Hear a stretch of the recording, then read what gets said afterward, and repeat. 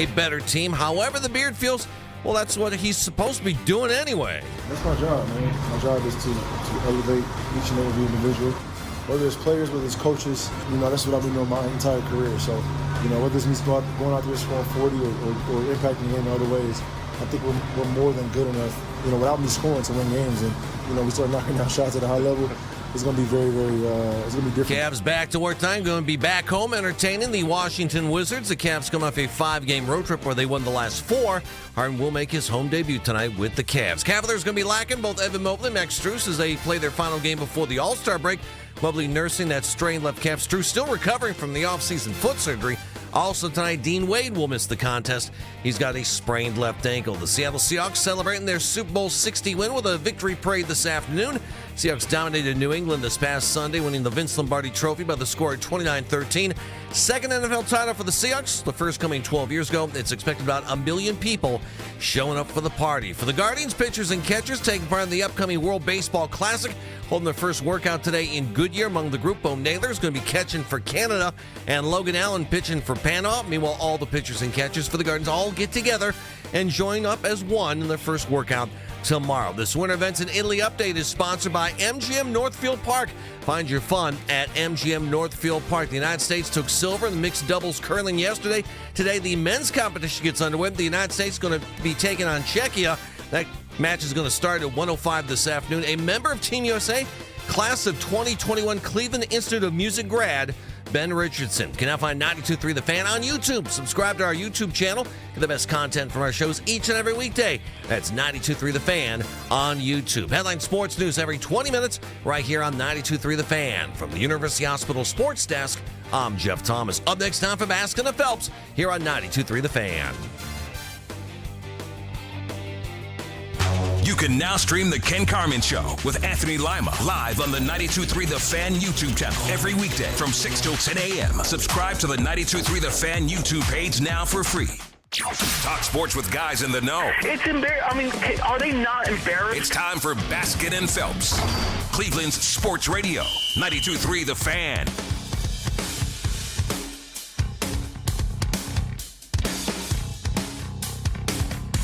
How quarterback-needy NFL teams can approach the bad offseason market. That's our inspiration today. Wow. And it's a story written by Ben Solak of ESPN. And Ben nails it a little bit. I'm Jeff Phelps. The wow was Andy Baskin. Wow. 2 wows in one show already. Wow. We have quarterbacks. What are we worried about free agents? Well, what are we Andy, doing here? that might be part of this. That might be part of what's going on here. Welcome, everybody. We have some fun stuff planned for the day. It's beard night over at the arena. Is that the deal? Nice, yes. Apparently. I didn't say, the morning show apparently must have had some in here. That's beautiful. They were talking about it. Were they wearing them this morning? I don't know. Just checking. That's good radio. Yeah, well, I can't, it doesn't get any better than that, does it? Chris Fedor covers the Cavs for the PlainDealerCleveland.com. He's going to join us at noon. Jimmy Watkins, columnist for the same outlets, joining us at 1 o'clock. And we'll talk a little basketball, talk a little football with Jimmy as well. We're going to talk a little Guardians later in the show. Might have an Olympic update with Jeff Thomas. Nice. We have all kinds of things. Way to go, Layla Edwards scoring her first goal yesterday. There you go. That's the way I heard. That's perfect. I heard Cleveland Heights on like every major media outlet across the world yesterday. It was pretty cool. Did you hear what followed it? They all said, Layla Edwards, Cleveland Heights, Heights, Heights. That's but what I she was didn't wondering. go to Heights High, Okay, so, that's what I was wondering. But that was the Kelsey screaming in the background. Was it? Yeah, I'm pretty sure. I'm sure they're there. So J.R. Bremer right Yeah. there, too. That's beautiful. His words in there. That's beautiful. Sean Young. Oh, Sean Young. Yeah. Very good. Yeah. Way to go. Your Heights alumni knowledge is outstanding there. Well, I got and that's a always fact. said the hots Jack. for Sean Young. That was the thing. That's the fact. Oh, the old Aunt Jemima treatment. Yes, yes. The problem here is this. Got to make pancakes. Browns are actually one of about 8 NFL teams that need a starting quarterback. You don't say. Now, do the Browns have a starting quarterback? Yeah, maybe. Okay, maybe. Maybe they do. But if they do, why would Todd Monken in some of his comments leading up to everything say, and we're looking forward to looking outside of the building for our starting quarterback as well? So there are a lot of ways we're going to approach this. First of all, you ready for this one, Andy? Let me see. I'm sitting. Yes, I am ready, Jeff, for whatever you're about to throw at me. The Browns are not in the worst quarterback situation in the NFL. Come on now. In fact, you could make the argument that they're not even in the top 5. They're not in the worst situation. Not even close, I don't think. The Browns have 3 viable quarterbacks that you could put on the field and play. Now, you might not like them all, but they actually have 3 viable quarterbacks. If you could start Dylan Gabriel, okay, well, he started before. Didn't do terribly well, but we're a young rookie. You start Shedeur Sanders, okay, he had some moments, but young rookie, still developing. Both of those guys are developing. That's why you bring in Todd Monken. He's supposed to be a quarterback guy. All right, develop a quarterback. And you have Deshaun Watson, who, according to all accounts, looks good, ready to go. Todd's excited, blah, blah, blah, blah, blah. That alone, Andy, puts you in front of these teams. You ready? Mm-hmm. Miami has Quinn Ewers. They say they're getting rid of Tua, and Zach Wilson's a free agent. Well, okay, Miami's in trouble. The New York Jets have Justin Fields, Brady Cook, Hendon Hooker.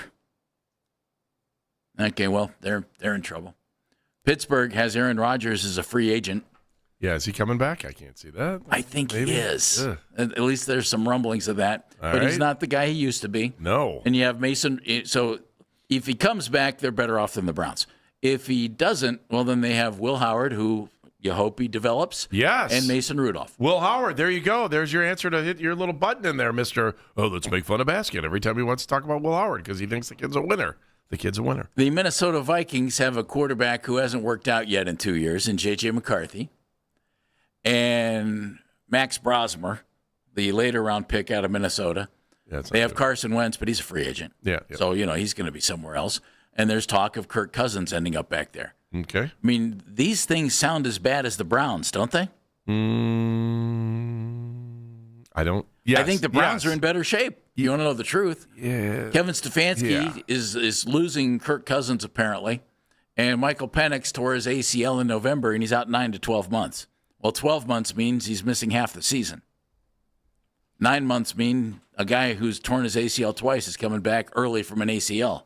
That's not good either. So Atlanta's going to need a quarterback. I think once Penix is healthy, it's probably a better situation. And then Arizona's moving on from Kyler Murray, and Jacoby Brissett's a free agent. So there are a lot of teams looking for a quarterback this offseason. And Andy, clearly, I really don't think the Browns are in as bad a situation as most of those. I mean, those other guys are going to have to go out and get quarterbacks and bring somebody in.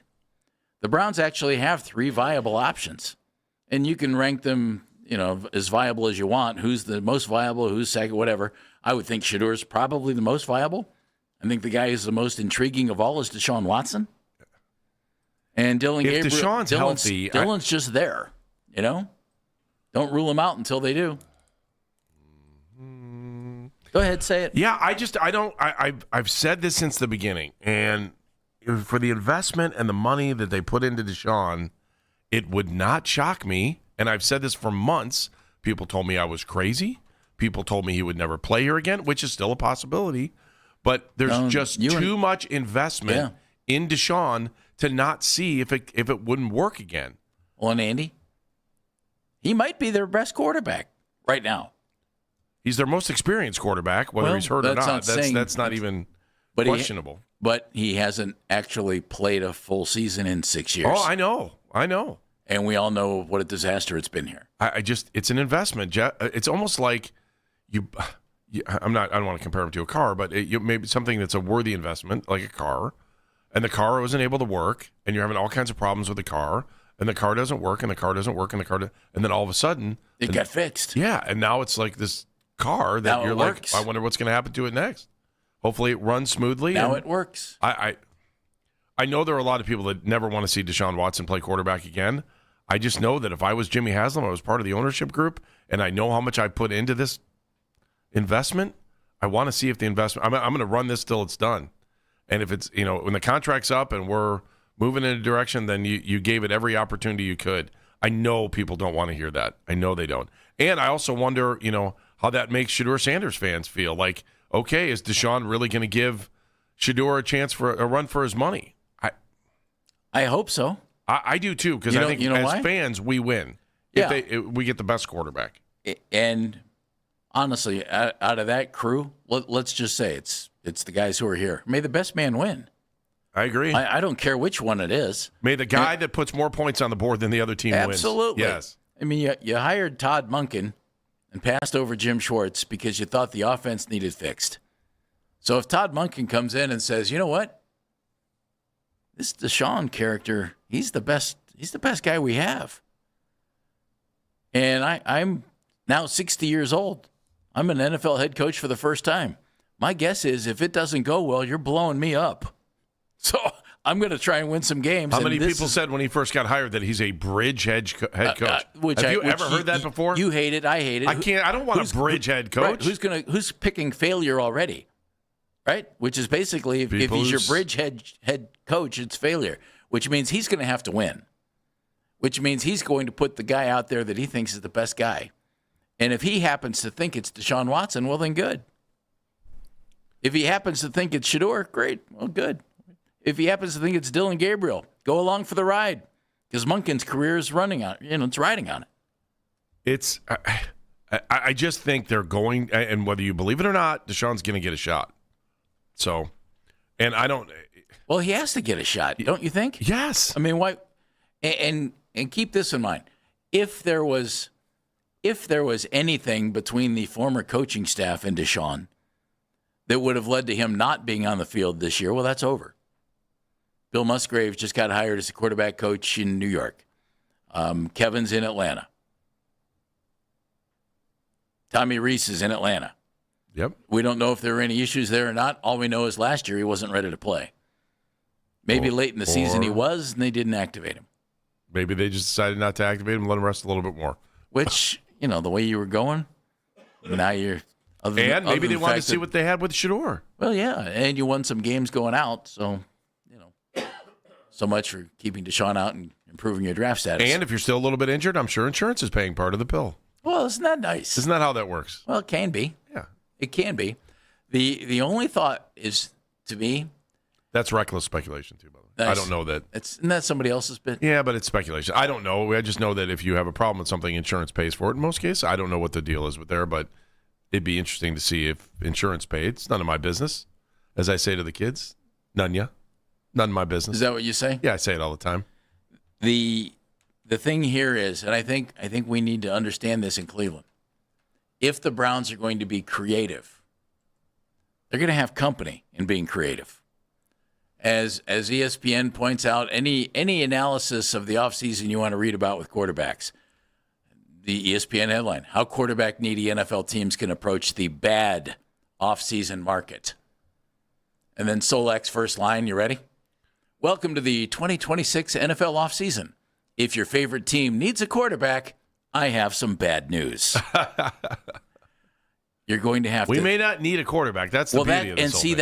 That's the thing here. Everybody thinks the Browns need a quarterback. Maybe.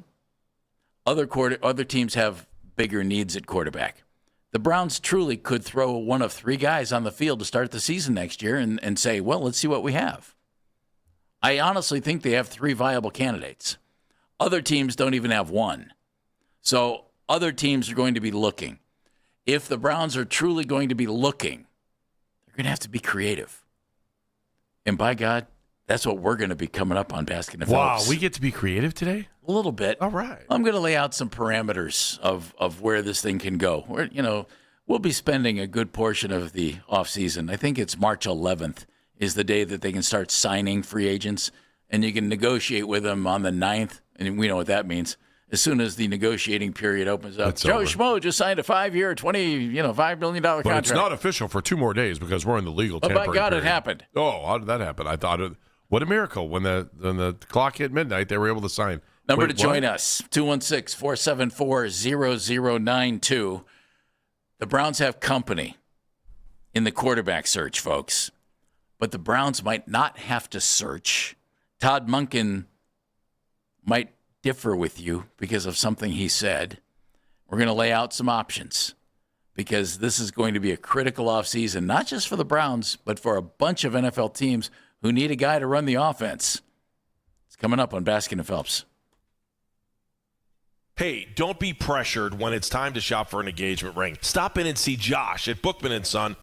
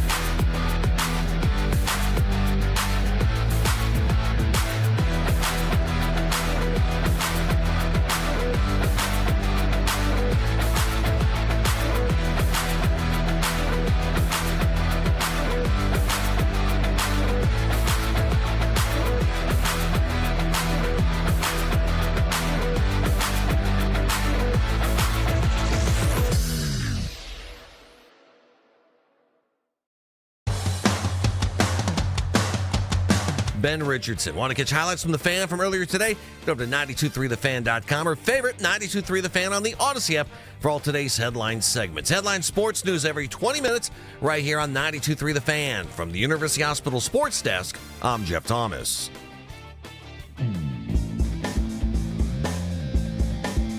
ESPN's Ben Solak fired the warning shot. Story that came out yesterday. Headline: How quarterback-needy NFL teams can approach the bad offseason market. And again, love his opening line. Welcome to the 2026 NFL offseason. If your favorite team needs a quarterback, I have some bad news. And the reason why is because his argument is there's nobody there. Nobody's There are home. no real answers there. Welcome back to Baskin and Phelps. I'm Jeff Phelps. That's Andy Baskin. Let me give you this first and foremost. Okay. Solak has an answer for the Browns. As long as we're talking about his article, Okay. he has an answer. And that is? The Browns should The Browns should aggressively pursue and sign Malik Willis in free agency. He says, why not? Why not? And then he explains why, and he says in his summation, they should give him $30 million a year right now, backload it, let him ride as their developmental starter for the next few seasons, which doesn't make much sense to me. None. But then he says his tools are so remarkably beyond those of Dylan Gabriel and Shedeur Sanders. And he has a style of play similar to Lamar Jackson, with whom Todd Monken just worked. This is a good marriage. I would agree with that, but I don't know that Malik Willis would be significantly better than the three options the Browns have right now. Maybe. His sample size is really small from what he did in Green Bay. Really small. It's like 2 games small. So that might not be the thing to do. Our friend Mary Kay Cabot, the Plain Dealer. Let me just double check. You're saying, I'm telling you, you can have Shedeur Sanders or Malik Willis to start. You're picking who? Malik Willis.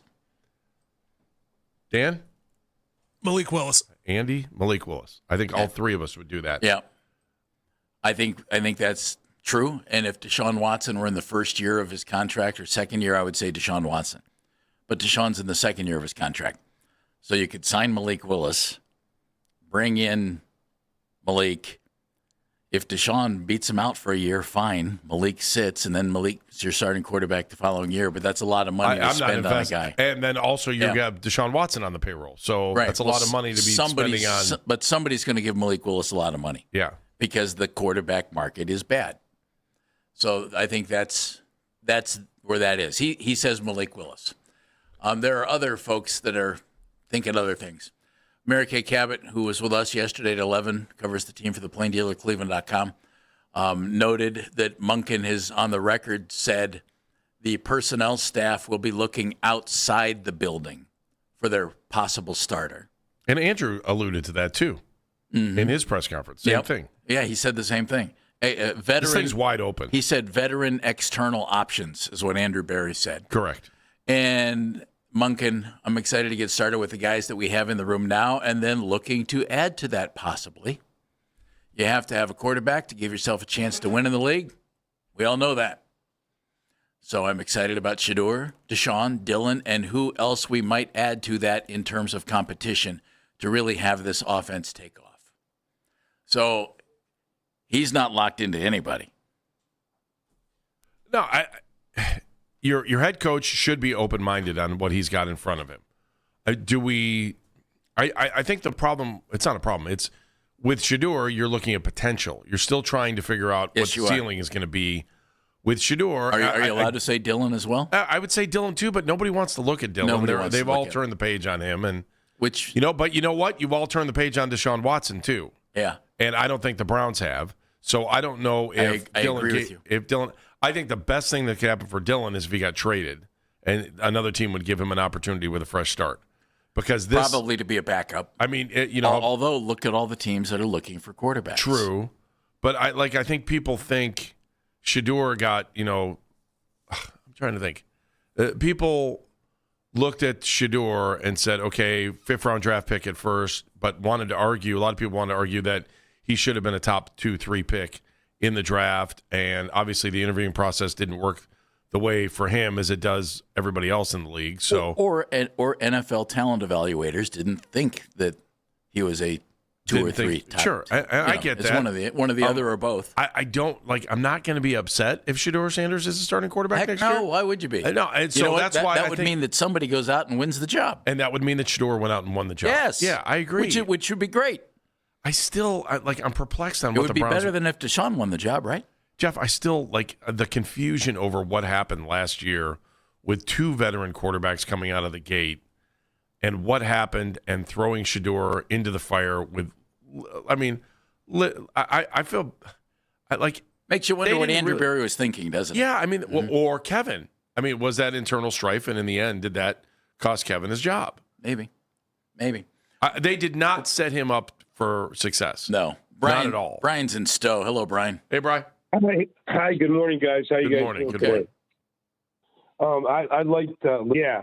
one thing I wanted to bring up and sort of ask you guys a question. Sure. Who's the best rookie? I mean, who's the best rookie we've seen since Mayfield?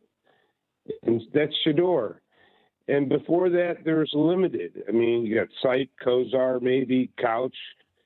But The game has changed, though. I understand. yeah. I understand. Sipe But- sat for a long time, so But I And agree Sipe with, probably, if I we would have agree gone with- by draft position, he never I would have saw the agree field ever. Well, I agree with you guys completely. And I really think as far as quarterback rooms, comparison to other teams, we do have a lot of potential there that we just haven't seen yet. many more options. Yeah, and I think Malik Willis is at the top tier as far as people's attention. He's going to grab all the attention, all the money. We have too much attention already. You know what I mean? Let somebody else, because you have him, the signing of him, the money, compete, and then you have Shedeur's fan base, which you're just bringing more mess in. Why not just see what we have? Deshaun could be. I think you guys said it a week or two ago, where Monken could come to Haslam and Berry and say, "Hey, you know what? By far, Deshaun Watson is the best guy. I'm putting the best guy on the field." And that's just where I'm at. Let's give Deshaun a shot. Let's play it out and take the bullets if neither one of them pan out, or maybe bring someone like the caliber of, I don't know, Menshaw in, or just somebody, I don't know. Just a suggestion. All right, Brian, thank you very much. Gardner's hurt, so I wouldn't think that's the case. My buddy Jeff sends me this. He's not coming to Cleveland, Malik Willis. Browns are rolling with Shedeur, and everyone thinks you're a hater of Shedeur. You should look at social media. They think you hate him. I don't hate him. Jeff, you better go look at you. I You just- know what, Jeff? Go look in the mirror and go look at social media and let that dictate how you live your life. I Good think move. That's the way to go. What I think is this. I think Shedeur has a long way to go before anybody can say, boy, that's our guy. But if he wins the job, that'd be fabulous. I would love to see him win the job. I would love to see Dylan win. I want somebody to step up and win the job. Somebody to look good, and then we have a quarterback moving forward.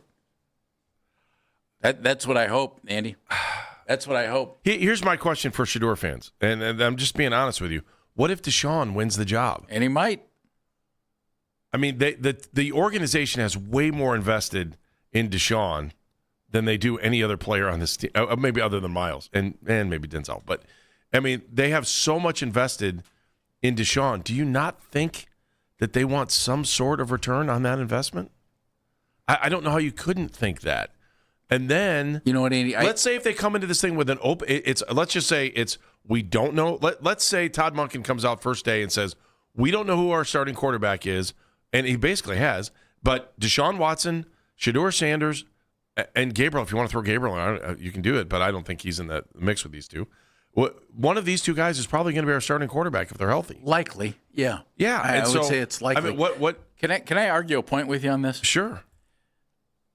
I think the idea of return on investment, I think that ship has sailed. and I say that for this reason only, Andy. They've already spent all the cash. They have to spend a little bit more, and then they're off. Then he's off the books. Where I think he could start is not because of return on investment, because they've already flushed most of the money. That's down the commode. Where he could start is if he's the best guy. Well, why does it have to be a flush? Well, because they've already spent it.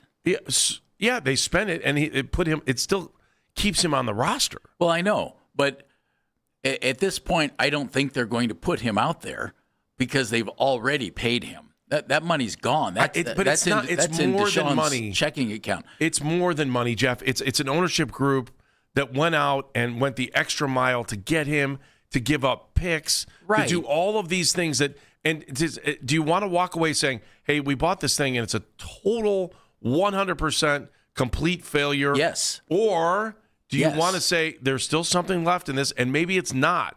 Maybe they will look back at us and go, you know what? When Deshaun was healthy, he was a pretty good quarterback. And that last year, the contract that we had him under, when he was healthy and he played well and they made the playoffs, okay, or maybe they do something special in the playoffs. I'm not saying any of this is going to happen. Wow. But I do think that if I bought something, I want something back on it. But see, you're talking return on investment. Of course I am, Except they're not going to put him on the field unless he's the best guy. So, they're not going to get a return on it. I think that's utopia. I think you're living in utopia. If Shedeur kicks his butt in training camp, they're not going to start Deshaun. But, Jeff, they can stack it and move it any way they want so that someone doesn't kick his butt. Same thing that we just watched. Todd Monken can't do that as head coach. Todd Monken can't, but ownership can, and general manager. Again, go back to Moneyball. Remember, what was it, Dave Justice? They're paying you not to play for them? I know. We had two quarterbacks here in the beginning of the season that could still be here, and the only way you weren't going to play them is to ship them off. Both of them. They did the same. Now, Flacco was already sent back to be the number 2 quarterback at the time anyway, but the best way to make sure that those 2 quarterbacks weren't going to play was to trade them. Front offices can shape and mold what's happening on the field to move forward. If Shedeur or Dillon is clearly the best quarterback, they're not going to put Deshaun Watson on the field next year because they've already paid him money. But clear to who? They're just not going to do that. Clear to Todd Monken. That's why you hired the guy. You hired him because he's going to be an offensive guru. That's the idea. I hope you're right, but I also... it's not me. It's them. They hired him. So they're not going to make him play I've heard quarterback. People say bridge head coach. It drives me crazy. I don't want to hear that. He's here now. He's the head coach now. I just don't think it's as clear and simple as you would like it to be. I'm not trying to pick on you personally, but I do think you think it's an easy, clear path to make that happen, and there is politics all along the way. It's been 4 years of paying Deshaun Watson to basically not contribute to your football team. They're not going to throw him on the field in the 5th year, final year, when they have to pay him regardless if he stinks. They're not going to do it. Well, what is his stink, though? Is his stink better than your other 2 quarterbacks? Well, if it is, then he starts. Okay. That's my point all along, Andy. Yeah, if he beats them out, he's the starter. And that would be great. My point is... To me, it's not because you have an investment. Jeff, it's like 2 guys... let me just give you this. Let me give you this analogy. You got a second or a second? You got about 15 seconds. Okay. You got 2 guys in high school. One... the coaches got in and they saw when he was a junior, had a fantastic junior year. They gave him a full ride scholarship to go play somewhere else. The other guy goes to the same school and is progressively getting better and is better than the guy they gave the full ride scholarship to. Who's going to play, Jeff, when they get to college? The guy who got the full ride scholarship every time, whether he's better or not. And this is the same situation. No, they've already spent the money on Deshaun. It's the full ride scholarship. If Shedeur or Dillon beat him out, then I don't think he plays. Politics. Not at this point. You're 80% through that contract. Nope. You're not going to ruin a year because you already paid this guy. If you think he can play, they're going to play him. Well, that's my point. That's my point. If it's a dead if he beats them out, he's going to play. What if it's a dead heat? What if I would play Shedeur? I think they play Deshaun. I might be the only guy on earth that thinks that Deshaun still has a chance. I think he does too. But it has nothing to do with money. 1. It has everything to do with ability. There are other options here. There are other teams, as we've laid out. You're going to have to be creative if you're the Browns or these other teams. We're going to be creative next. I have 3 names for you. And this is a little out of the box, and it's coming up on Baskin and Phelps. Hey, you want to know why betting the winter games on FanDuel just made...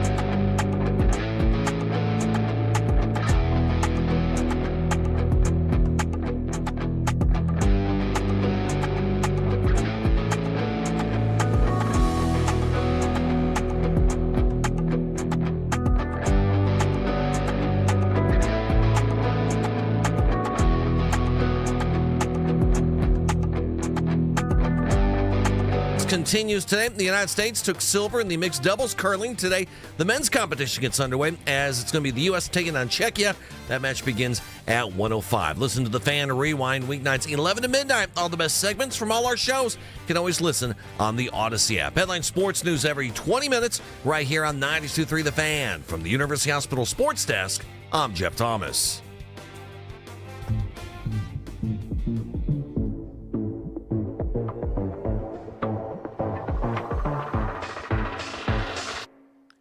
The Browns, Dolphins, Jets, Steelers, Colts, Vikings, Falcons, Cardinals.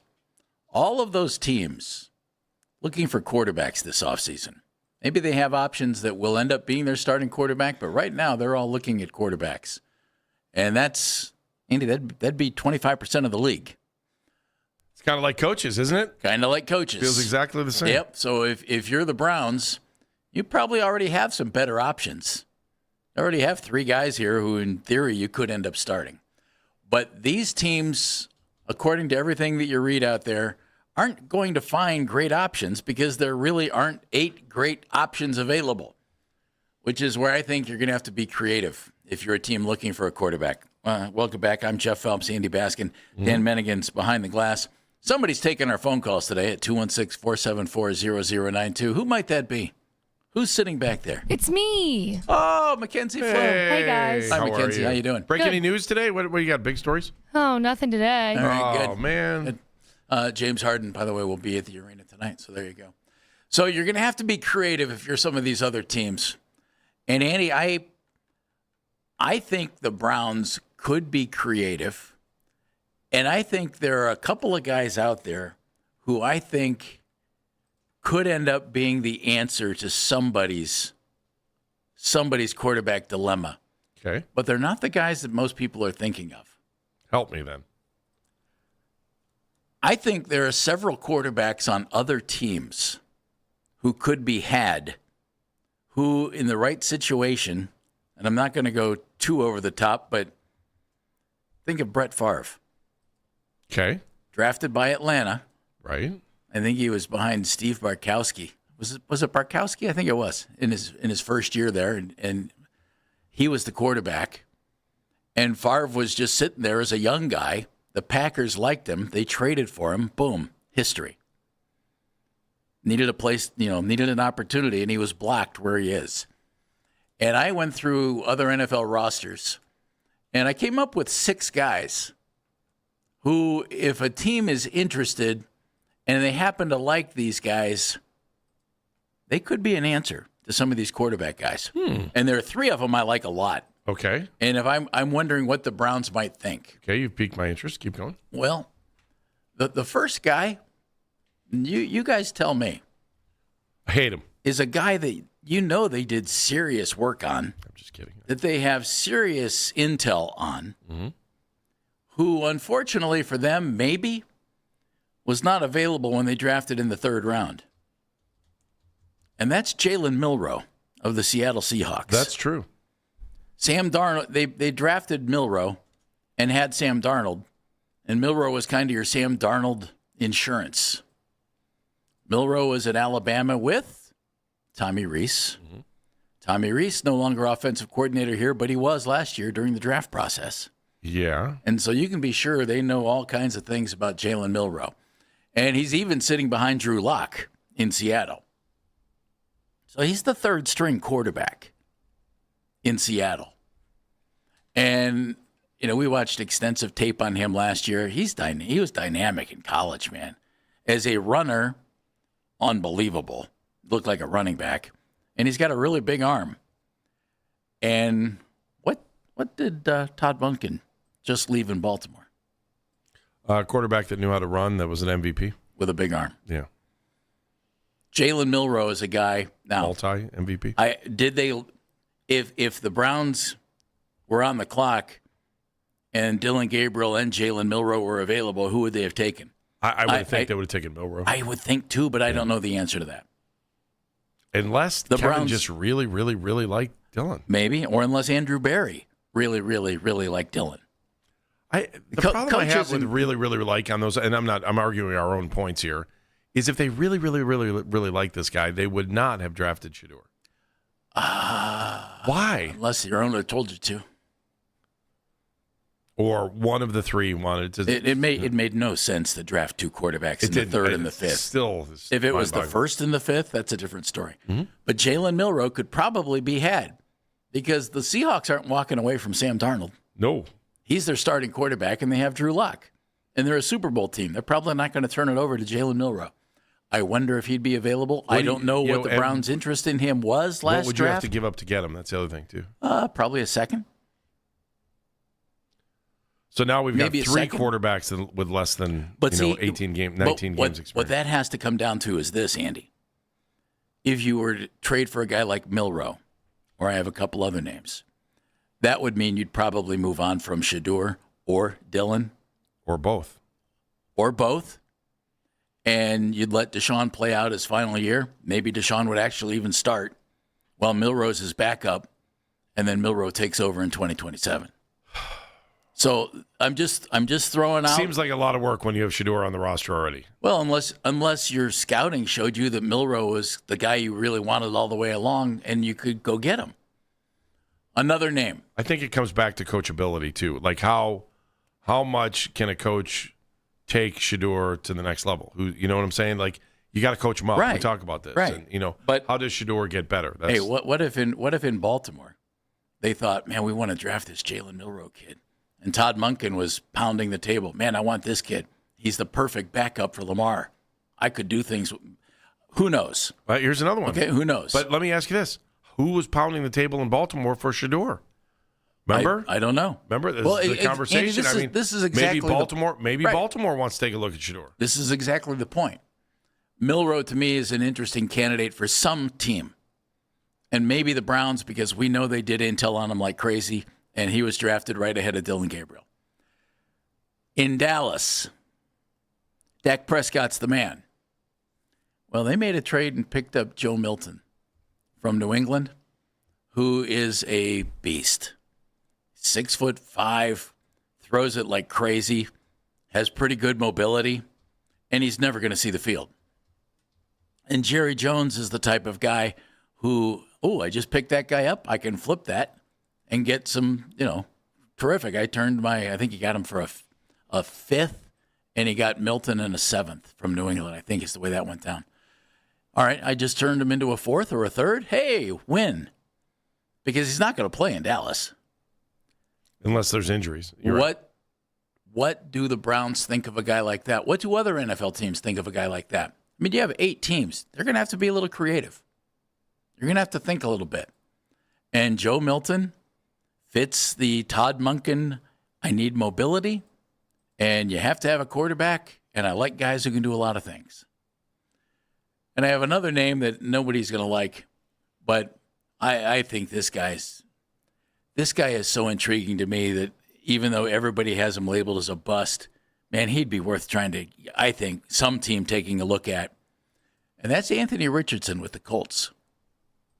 You've always liked him, though. Well, he's huge. He's fast. He can throw it, and he has no idea where it's going. Sounds like Josh Allen. Yeah, it does. When Josh Allen came out of school.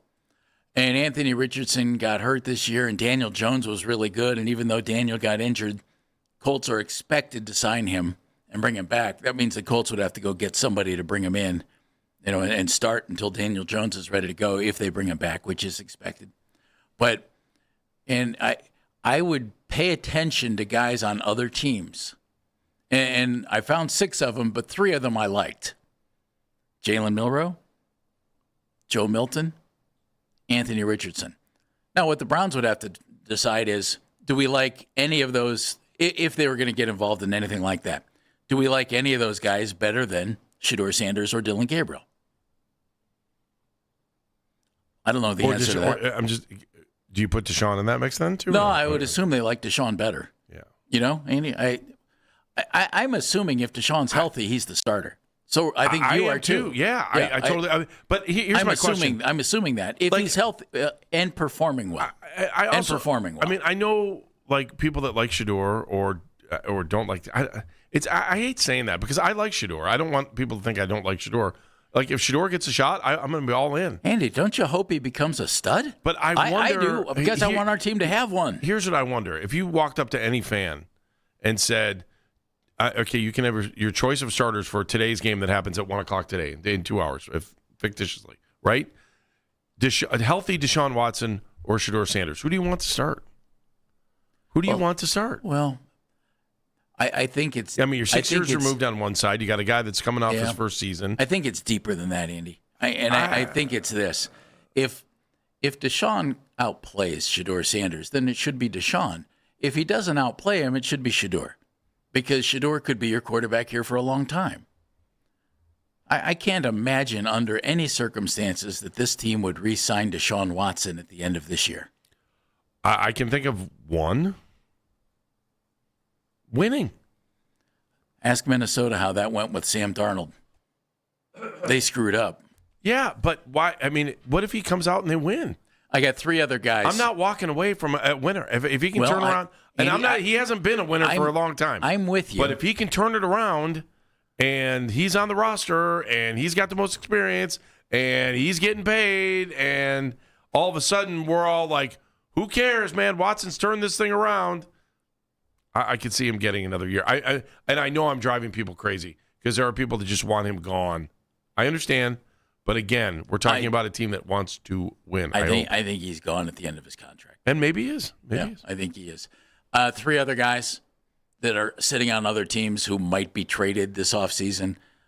I wouldn't want any of these guys, I don't think, over the guys we have here. Will Levis is stuck behind Cam Ward. Will Levis was terrible in Tennessee, but he was young. And Cam Ward's their guy. J.J. McCarthy in 2 years has been injured and not very effective in Minnesota. If they bring in Kirk Cousins, would they be willing to move J.J. McCarthy into somebody else like him? There are 8 teams looking for quarterbacks. Keep that in mind. That's what this is all about. And Tyler Shuck looks like the guy with the Saints. I'm not crazy about Spencer Rattler, but maybe somebody is. But he's not going to be the starter in New Orleans. Folks, there are options on other teams. Options on other teams. Would you like to see the Browns go for one of those guys? Try something like that? Again, it would be based on their evaluations on what they thought of these guys when they were coming out, especially a guy like Milroe, especially a guy like Milton. They just came out recently, especially a guy like Richardson. They have a 5th-year option. They may or may not pick up on him with the Colts. If they liked one of those guys better than Dylan Gabriel or Shedeur Sanders, why not? It's Baskin and Phelps right here on The Fan. This is an Odyssey Sports.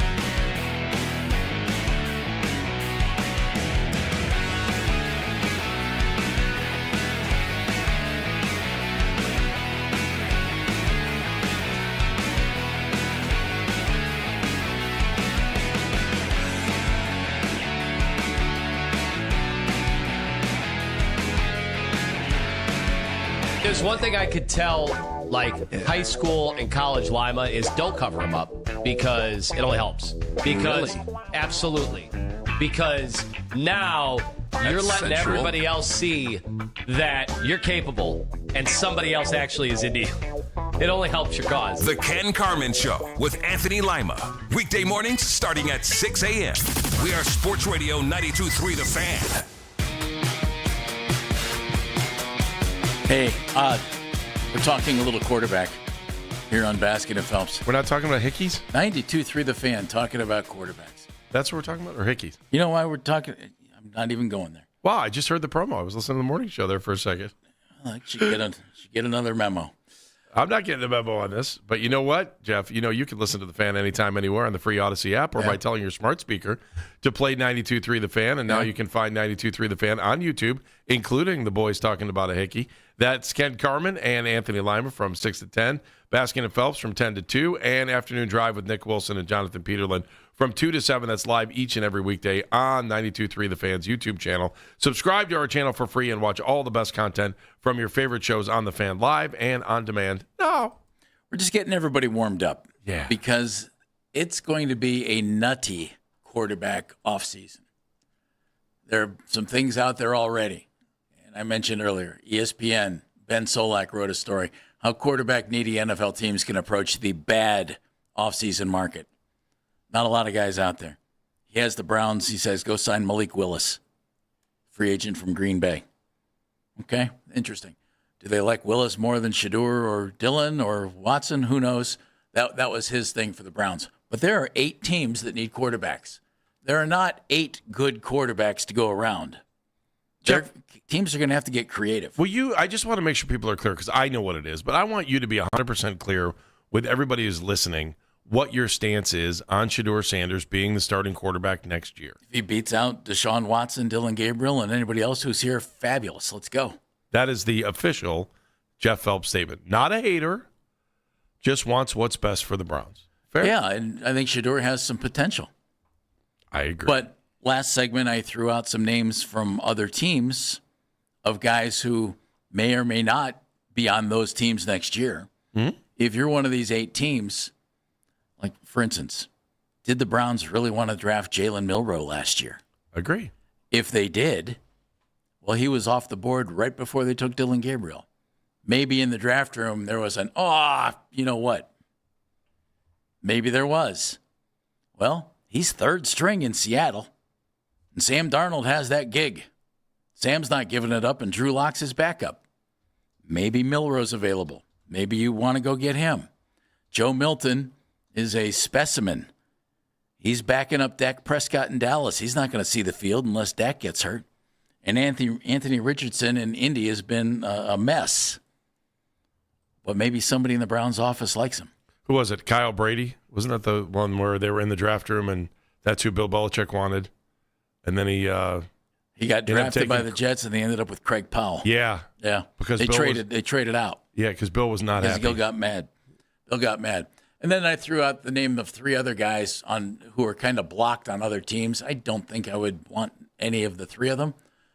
Here, I think I'd rather have Shedeur and Dillon and Deshaun Watson, but Will Levis, blocked by Cam Ward in Tennessee, and they drafted Levis to be their guy. He wasn't very good. Who knows what the Vikings are going to do with J.J. McCarthy? And I'm not crazy about Spencer Rattler, but he's a gamer, and he's stuck behind Tyler Shuck now. I don't know if blocked means what it used to mean because I think every team clearly needs to have 2 quarterbacks. And I know some of these guys you're talking about are sitting in the 3 spot on some other teams. So I'd be scared to be an NFL team not walking into a season with 2 guys I know could have my confidence as a starting quarterback. And obviously one you want is to make sure that is hopefully your franchise guy. But the other guy you want to make sure is able to walk in there, say hike, and not feel like they're going to turn the ball over or not look like they've ever been on a football field before. With 17 games and maybe 18 somewhere down the road, and now knowing that every team is probably going to have to do some sort of international game moving forward, you have to have 2 quarterbacks that you think can play on any given week.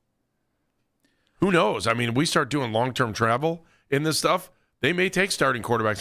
This is a good week for a healthy scratch for a quarterback. That could happen at some point. If you knew you had a game where your backup quarterback could beat the other team and you felt super confident about it. Maybe. That could be down the road. Jim's in Strongsville. Hey, Jim. Hey, Jim. I am going outside with a can filled with rocks and shaking it at Jeff. Stay out of other teams' trash cans, Jeff. You're not a raccoon. I am not interested in anybody else. I wouldn't call Milroe trash. Jeff. He's blocked there. He was the third-round pick. Okay, let's not call it trash. Let's say that these guys are all projects, okay? There's no question about that, Jim. I'm not giving up anything better than a fifth-round pick for any guy I'm going to consider a project. And I say that because if I'm going to do that, then go take a project in this year's draft. I'm just not interested in trading for one of these guys that's like, if we have Shedeur Sanders on the roster, we can draft one in the fifth round this year. If you really feel strongly about it, then they might draft one in the third round. But when I look at this, I'm not interested. Like, you're not – I get it. We're all looking at Sam Darnold like, oh, my gosh, look at these guys they got. They found gold. Yeah, well, he was also a top 5 pick, which means he had top 5 talent, which means and in the draft process, they looked at his body of work and figured this guy's got some real talent. He's got a real shot. These other guys were all viewed as projects. Ooh, he has a good arm. This guy can move. This guy can do that. But they didn't have the whole package to, in a good quarterback draft, be in the top 5. And I also kind of dispute this idea that there's 8 teams out there looking for quarterbacks. There's a myriad of reasons why some of these teams just aren't going to be. Indianapolis isn't looking for. They just gave Daniel Jones a big extension in the middle of the year. They're not going to go bring another quarterback in. I mean, based on his thing, Penix isn't that old. That he's got to get another shot at starting. So I look at some of these teams that you have out there. I think Daniel Jones is a free agent still, Jim. I don't think they gave him an extension. Nope. Yes, they did. Look it up. Okay. They gave him an extension last year. So okay. No. Well, he's hurt and not able to play right away anyway. But I think you're looking at Arizona. You're looking at Pittsburgh. You're looking at Minnesota's probably still committed to McCarthy. I mean, the only team that's really, really, really kind of like even the Browns. If it's Shedeur Sanders, you could make the argument that, well, maybe you just see how this goes. I'm not interested in bringing a project in when, you know what I mean? If take your lumps, you have your own project. If you want to draft like a Drew Aller later on and say, hey, this guy's going to be a project for us to build up on, and fine, whatever. But, Milroe and all those other guys, they're already on their second and third teams, and they haven't gotten playing time. That's the problem with it. Sam Darnold at least played for some of these teams that he went to. These guys aren't even seeing the field. So, but they're Jim. Some of these guys are young. I mean, think about Favre when he was in Atlanta. He was stuck, and after 1 year, he got traded. That's what I'm talking about here. And I'm not pounding the table for any of these guys. What I'm saying is this is where they are. If they're looking for a quarterback, people need to understand what I'm saying here. If they're looking for a quarterback, there's going to be competition, and you better be creative. Because if you want one, if you don't think you have one, and you just hired an offensive guy passing up Jim Schwartz, even though so many people wanted him to be the head coach, well, you better give him a guy that he wants. And if he doesn't want Shedeur, and if he doesn't want Dillon Gabriel, and he doesn't want Deshaun Watson, then you better get him a guy. You better get him a guy. We'll talk more about this in a minute. If you're on hold, stick with us. We'll get your phone calls. But hey, coming into the studio for what's becoming just a fabulous part of the show. Man. Jeff Thomas back in studio. Yeah! Let's give the Olympics a miracle. But this time on ice. The USA has won gold. USA! USA! Take that, Sweden. I wish you could say that about yesterday. What happened, Jeff? We'll start with the good and the bad. It is kind of good, bad news. So in the mixed doubles finale, the gold medal game, the U.S. lost to Sweden 6-5. Isabella Rania of Sweden, she basically hit everything, shot 97%. That's pretty damn good. And this girl not good enough to be on the Swedish women's team. So that tells you how good they are. But still, U.S. gets their first ever medal in mixed doubles, the silver medal. Also, congrats to Corey Thesey. She is the first woman ever in American history to medal in curling. So that was the... You go, Corey. So good for her. Yes. Now, today, the guys get going as they're going to take on Czechia, because Czech Republic's not cool anymore, but Czechia is hip and cool. It's Czechia. It really is. A member of the team might be a guy you might recognize. Here's the reason why. His name is Ben Richardson, who is a graduate of the Cleveland Institute of Music, class of 2021. Really? Yeah. Learned to play the cello. Now, here's the best part of his dad, Harry, did an interview with IdeaStream not too long ago. Said, quote, he still plays cello a little bit, but mostly it's about curling now. Now, Harry apparently is a pianist in the North Royalton school system in their music program.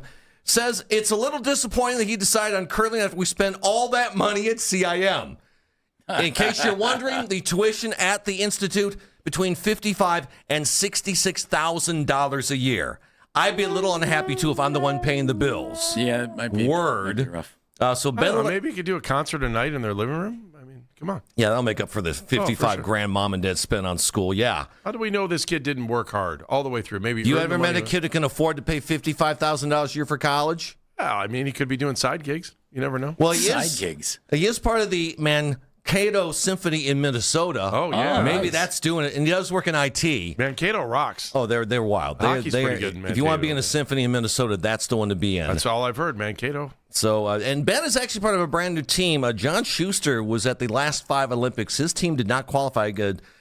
Team Casper beat him in the Olympic finals here in the U.S. So, a whole different look for the men's curling team. They get started today. The women, which will also include Corey Thesey, they will start play tomorrow. So that's the latest from the world of curling, boys. There you go. Hey, I got to tell you Way to be, buddy. So I saw the wide shot yesterday of, what is it? They have 4 sheets? Yes. Is that Sheets. standard? Explain, Andy. Sheets like a of lane, ice. if you were looking, if you were bowling, right? No, I know. I just. But it is one Wanna giant, make sure everybody's it's one on the same giant page. sheet, and they put carpeting over it, right? No, there's 4 separate sheets. Oh, really? I'm yeah. just curious. It just seems. It If you seems go- like you'd be wasting chill, like a really It's the expensive Olympics, chiller dude. Waste stuff. is the whole part of the problem. I know. It's the Olympics. Now, if you go to like the Mayfield Curling Club, it's one big sheet of ice, I believe, and they just lane them off. It's too. Why would you put in 4 separate Because chillers? it's the Olympics, dude. What part are you not getting? It seems silly. You just put the carpeting down. But I was What actually part are you not getting? like, so I didn't realize how long each sheet is. 150 feet. It's long. Yeah, but you don't realize. Like, so it's television, 50 yards. Television does not do it justice. No. The camera even angles close. make you think they're just chucking it like 20 feet. Jeff, is it 50 yards the entire sheet of ice, or is it 50 yards from bullseye to bullseye? From the button, what they call the bullseye, the button to button, it's 150 See, feet. I'm smart right there. It's called a button. It's called the button. You put Come on, you Jeff. try to land in the button. But again, if you've ever tried playing this sport, I could not see the other end when I was throwing the stone. So I just chucked as hard as I could, which when it's 40 pounds is not easy. Does it get there? If you throw it hard Could you enough. get it there? I did. I did get one in the circle. Yeah, but I did not get in the button. Oh. No. But now, my method of throwing was not standard curling because you see them, slide down and just do the little curl. I went about 5 feet, stopped dead in my tracks, fell on my side, and said the hell with it, and just took my arm and chucked it down. And damn it, I got in the circle. Jeff, would you want to do? So I was talking to my buddy yesterday they have a sheet in his backyard in Yeah. Highland Heights. Would you ever want to participate with them? Yeah, Did you if it's a paid engagement, sure. It's not paid. It's on a Sunday morning. These guys put their cards on. Jeff don't work Sundays. Oh, all right. Nice well, never mind. try. I'm just saying, if you wanted to, I Hey, know you Jeffrey. enjoy it. Oh, are we done? Apparently we're done. Shout out to Matt Sagan and the boys that are playing every Sunday morning in their little beer league that they have in a backyard. That is Brown's cool, hired though. an I need the guy's offensive. name that actually has it. I'll give him a shout out too because Brown's- these guys were all talking about it yesterday. Sorry, Jeff. Yeah. Hired an offensive head coach. Can he curl? I don't know. Don't you want to give him the guy that he wants at quarterback? Question is, who might that guy be? More options next on Baskin and Phelps.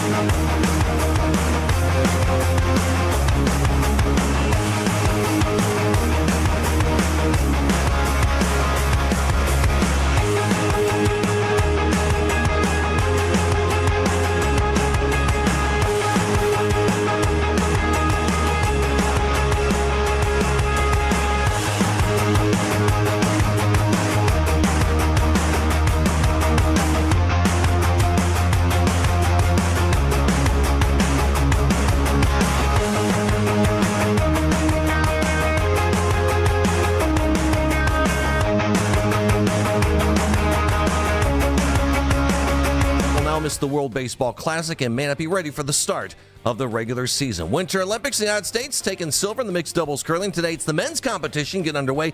They will be taking on Czechia. That match begins at 1:05. You can now find 92.3 The Fan on YouTube. Subscribe to our YouTube channel. Get the best content from our shows each and every weekday. That's 92.3 The Fan on YouTube. Headline sports news every 20 minutes right here on 92.3 The Fan. From the University Hospital Sports Desk, I'm Jeff Thomas.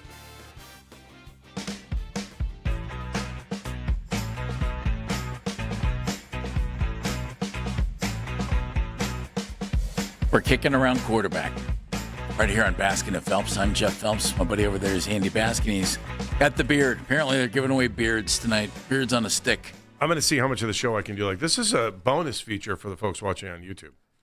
I'll wear the beard for a few moments here. As soon as I see it, I want to see what it looks like. So, do you? Yeah, I just, we're coming out of commercial break on YouTube right now. It's the same as what we were, and now I just want to see how many of you will be motivated to go to the game tonight by these. It's not truly a beard.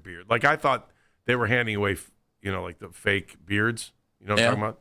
These are more, what would you call these? Like, it's like a fan. It's a beard on a stick. Beard on a stick. Good one. Good one. I said that earlier. Oh, okay. I'm sorry. Sorry. You don't listen. No, you're right. I don't. So that's cool. I get it. I bet we get. What do you think? Would you go to the game just to get this beard on a stick? Either that or I could go to the office and get a piece of construction paper and cut my own out and color it. Do they make washable Sharpie? You know those were fast. So they traded for James Harden, and somebody in marketing went, quick, order beards. We can't get them. Make them on a stick. All right, I'm watching now. Now I just want to see what the beard looks like. I just want to. This is why I tell you should grow a beard. You think so? You can. You look good. Oh, you know what? You look dignified. I kind of have a mad professor look with this thing. Well, I wouldn't go. You got a Greg Williams look. I feel like I could be a professor like this. You got a Greg Williams look. No, you got the glasses and you got the beard like Greg. Oh, you know it is. It's just I need to get a little gray in there. I also have to look straight at the camera because it looks better that way. This is great radio, but anyone who's watching on YouTube is loving this right now. Jeff, here, why don't you try this?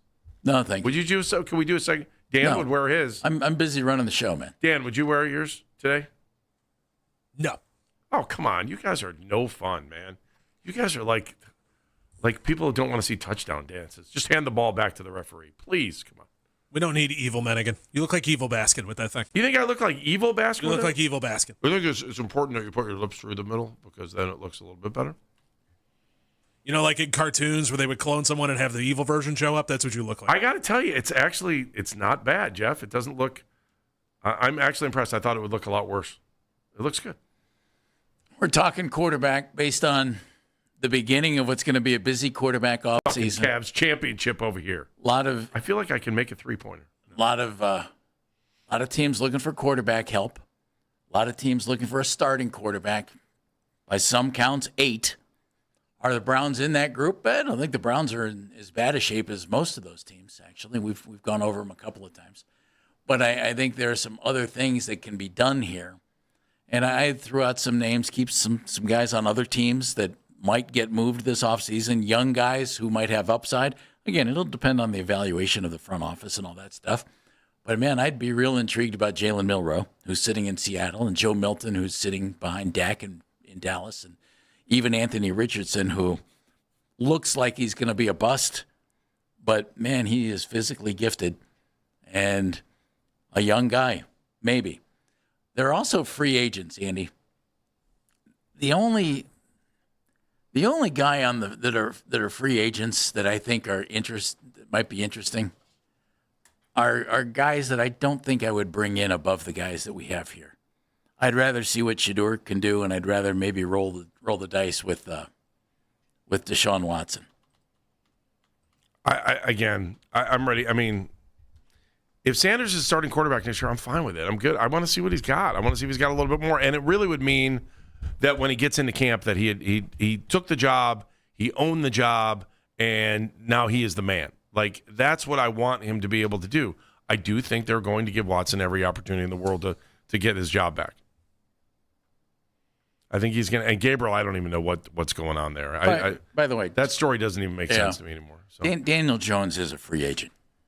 Daniel. Jim called and said he had signed. He did not sign, and I knew he was a free agent. But Jim, I looked it up for you. He's a free agent. Now he's got an Achilles that isn't in one piece. Well, maybe it is now, but it's stitched together. Well, what are you going to do here? So there are some free agents who might be available. I've thrown these names out before. Trey Lance, Zach Wilson. If I'm the Browns, I'm not interested. Malik Willis, you could talk me into. You could talk me into Malik Willis. Okay. I could go with that. I still don't think he's – I mean, I don't know where he is on the – we just haven't seen enough of him. And you want to – I mean, I know we all said Malik Willis over Shedeur Sanders, but I mean, what's the margin of error on that? What's the difference? I don't know that it's not that big. It's true. We don't know what it is. Yeah, you don't know. And maybe Shedeur could develop into a quarterback better than Malik Willis. I mean, we're sitting here saying things based on name and not a lot of – There's although we did see – I mean, we saw plenty of Shedeur, and you have to ask yourself, is there growth potential there? There's some veterans out there, and Daniel Jones, one of them, veteran free agents, Gardner Minshew, Mitch Trubisky, Marcus Mariota. Dan wrote me or Doug sent me an email this morning and said, don't sleep on Mariota. Carson Wentz, Jimmy Garoppolo, Russell Wilson. These are guys who some team, I don't think our team, some team might take a flyer on. So, Andy, I think you have several options if you're the Browns. I'll wrap it up in a second here. Nate's in West Salem. Hey, Nate. Hey, Nate. Hey, good morning, guys. My only request for Todd Monken is it's actually a request for the players. This is a very important year for our offense. We need either Shedeur, Dillon, Deshaun, whoever else comes in. I would like to see us from day one, and that includes the optional training camps, show up, be leaders on the team, and have a true competition, unlike last year where it was very confusing. Kenny Pickett here, Kenny Pickett gone, Flacco here, Flacco gone. Shedeur sat, Shedeur played. I mean, it was very discombobulated, and nobody felt good about it. I'd like to feel good about at least someone making the decision saying, this is who we think should be the starting quarterback for this year, and this is who we think should be second and third. I mean, I don't think that's too much to ask as a fan or for an organization. And before I depart, I do want to bring up one thing I said a couple weeks ago on basketball. I had said that my request before the trade, and this is well before Harden happened, was that we would bring in a traditional point guard. And I made the mistake of saying John Stockton's name. And Jeff, you said, well, those days are done. We'll never get him. It wasn't John Stockton's size. It was John Stockton's assists and facilitating his teammates' success. And I think we've already seen that in 2 games with Harden. I'm real pleased about that. All right, guys, have a great day. Thank you. All right, Nate. Thank you very much. A number to join us, by the way, is 216-474-0092. Dan is in Amherst, home of the Steel Comics. Hey, guys. What's up, Dan? Hey, what's going on? What up? Hey, living a dream, Nice. every day. Nice. And I'm not going to get into something big. I just had a hypothetical since I figure we're not going to get we don't know what the hell they're going to do. So I was, hey, man, I'm as old as you, Jeff, and Andy. So you're a young guy, in other words, Dan. Nice job. Oh, Good my for you. God, pushing 39 again. There it is. For the 20th time or something like that. Yeah. So anyway, hypothetical, because I want to know, and you guys, people looked at me and said, man, you're crazy, dude. Sam Darnold or Shedeur Sanders? And I say Today? that in a sense. Pardon me? You're saying today, or are you saying Today. comparable for their first year stats? Today. I'm saying if you had a choice, I mean, Shedeur's on the rookie contract. Sam Darnold. Dan.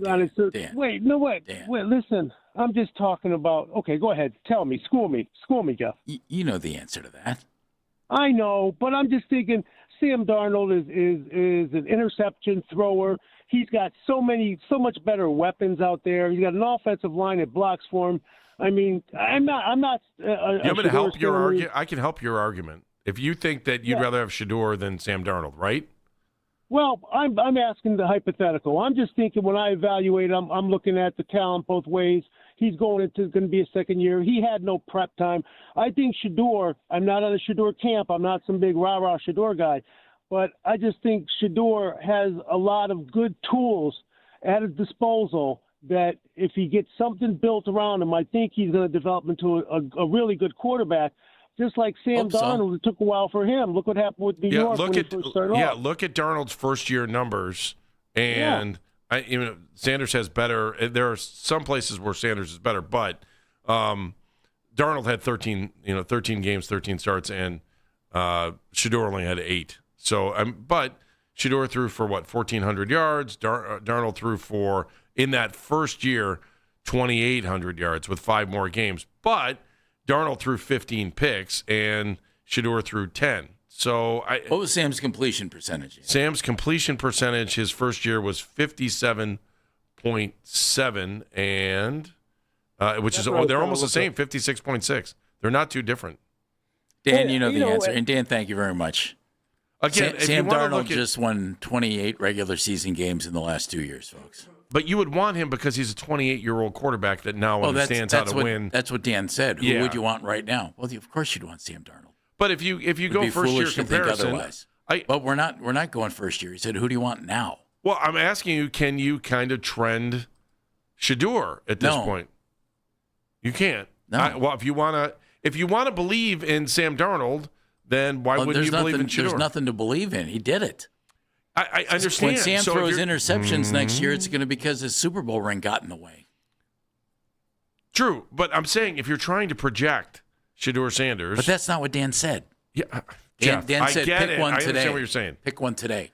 So. And you would take Sam Darnold today, and I'm not questioning that. What I am saying is, if you wanted to, and you're looking at projecting these two quarterbacks, Shedeur definitely has an upside compared to Sam Darnold. It's not. I mean, just look at the numbers, and they'll tell you if you want to project, it's okay compared to Sam Darnold.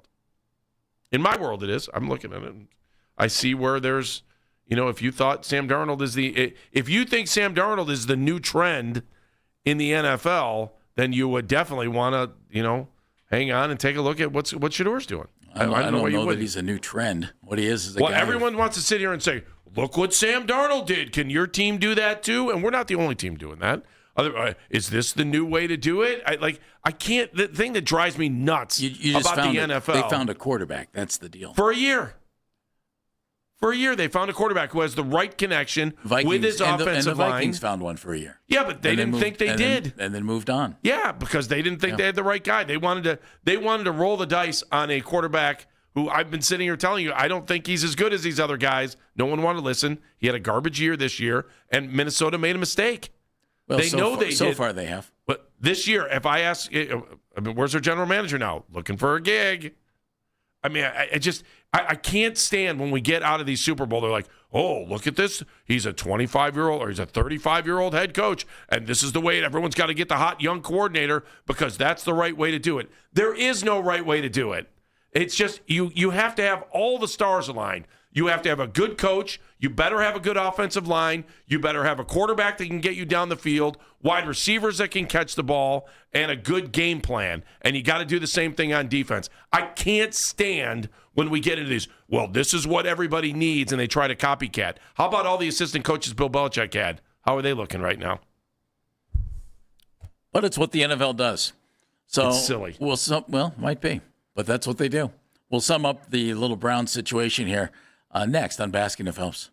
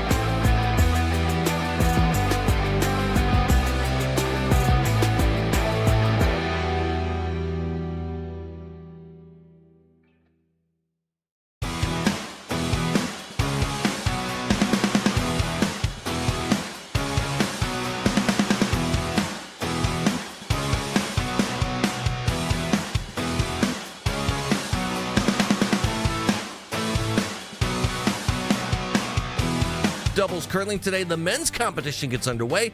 The United States is going to be taking on Czechia. That match starts at 1:05. Want to catch highlights from the Fan from earlier today? Head over to 923thefan.com or favorite 923 The Fan on the Odyssey app for all today's headline segments. Headline sports news every 20 minutes right here on 923 The Fan. From the University Hospital Sports Desk, I'm Jeff Thomas.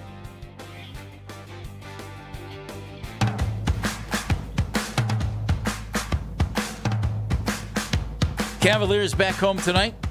James Harden making his Rocket Arena debut as a member of the Cavaliers. Andy is celebrating by putting a piece of paper that looks like a beard on a stick up against his face. That, ladies and gentlemen, is what YouTube is all about. This is what we're about. Yep. That's what we're talking about right there. We've been talking Browns quarterback. We've been talking NFL quarterback. It's going to be a wacky offseason in the quarterback situation because a lot of teams are in need.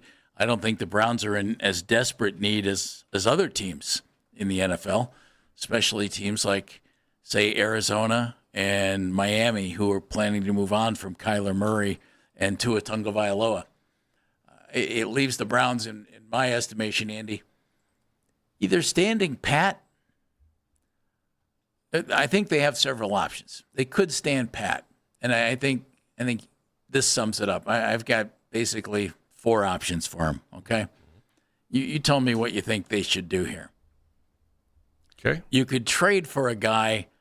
I think there are 4 guys that are intriguing. And it'll depend on their evaluation if they think any of these guys are better than basically Shedeur Sanders or Dylan Gabriel.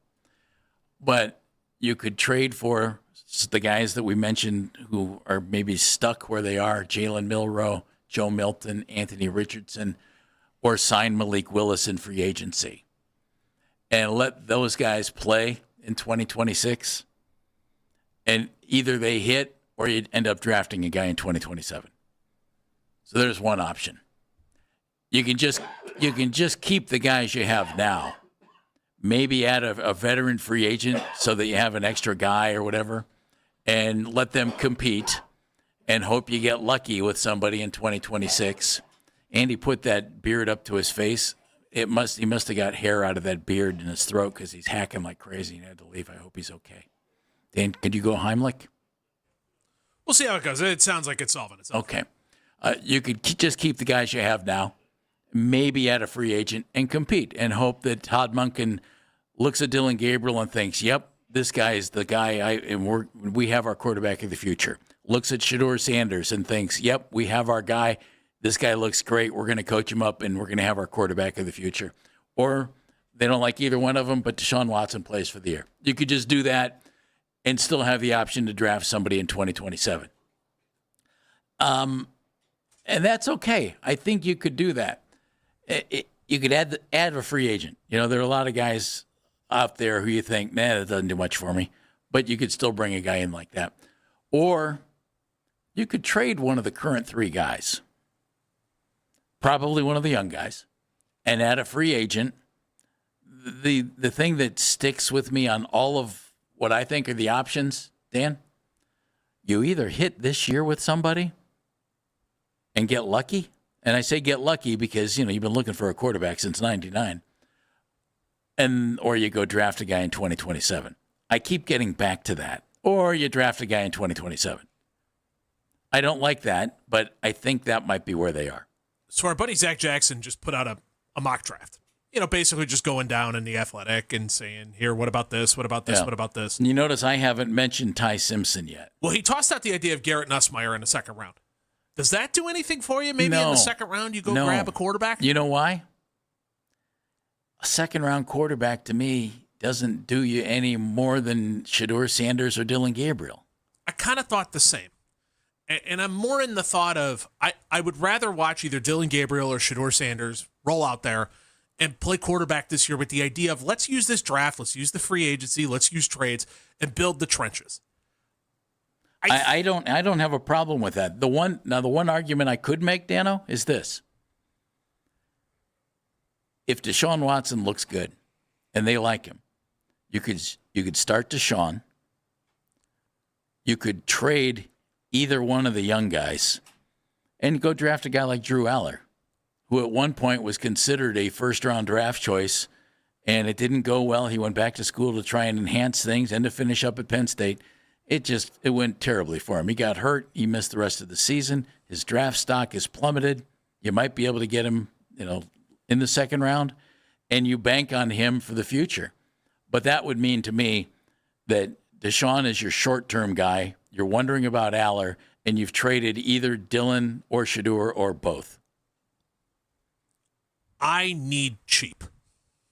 That needs to be some of the philosophy that's going into this. Well, and that's where Dillon Gabriel and Shedeur Sanders especially both come in. Yeah. It's part of the reason why any kind of trade or anything like that you do, it's got to be somebody who's on some level of a rookie contract, because it's why the Malik Willis thing is also a shoulder shrug to me, because you're going to have to pay him. You're going to pay him. Yeah. And do you really want to yank the lever on that Deshaun Watson contract again and kick the can down the road, and then you're dealing with the repercussions of that even farther? You almost want to just take your medicine. Get it exactly right. Get it over and done with and move on.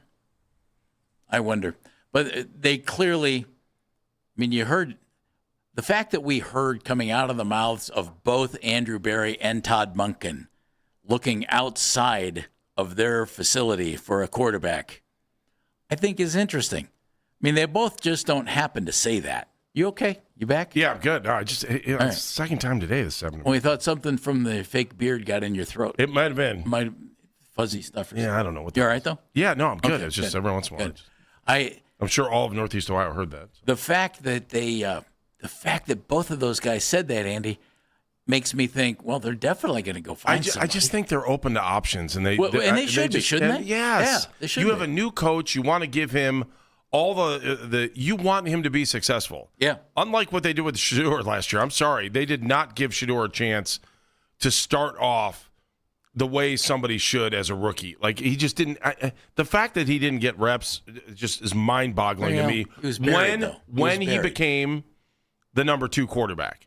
They needed to get him ready because you knew you were right on the edge of him coming in. So, if you're going to do this right. Give the head coach every opportunity to be successful. Let him have every option in the world. I just think that I think that when you look at Shedeur Sanders, everyone has him under a microscope, and I don't even know that this is fair to him at this point, because there are people that think he is the greatest thing ever. And I don't think that's fair to him, because you've got to give him a little bit of time to grow and get better. You can't. It's not instant success in the NFL, and it takes 10 other guys to get out there to make him look like he's where he should be, on top of what he's able to do. The other question is he's still a rookie. He was still a rookie. Now he's got a chance to go into a season and have the opportunity to play. And if you hand him the ball and say you're the starting quarterback day 1, there's a big difference between that than handing him the ball week 8 and saying now you're the starting quarterback. And by the way, introduce yourself to Ethan Posick because you've never played with him before. That was ridiculous. They did not set him up for success. Nelson's in Avon Lake. Hello, Nelson. Hey guys, how are you? We're well. Man. I haven't talked to you guys in a while. Love your topics as always. Hey, Jeff, I love all your suggestions, but I believe that they lack a little bit of I don't know if it's reality is the word, but because of the Deshaun contract situation, right? Like, until the Browns are out of the Deshaun Watson business, I don't know that they realistically can bring someone that's going to be on the cheap, and gives you a better opportunity or a better chance to win than what you already have. Because I like Malik, but I think he made himself a lot of money. Yeah, I can't, Nelson, I don't know how that one would play, because I can't see them coming up with the cash to pay him. Yeah, and some of the other, I'm intrigued by the kid from, my God, I can think right now. Seattle or Dallas? Yeah, no, it's the kid from Indy? The Indy, yeah. Anthony Richardson. Yeah, I'm intrigued by him. Yeah, because me too. I think he has some skills and a body type that project, in my opinion, with the right situation, the right coach, potentially could be a steal. But he's the only guy that intrigues me. But thanks. And Nelson, that's my point has been this. That's the type of move that some team might be able to make this year. Maybe Milroe, maybe Joe Milton. But with so many teams looking for quarterbacks in a bad quarterback market, I think the team that figures it out might end up with a real prize. And don't ask me which guy that is, but somebody might end up with a real prize. I agree. All right, buddy. Great to have you call again. Thanks. Not a problem. Thank you. Here's Nelson at Avon Lake. It all gets started soon enough. Combine is not next week, but the week after already. And then you can start signing free agents. I believe it's March 11th. Andy, the NFL. They never end. They just keep it coming, don't they? They never end. It's there's always something to talk about. And for some reason, you take a team like the Browns, who haven't had any success other than, one playoff win in Pittsburgh since 99. Yep. And there's always something to talk about with them. I can't imagine it being bored. Like, I think the most bored I was all season was this Super Bowl week going into the Super Bowl, because the headlines weren't really there. You look at the Cleveland guys who were in there, and that was kind of exciting. But I mean, outside of that, there wasn't, and you could tell, the ratings came out last night. Things weren't great for the Super Bowl either, but yet the league continues to be 365 days a year. And they do an amazing job of marketing a game that, you step out on the field 17 times a year. That's insane. And yet it drives so many conversations, and people are just so addicted to the game. It's fun. We love it. It's true, isn't it? Hmm? It's true. It's just going to be, when it gets going here, when free agency opens and everything else, it's going to be fast and furious. And I do think, like, I threw out a bunch of names today. Would you grab another quarterback in free agency, or would you draft another quarterback? Because the problem with drafting a quarterback is you're already young, with the exception of Deshaun. You're super young. You know what I am most inclined to do if I'm the Browns? Stand pat. I'm most inclined to stand pat with the three quarterbacks they have. Now, the reason I wouldn't would be this. And let's just say, I'm going to use Jalen Milroe as an example. Let's say they just thought he was great, but screwed up on draft day and let Seattle get him. Okay. And they really wanted him. And I'm just using him here as the example. And they think he's better than Shedeur, and they think he's better than Gabriel. And they know Watson has just 1 year left on his contract. That's the only way I would do it. If they just absolutely thought a guy was going to be great, like Milroe or Richardson or Joe Milton in Dallas, somebody else, and they thought that guy would be better than Shedeur or Dillon, I think that's the only way I'd make a big move. Could you see him signing a guy like Carson Wentz, a guy like Marcus Mariota? I don't. I think it depends on what your head coach was. I'd rather give Shedeur the reps, and I'd rather get Shedeur on the field. I know we only have 30 seconds here, but can we be honest, Jeff? We're not having this conversation about whether Shedeur Sanders should be the starting quarterback or not next year, or Deshaun Watson, if the team didn't open the door by what they've said. Well, the team said we might look outside the building for a quarterback. Those aren't our words. No. That's the team's words. That's exactly. So if you sit back and you're sitting there saying to yourself, that's the point of the last 2 hours. These guys are trying to kill Shedeur Sanders, you're wrong. We're not doing that. Jeff and I have both said that if Shedeur is a starting quarterback to start next season, fine, we're good with it. Fine. But your team has said this and has opened the door. So if you wonder why we're having this conversation, it's because the team has allowed it to happen. The general manager and the new head coach have both mentioned looking outside the building for a quarterback. So if you're a Shedeur fan and you don't like that, call 76 Lou Groza Boulevard and ask for Mr. Barry. There you go. Chris Fedor covers the Cavaliers for the Plain Dealer in Cleveland.com. Means he'll be home probably with a beard on a stick tonight. Probably. As the Cavaliers are taking on the Washington Wizards final game before the All-Star break. Fedor coming up on the Cavs and their new guard next on Basket and Phelps.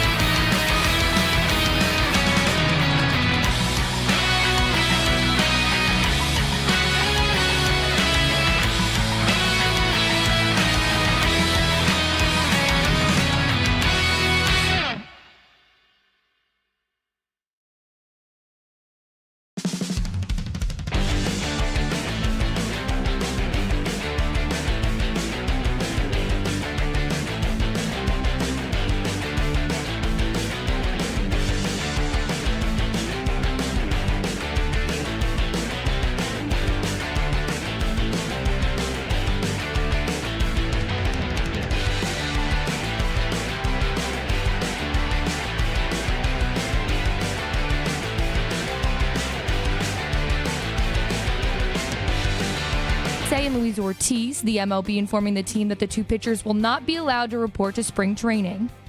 Get all the latest Browns content filtered right to your phone this offseason by following the Browns playlist and 92.3 The Fan on the Odyssey app. Headline Sports News continues every 20 minutes on 92.3 The Fan. From the University Hospital Sports Desk, I'm Mackenzie Flume.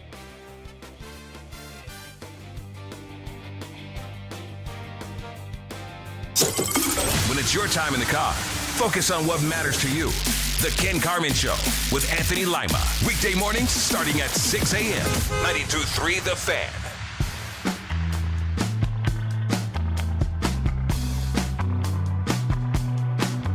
It's been 2 games with James Harden. More than that with Keon Ellis and with Dennis Schroeder, the new look Cavaliers back home for the first time since the trade deadline tonight. I'm Jeff Phelps. My buddy's Andy Baskin, gentleman who will be covering that game tonight for Cleveland.com and the Plain Dealer, and has a story up right now about Donovan Mitchell and the vibe going through the team. You can go read it. Mr. Chris Fedor on the Make It Right, Call Kyle Right hotline. Hello, Chris. Hey. Hey, guys. How's it going? Going well. Going well. Feeling the vibe, are they? Yeah, that's right. Yeah. Dare I say, immaculate right now for the Cavs. It's looked pretty good so far, hasn't it? I know when we had you on right after the trade, we asked you, okay, are they a better team now, better suited for the playoffs? And you said yes. Early returns, you were correct.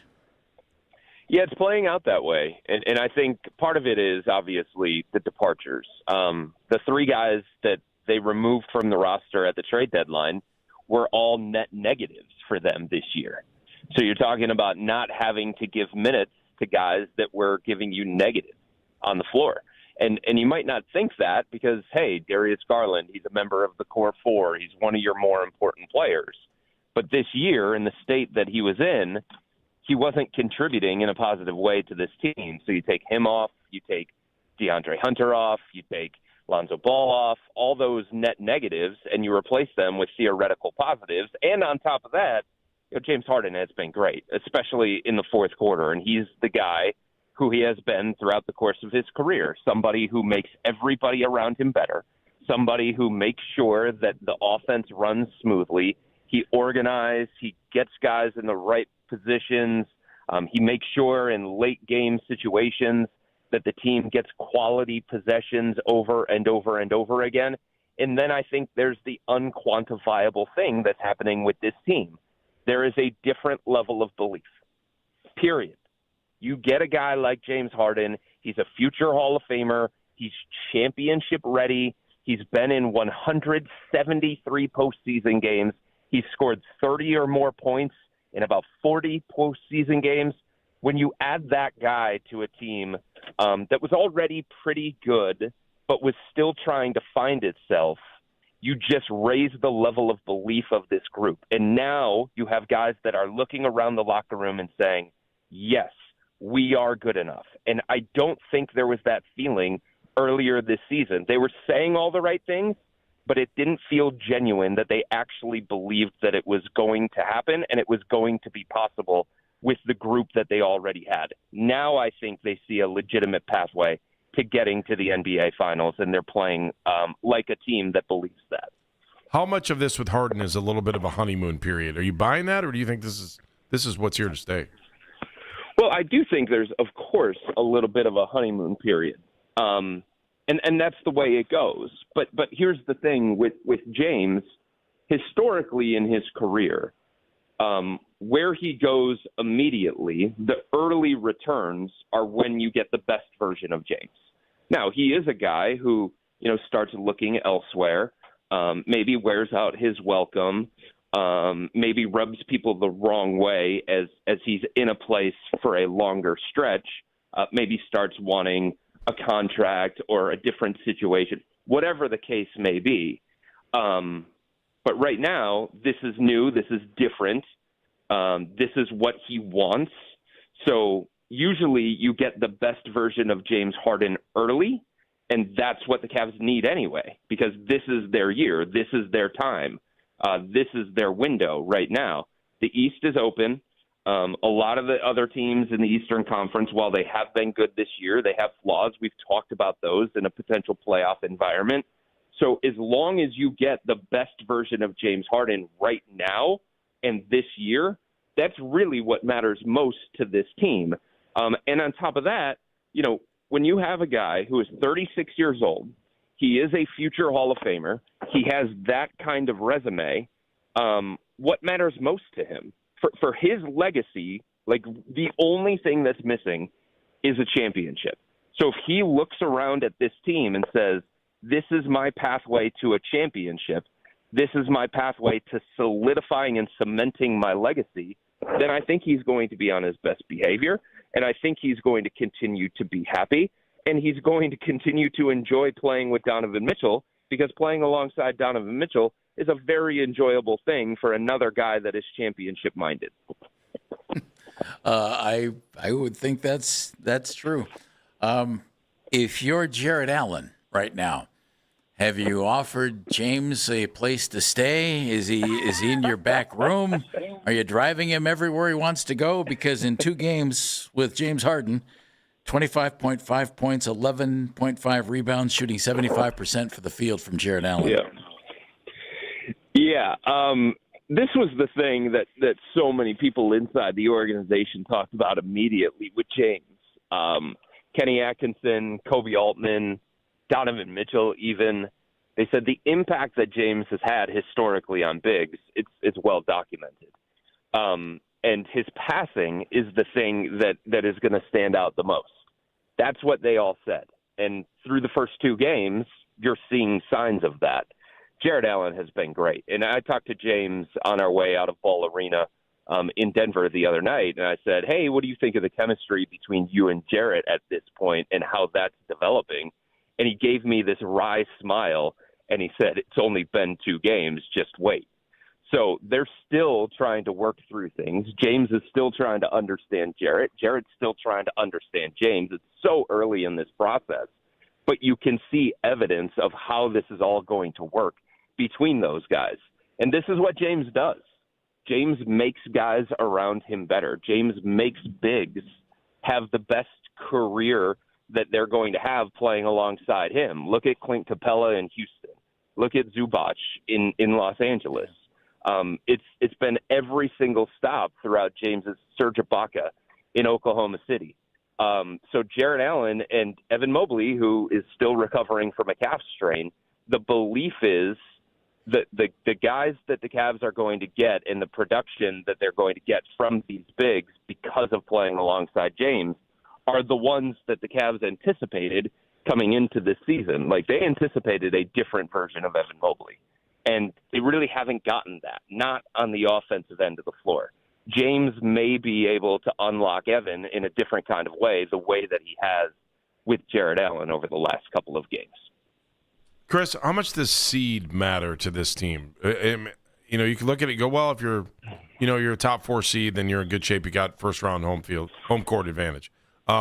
Does seed matter? So about 3 weeks ago, maybe 4 weeks ago, Kenny Atkinson kept saying over and over and over again, we're trying to get into the top 4. That's what he kept saying.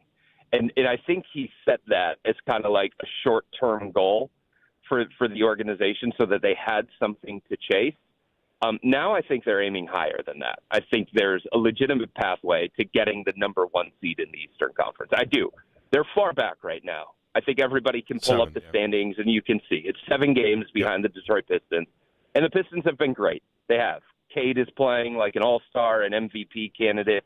They defend their butts off under J.B. Bickerstaff. They're tough. They are physical.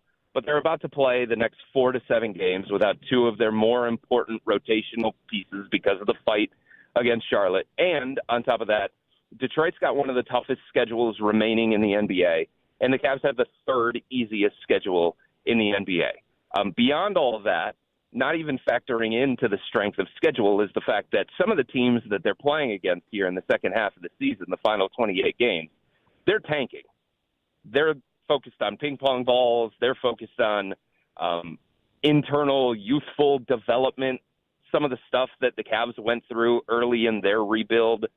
So the version of the team that the Cavs are going to play when it's the Washington Wizards, whoever it may be down the stretch, like it may not be that same version that is accounted for that strength of schedule. So they may have, when it's all said and done, the easiest second half schedule. And look at how they're playing, and look at how James Harden has elevated them. And they're probably going to get Evan Mobley back as soon as the All-Star break is over. And Max Strus is eventually going to make his season debut. And Dean Wade is going to be back from this minor this minor ankle issue that he has right now.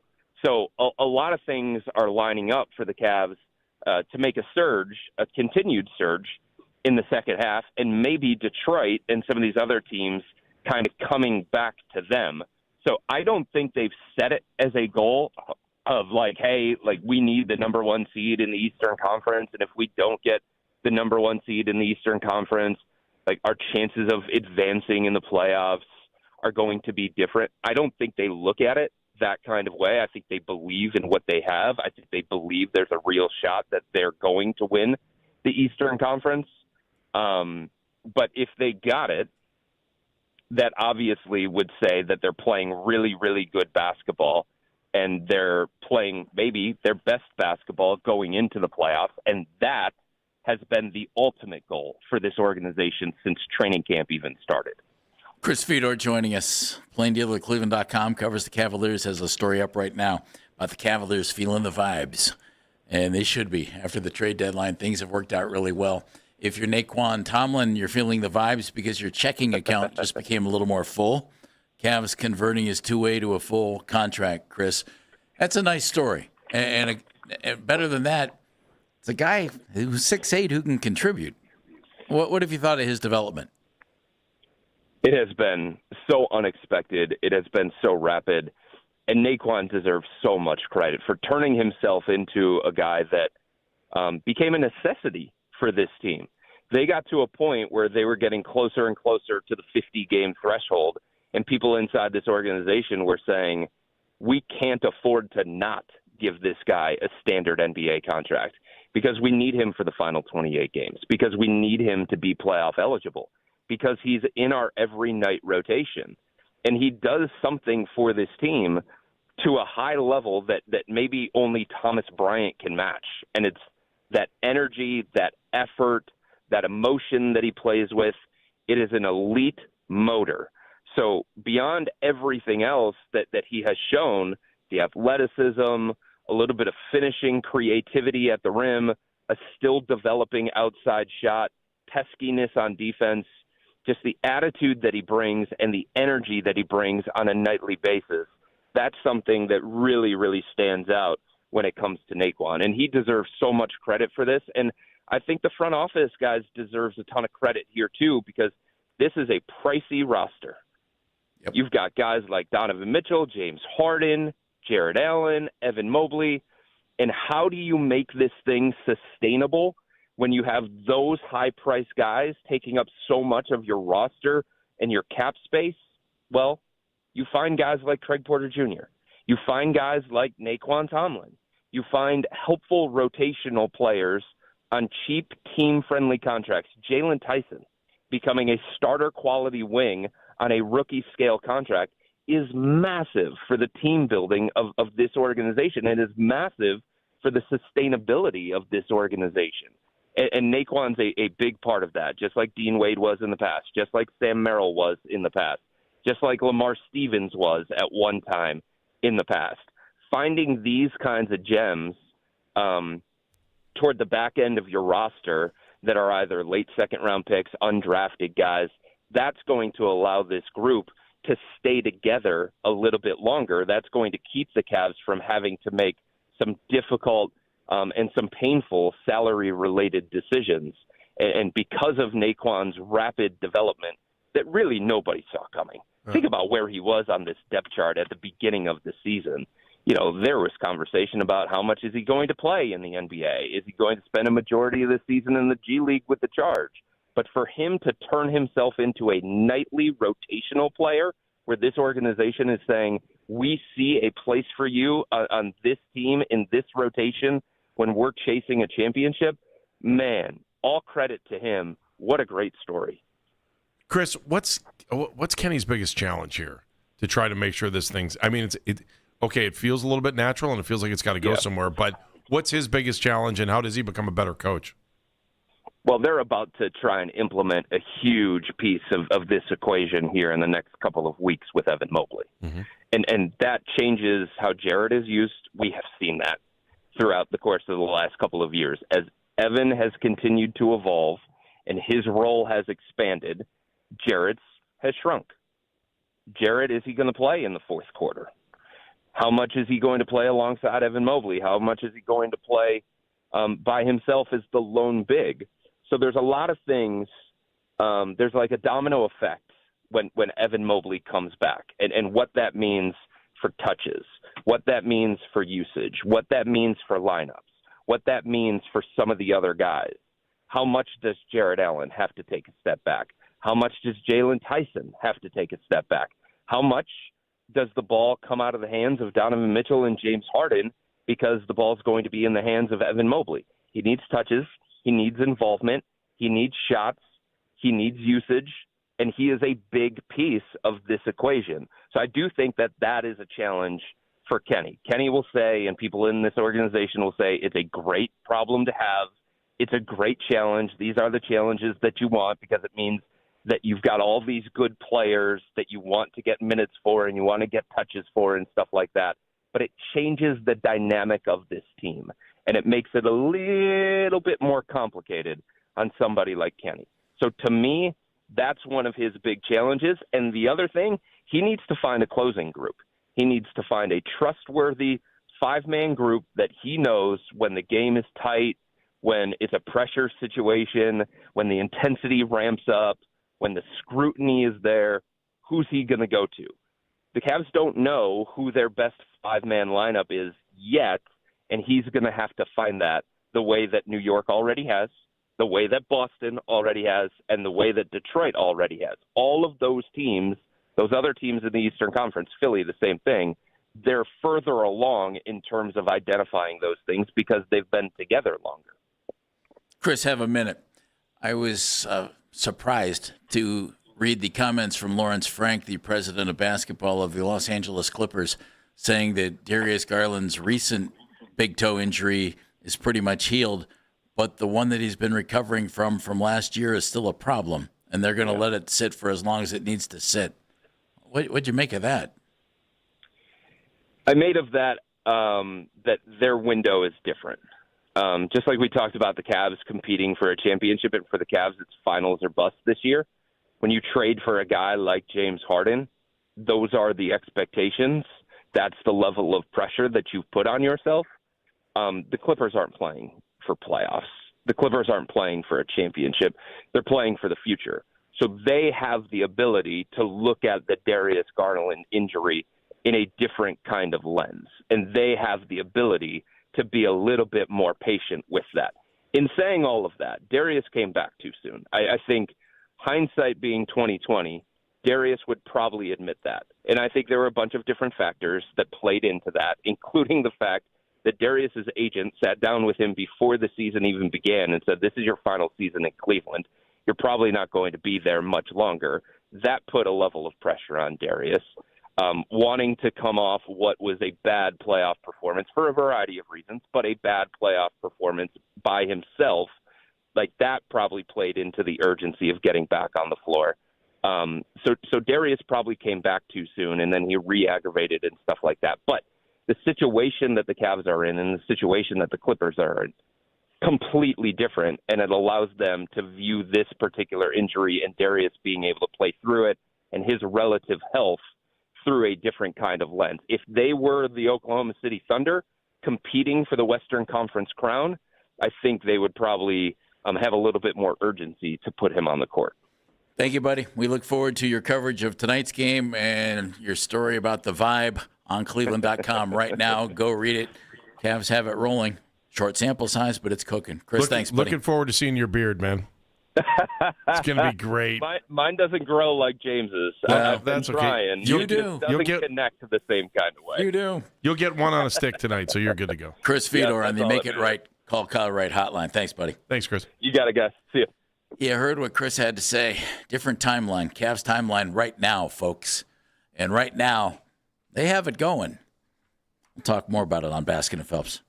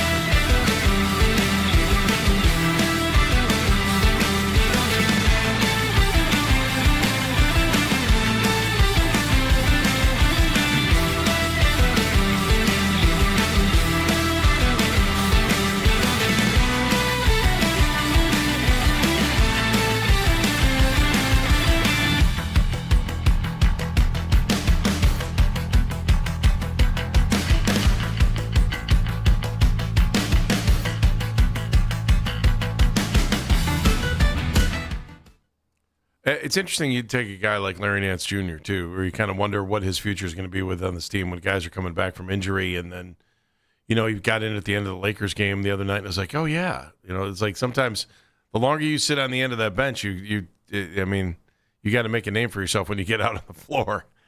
You look at Larry Jr. and then you're like, okay, I want him to make it. I want him to succeed. Local guy, got to make it happen. Got to make it happen. Well, he's always done that. His issue's been recently, staying healthy in his career, and he's played in about half their games so far. So we'll see. But I don't think you can go wrong with having a veteran like that on your bench. No, not at all. Cool Ray's in Bedford. Cool Ray. Hey, what's up, guys? How you doing? Hey, Cool Ray. So first, let me just wish you and your sweet wives a happy Valentine's Day. Thank you, Cool Ray. Look at you. Thank you. That's nice of you. Casanova. Way to go. So I was never a big fan of this trade, right? So, but now it is what it is. My problem I'm looking forward is the way James Harden is unlocking Jared Allen, and the way the floor has been spaced out with, Tyson and Merrill and Donovan Mitchell and James Harden. Where do Mobley fit? Because he doesn't have an outside shot. He doesn't have a three-point shot. So he doesn't have a – it's so inconsistent. Are you guys opposed to having him come in as the second center? I don't like that idea. I know what you're thinking there, and I know what you're thinking, but I think he's a starter for you. And though his three-point shot hasn't been that effective this year, he's just at 30%. Remember the last 2 years, Cool Ray, he was at 37%. It wasn't bad. But he's not. But he hasn't shown the development. Okay, you guys just said how the Cavs have invested in player development. But if you look at the development of Tyson, correct?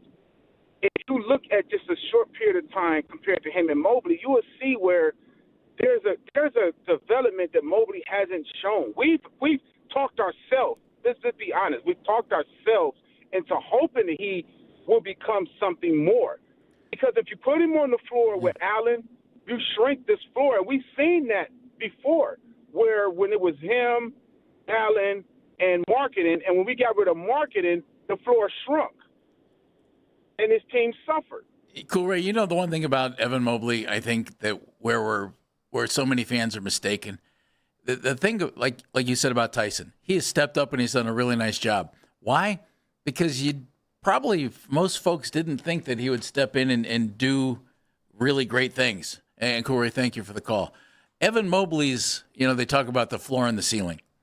Well, Evan Mobley's floor is higher than most players in the NBA by a ton. I mean, a ton.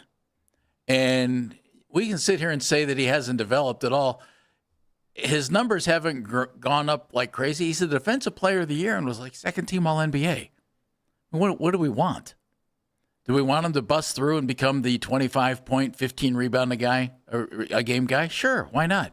Is that going to happen here with James Harden and with Donovan Mitchell? Maybe. It wasn't happening with Darius. But Evan came into the league really a good player.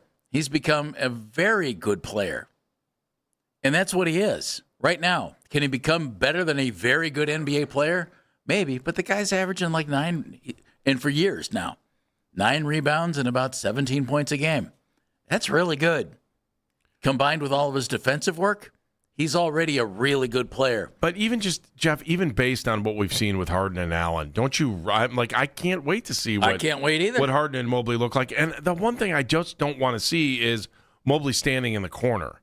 Like, I want him I need him to be outside of that. Like, they did that. I feel like they did that with Kevin Love, too. Like, Kevin just kind of found himself planted in the corner. I don't know that that's got to be the same way. In the corner, waiting for a three. Yeah, that's not what I want to see out of Evan Mobley. I want to see them use Evan Mobley. I want to see Evan Mobley getting some of these Jared Allen shots. I want to see him, helping create space so that, Mitchell can look at a three and then all of a sudden see that Mobley's in a spot where he can drive the hole because, Mobley have either got the ball on a swing pass or was able to open up the lane for, either Harden or Mitchell. It's like I want to see more than him standing in the corner. That's for sure. Knowing what Harden has been able to do for Allen and what he's been able to do for other big guys in his career, man, this seems like a match made in heaven if it works. Rich is in Bedford, home of the Bearcats. Rich, got about a minute. Hey, Rich. Yeah, how you doing? Good. Yeah, I was just listening to the guy Kool-Aid, which made no sense. Why would you bring a $50 million guy off the bench in Mobley? And he did develop. What is he talking about? The dude was second team All NBA last year, and he also was Defensive Player of the Year. What else do you want from him? He's getting better every year. No, he's a starter. Allen and Mobley, these two big guys. You want these guys to start. The only problem with these two guys' problem is toughness. Those two guys got to worry about toughness and grabbing rebounds, and that's what they lacked, and that's what we was missing. And when we were in the playoffs, was no toughness and being able to grab rebounds and being aggressive on the shot. I didn't like the trade with James Harden in the beginning. I'm starting to like it now because he's he's facilitating. He's not just being a one-on-one player so far. If he continue to do that, this team can go pretty far, I think. Rich, thank you very much, and so far so good. I don't think there's any question. If you have any more Cav thoughts, we'll get right to you. 216-474-0092. And something's going on in Seattle that I just don't agree with at all. It's coming up on Baskin and Phelps. Hey, everybody, it's Andy Baskin.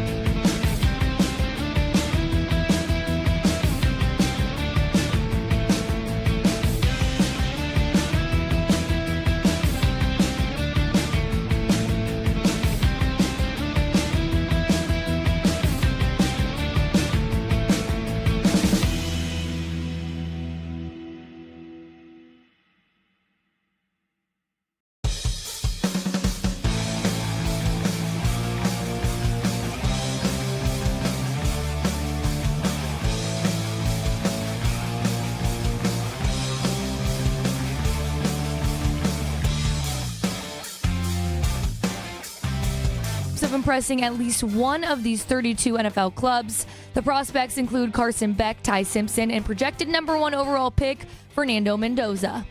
Get all the latest Browns content filtered right to your phone this offseason by following the Browns playlist and 92.3 The Fan on the Odyssey app. Headline Sports News continues every 20 minutes on 92.3 The Fan. From the University Hospital Sports Desk, I'm Mackenzie Flume.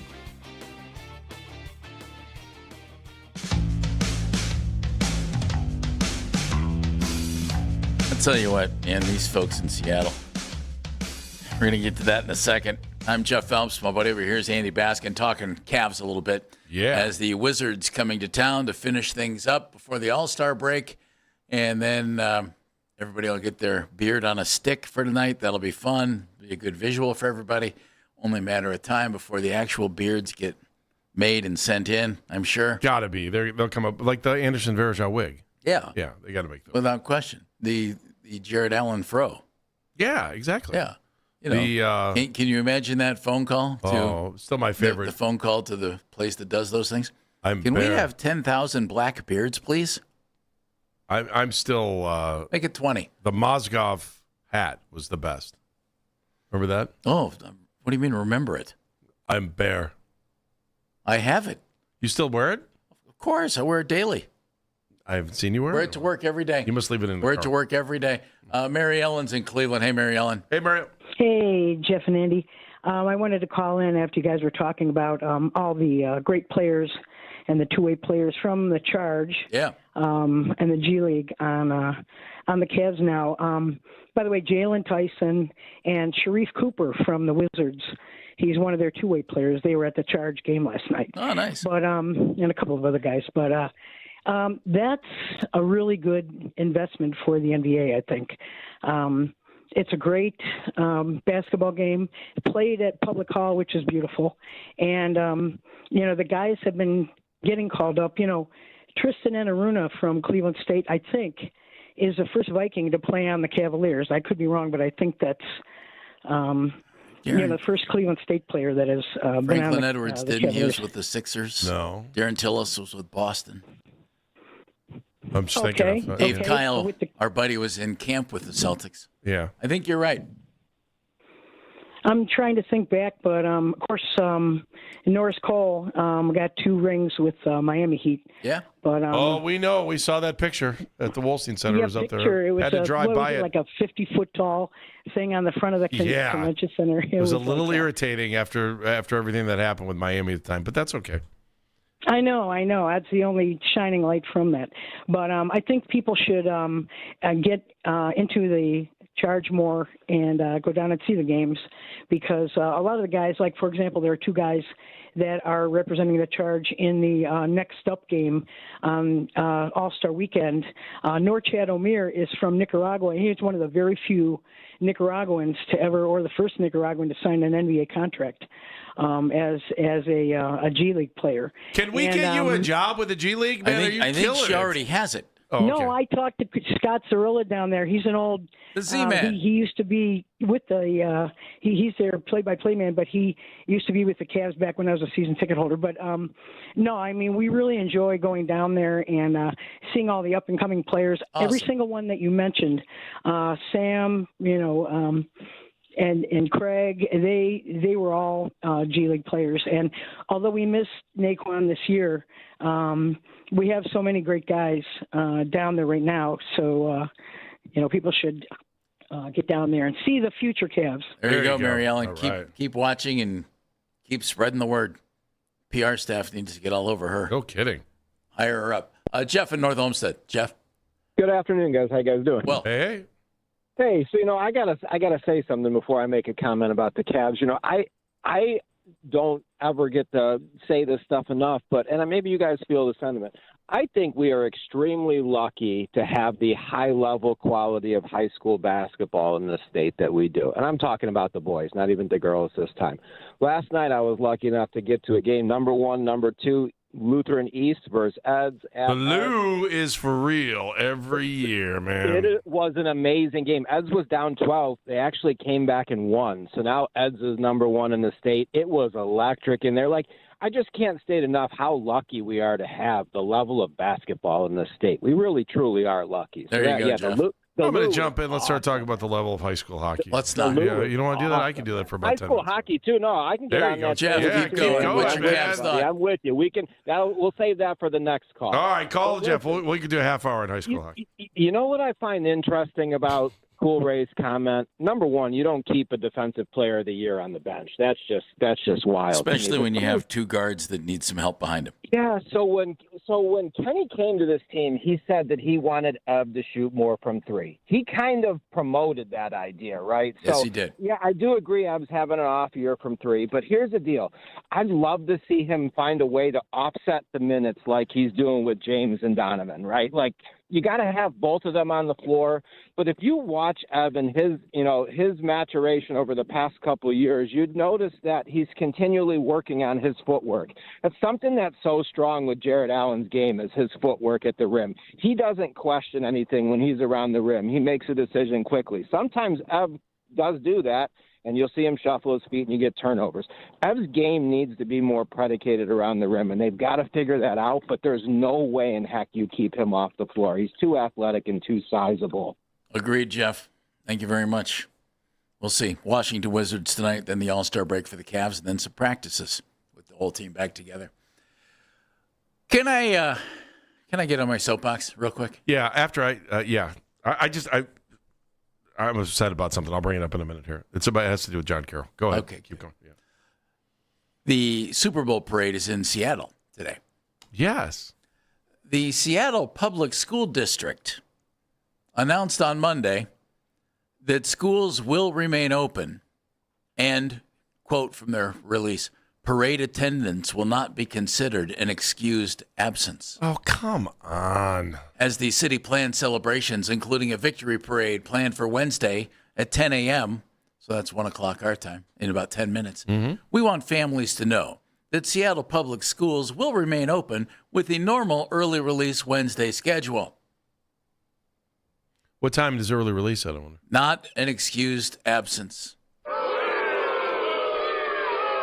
Why would you want your kids to be a part of history as it exists in real time? I mean, that's education at its finest. Last right 3 years, Kansas City schools, Philadelphia schools closed for Super Bowl day parades. Closed. I don't have a problem with hang on. I don't have a problem with them keeping the schools open for those kids that choose to go to school today. But I also don't have a problem with parents who want to take their kids to the parade because they want them to feel a part of civic pride. And one of the reasons why you want to, be a part of the community there. I would just take the unexcused absence and say, okay, what are you going to do? Is that going to stop you from going to the college of your choice? Just eat it, I guess. Nope, that's exactly right. Here's the thing. And nothing against the schools. Okay, you don't want to give them an excused absence. That's fine. It's up to the parents. What do you want? And I'm big on education, as you know. Right. I'm all for it. I think that's terrific. February 11th, 2026. What's going to create a lifetime memory? Going to geography class or going to attend the Super Bowl parade in your hometown for your team with your parents, with your friends? What's a lifetime memory? Obviously going to the parade. So go to the parade. Parents, if you have the... Just eat it. Just but go. Here's the problem. Just go. As a parent. And if it costs the kid a letter grade, if it costs them something, so what? So what? Here's the letter grade. What if you call in and go, oh, my kid's got the sniffles today. They're sick. I mean, do you have to explain to them what kind of sickness they have? We'd need a doctor's excuse. And my doctor's excuse is this. I'm not mad at the school district. I'll be honest with you. No, if schools are open, let schools be open. I don't have a problem with that. Well, by the way, I think, out. Jeff, maybe they have to say it's an unexcused absence. Well, they didn't in Philly, and they didn't in Kansas City. So what did they say? Close the schools. Oh, they closed. Oh, They took calamity day for it. Yeah. All right. Although, I mean, if that happened here, we'd be in trouble because there are school districts that are like out of calamity days already because we've had such bad weather. But have you seen the Browns' record since the Super Bowl was created? That's true. I would think that if you have a school district that speaking of calamities, yes, if you have, I dare any superintendent to call me right now and tell me that you would do what they did with the Seattle schools if the Browns won the Super Bowl today. Guys, you have to wonder too. I just thought about this, but with all the traffic, don't you think that's going to back things up with like busing and? Well, it makes getting the sense buses why. off the road would make it easier Yeah, it's for correct. traffic. Yeah, I mean, and would it's think, a hilly city. It's difficult to navigate. Well, with traffic, as a people public coming into the service, city. you'd want those buses off the streets. I would think so. Yeah. Right. Yeah, no, I agree with you. Maybe the Seattle public schools are creating a safety hazard for those kids. I would think so. I don't think. Look, I'm not mad. I don't know how you can be mad at the school district for being open. They should be open. There's not a problem. I don't have a problem with that. I don't have a problem with And closing. I Just go to the parade or stay home and watch it on TV. Yeah, I would just think that, and you would leave it up Seahawks to the won the Super Bowl, baby. Leave it up to the individual teacher to be, Grumpelstiltskin on this. Browns won the Super Bowl, baby. Jeff, Close down the state. if someone was taking your physics class the same day, as the parade, would you hold it against them for going to the parade? That's a physics thing, isn't it? Hold against. That's maybe, yeah. Gravity. There you go. Well, kids in Seattle. So I you're hope saying you would or wouldn't hold it against the kids? No, I don't care. I would. I mean, like, Andy, the best way to handle this is just. All you got to do is get everybody to the age of like 21, keep them safe, keep them out of jail if possible, keep them healthy, and then turn them loose. And do the best job you can raising them. That might include taking in things like a Super Bowl parade. There you go. This has been Family Parenting with Jeff Phelps. Jimmy Watkins, Tune in tomorrow. Cleveland.com. Fork, right side or left? Next on Baskin and Phelps.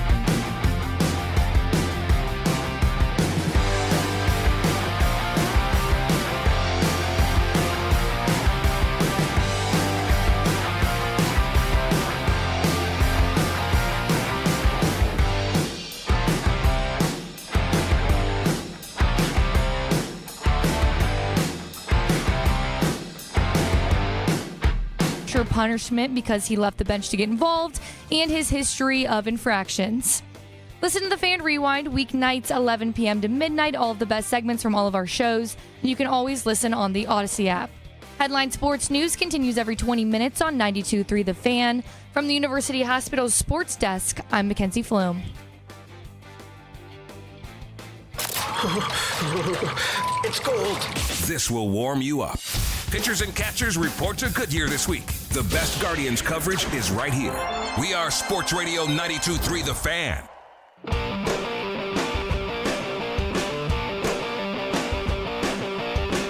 Welcome back to Baskin and Phelps. I'm Jeff Phelps. My partner, Andy Baskin. Yo. Cavs finishing up the unofficial first half of the season tonight against the Washington Wizards over at Rocket Arena. Means James Harden makes his Cleveland debut, as does Dennis Schroeder and Keon Ellis. So there's that. Gentleman who will be writing all about it on Cleveland.com joins us on the Make It Right, Call Kyle Wright hotline. He is Jimmy Watkins, columnist for the PD in Cleveland.com. Hello, Jimmy. Hey, Jimmy. What's up, guys? You guys got your stick beards ready? I do. Do you have yours? I'm ready. I can't wait to get mine. I'm wearing mine right now, as a matter of fact. Oh, an advanced copy. That's yes, it's very cool. We have a couple of them laying around. Andy he's foregone the stick, and he just stapled it to his face. Oh, Jimmy. yeah, I didn't think about it. I was actually going to use a nail gun to my face. It A wouldn't have method actor. Yes. Oh, I whatever. appreciate a method actor. I'm going to get into the role. A method actor. Shakeups at the trade deadline are not uncommon in the NBA and not uncommon in Cleveland. Your first impressions of this one, and yes, we know a couple of games have gone well, but your impressions on what the Cavs did at the deadline. Yeah, I have from the start been a little bit more hesitant to lean into it. I understand that James Harden's a better basketball player than Darius Garland today. I understand that the Cavs have a better chance to win the championship this season with James Harden in the fold than Darius Garland. But I do wonder how long that is going to be the case at age, as James Harden is age 36, Darius Garland's 26. You age your backcourt 10 years. You better get results quickly. And this is, the circumstances are lining up nicely for the Cavs. The East this year, you lose the Pacers. The Celtics weakened themselves at the beginning of the year, anticipating a gap year. That hasn't really come to fruition. And Jason Tatum may even come back before the end of the season, but they still will be without, your Drew Holidays, your Kristaps Porzingises. The Cavs clearly see a pathway to the finals this year, and they thought that James Harden could gave them a better chance of getting there than Darius Garland. I don't disagree with any of that. It's just the opportunity cost. Like, what's the other end of that? What if you don't make the finals, or even if you make the finals and get and lose, in 4 or 5 games this year? The Oklahoma City Thunder, Denver Nuggets look like world beaters. The Cavs just beat the Nuggets, but Thunder in particular, if they are the team that they looked like at the beginning of the season, if you lose to that team, what do you have to show for it? And then what's your plan going forward? Is I'm not concerned about now. Now they look better. They have a higher playoff ceiling. I'm concerned about what happens on the back end of this. Essentially, the Cavs have a very short window to prove themselves as the winner of this trade, and the Clippers have 4 or 5 years. But how about this? And this is my contention. They moved on from something that wasn't working for them. That's true. That's true. And so even if it doesn't work with Harden, I think it gives them options, Jimmy.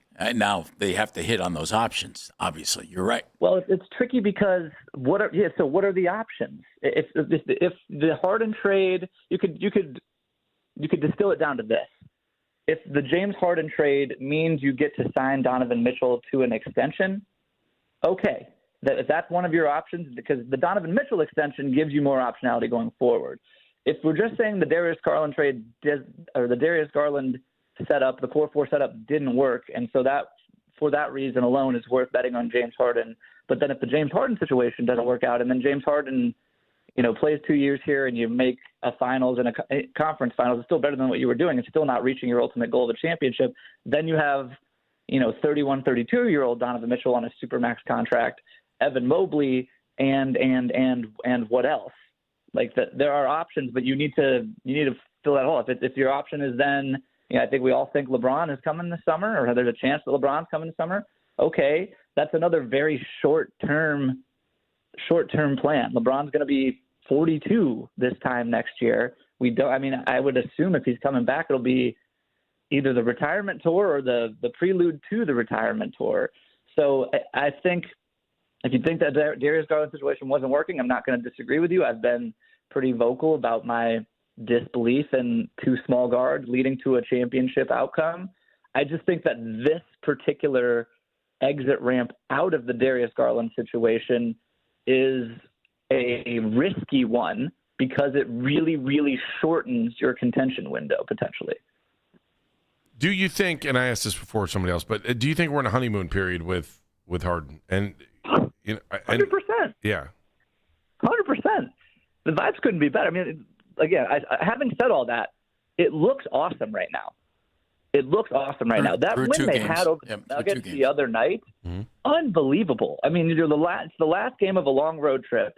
You just got this guy. He's joining your team mid-road trip, a couple of days earlier. The Denver Nuggets are a capital C championship contenders. They are very good at home. It's very difficult to play in the elevation up there. You're trailing most of the game.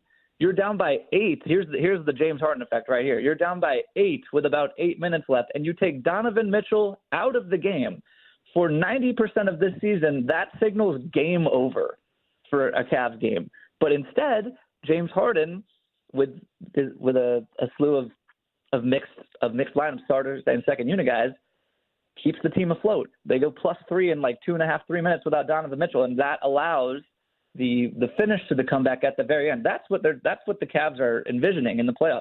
This offense for 48 minutes will have an all-NBA level orchestrator on the floor. Either Donovan Mitchell or James Harden will be running the show at all times.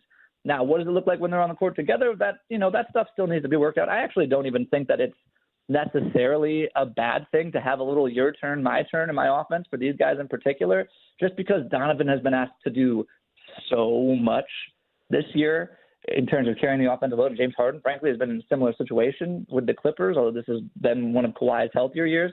There's still nights where James Harden has been having to play too many minutes and carry too much of the offense. Like, if James Harden and Donovan Mitchell share the court together for a possession and one of them just stands in the corner, that's cool. You'll get the residual benefit of that later in the fourth quarter because Donovan Mitchell or James Harden didn't have to spend that possession dribbling themselves or somebody else open, right? Like, I like all that stuff. It looks really, really good right now. But, of course, it's a honeymoon period. Trades are exciting. It's a new star player that fans can get used to. They've had 2 inspiring wins. I mean, coming back again, having to come back against the Kings with a bunch of guys out, not great, but it's a road win. You'll take any result there. And the win, I will reiterate, that win that they had against the Denver Nuggets, that is like big-time stuff that they showed the other night. Jimmy Watkins joining us from the Plain Dealer, Cleveland.com. 6 hours ago, Jimmy posted a story. Says no winners in Brown's messy divorce with Jim Schwartz. And I couldn't agree with you more, Jimmy. This doesn't seem like it was handled well by anybody, but I don't know that you could have handled it better if you weren't going to give him the head coaching job. What do you think? And I can't wait to read your entire article. I've read just a part of it. Nobody comes out here smelling good, right? Like, the Browns look like, whether they were or not, maybe they anticipated that Schwartz wouldn't take too well to being passed over for the job. But it kind of looks like they weren't ready for this reality that Schwartz would take this personally and not be willing to come back as defense coordinator, even with Jimmy Haslam offering him a raise, as Mary Kay Cabot reported last week, Cleveland.com. Even with, I don't know if they offered him a job title bump or not, but it just doesn't seem like there was anything that was going to bring Jim Schwartz back. So they don't look great in that regard, especially given the reports during the coaching search that suggested that part of their motivation for choosing Monken is that he was more open to having Schwartz on his defensive staff than maybe some of the other candidates. Those are just reports. I can't verify or deny them here right now, but that information is not coming from nowhere, right? From the Schwartz angle, it's a bad look because, boy, if you want to be a head coach again someday, your only move is to continue to churn out dominant defenses. And this defense is built perfectly in your image. Like, they've spent the last 3 years building around your very specific scheme. It's worked really well to a high degree. And now you're leaving that behind. That's going to hurt your chances at getting a head coaching job going forward at 59 years old. And the next team, if the next team who wants to hire you looks at the situation and says, really, you couldn't handle being told you're the defensive coordinator, I think that could hurt your chances of getting in somewhere else down the road. Maybe that team would also say, and Jim Schwartz would say, well, don't lead me on and make it seem like I'm one of the finalist candidates for the said head coaching job, and I won't react in such a manner. That's totally a fair point, too, but I don't think he covered himself in glory in this situation. And then for Todd Monken, I don't think any of this is his fault. He just got chosen as the head coach. Mary Kay reported this weekend that when Todd Monken made his brash, I didn't take this job for Jim Schwartz statement, he had already met with Schwartz and he already had an inkling that Schwartz wasn't coming back.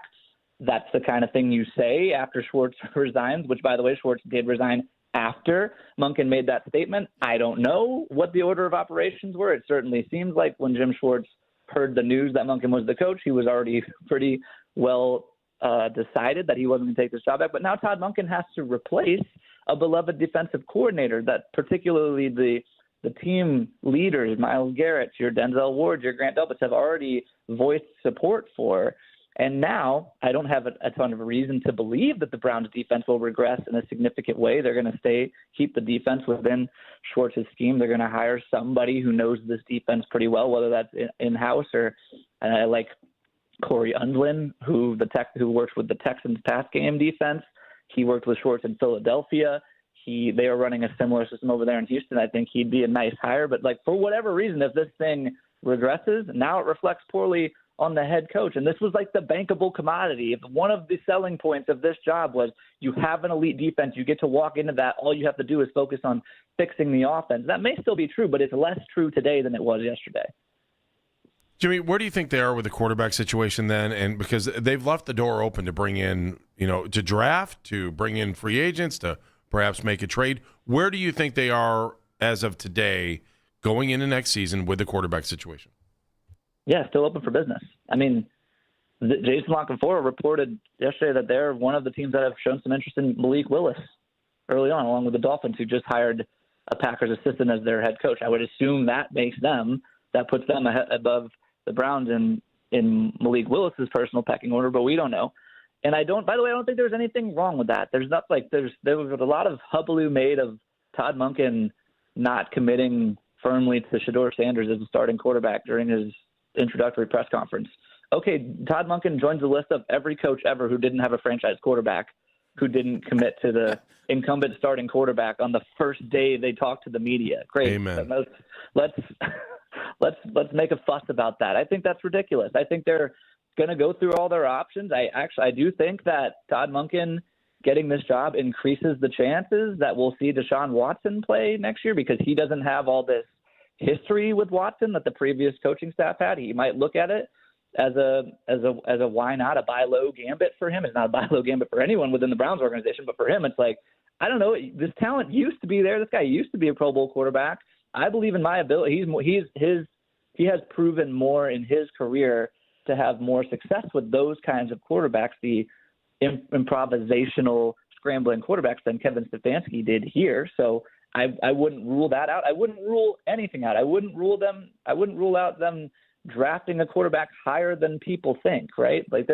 When you don't have an answer at that position, you need to exercise every possible avenue that you can to find the answer, including, yes, I'm also open to Shedeur Sanders ending up being the week 1 starter and proving to be a productive NFL quarterback one day. I just don't think there's any benefit to pigeonholing yourself into one path now, especially when there are a lot of options out there. Agreed. Jimmy Watkins from the Plain Dealer at Cleveland.com. You can listen to him on the Wine and Gold podcast. And 6 hours ago, a little more than that now, No Winners in Brown's Messy Divorce with Jim Schwartz, written by Jimmy Watkins. Go read it. It's a good one. Jimmy, thank you as always. Appreciate your time, bud. Thanks, man. We're all winners on Stick Beard Day, guys. That's right. Jimmy joining us on the Make It Right. Call Kyle Wright hotline. Jimmy, thank you very much. I think he's right about that. And the defensive coordinator situation, Andy, still unresolved. That's okay. But I want to go over it next on Baskin and Phelps.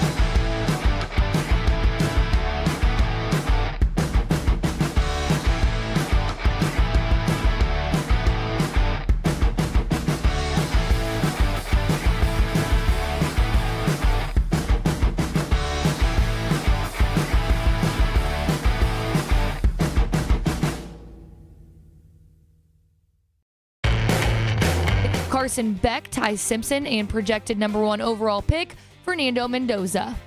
Make sure to get all the latest Browns content filtered right to your phone this offseason by following the Browns playlist and 92.3 The Fan on the Odyssey app. Headline Sports News continues every 20 minutes on 92.3 The Fan. From the University Hospital Sports Desk, I'm Mackenzie Flume.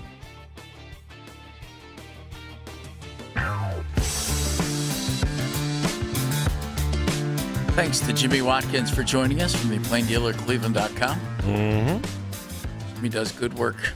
Also very good when he joins us. And his thoughts on the Browns defensive coordinator situation, Andy, I think are spot on. And it's been an ugly divorce. Didn't go real well. And now the Browns are, and this is okay. There's no real sense of urgency, I don't think, to just hire somebody. You want to hire the right guy. But from all accounts, they basically have 7 candidates right now. And okay. Yeah, that's okay. Yeah. I'm just wondering, what are they going to settle on? What are they going to, you going outside of the system? Let me just say, what defines the ugly part of it? I think the media has created the ugly part of this, or the fact that this is a divorce. Look, you had a guy that was your defensive coordinator. He didn't get the job.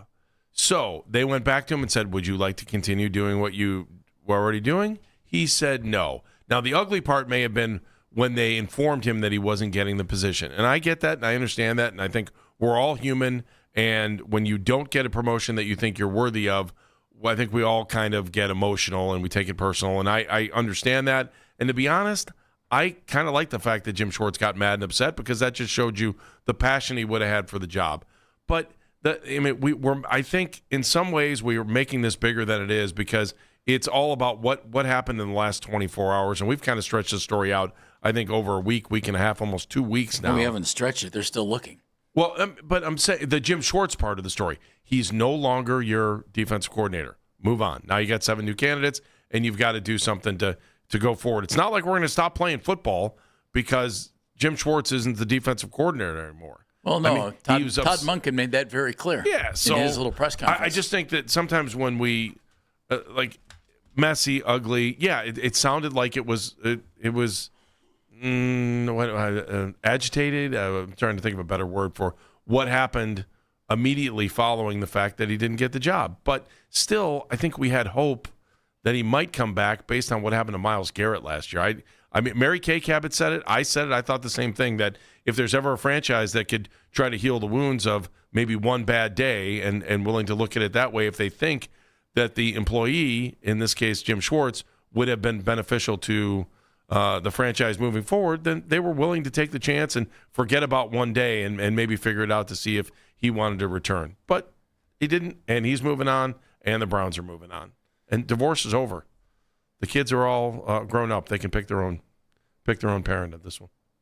I don't think they can. I think you have to be 14. I thought it was 12. I don't know. Oh. Luckily, I don't know. That's true. It might even be 18.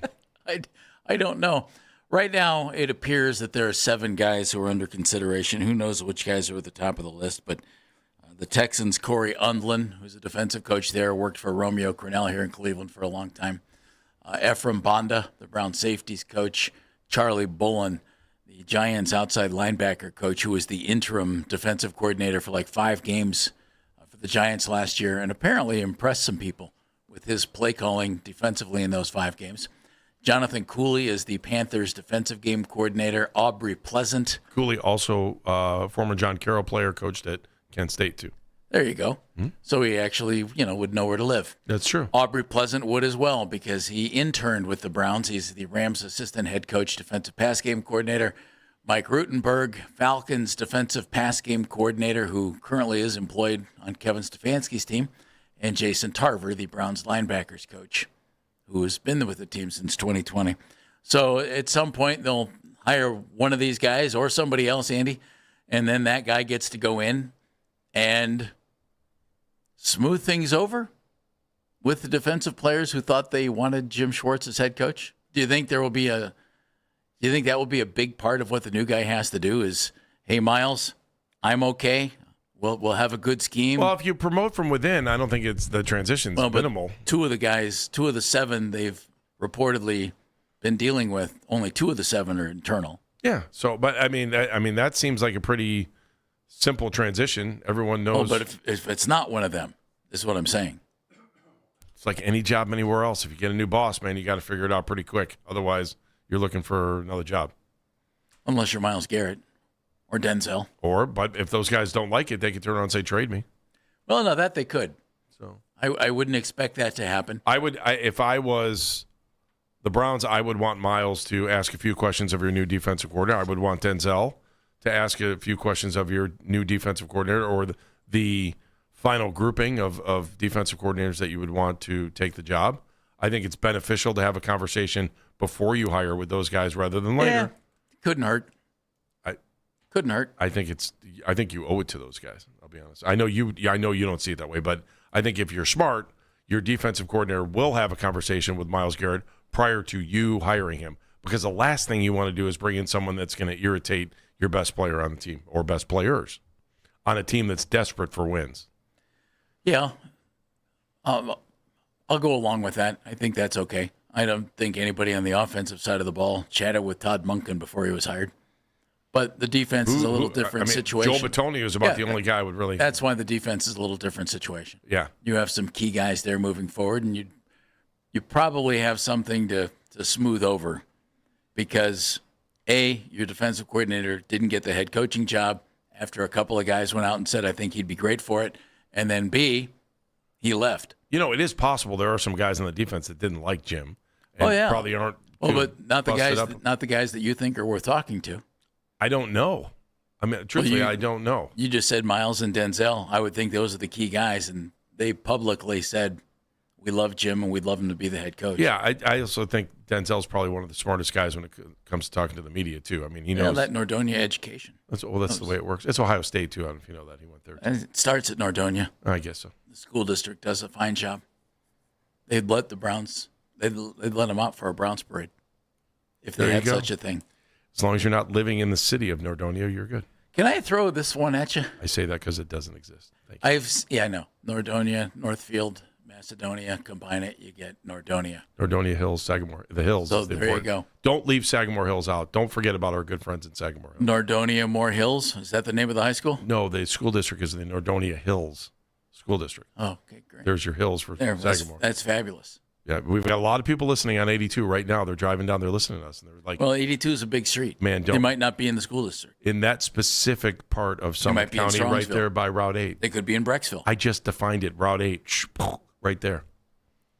That's could the be heart in Broadview Heights. That is the heart of the Nordonia Hills School District, right there. There's a bunch of good burger places right there. Plenty of shopping right there. Used to just be a gas station and I want to go off the board on you. Okay. With the 6th pick in the NFL draft, the Cleveland Browns select a defensive player. Who is it? Yeah, it doesn't matter, does it? What if they took David Bailey, the defensive end from Texas A&M? I've seen him in a mock draft coming to the Browns. And I just thought, I understand the idea of adding great talent to a good team. I understand that, to a good unit. But I just wonder how that would play. I know folks in Northeast Ohio were a little stunned last year when they went defense at 5, and then were even more stunned when they went defense with the first pick of the 2nd round. One thing about that, it seems like Andrew Berry knows how to pick defensive players. Yeah, I mean, there's 2 Buckeyes that I don't think people would be too upset if they drafted them early, whether it's Caleb Downs or I just saw a mock. ESPN had Arvell Reese going number 2 to the Jets. He's been number 2 or 3 in most every draft. Yeah. Yeah. I mean, people don't seem to get upset when we draft Buckeyes around here. Well, would people be upset if you drafted a defensive player? Would they be mad if they took Carnell Tate, a wide receiver? I wouldn't. I mean, there's 3 Buckeyes that are probably going to be close. Forget. to the fact. Honestly, forget Buckeye. You can forget Buckeyes. I'm just telling you. What they need more seems to work for the Steelers. What they need more than an Ohio State Buckeye is a guy who can come in and really help. No, but my point is, I don't care where he played. Well, college here's football. what I'm saying: that most people would say you're insane if you want them to draft someone on defense because they need so much help on offense. Well, that's my. I'm telling you, that's the point of my question. That I'm just telling you, fans around here, that's a spoonful of sugar to go down with some bad medicine if you want. If you take a Buckeye who's a defensive player early on, people are like, "Oh, Caleb Downs, okay, all right, I'm into it." He's one of the best players. Why wouldn't you? You're drafting the best player on the board. You're not necessarily drafting for need. Ohio State fans, Buckeye fans who are Browns fans could easily swallow a defensive player if they take one of the Buckeyes. Free agency might be telling as to what they do in the draft. That's true too. That's a great point. If they load up on offensive linemen in the draft, I would still think you're going to draft, in free agency, I would still think you're drafting at least one. If you sign a wide receiver in free agency, I would think you're still drafting at least one. But if free agency, they go out and sign some key defensive players for the new defensive coordinator, whoever that might be, that might be telling as to what direction they go. I mean, I think we'd all be surprised if those 2 first-round picks are not offensive players. If those 2 first-round picks are not an offensive lineman, a wide receiver, I don't think this will be the case, or a quarterback, I think we'd all be quite surprised. I think I know I would be. Let me just say this. The logical pick is an offensive lineman. It certainly is. I mean, it's just if you want to make a pick that's smart, that you need, that isn't going to make people go, oh, here we go again. The Browns think they're the smartest ones in the room. Or if you trade back and got another, maybe you ended up with 2 offensive linemen because you decided to trade out of the 6th pick because you felt like you could get the offensive lineman you want a little bit later, then okay. I don't have a major problem. If they trade out, which we know the Browns have been known to do, out of that first round, as long as they take an offensive lineman, I'm okay with it. They could take a wide receiver too. But at this point, that offensive line needs more help than anything else on this team. They have to put together a new offensive line. You have seen the wide receiver group, right? They have to start with an offensive line. I'm not debating disagreeing with you. It's Baskin and Phelps here on the Fan.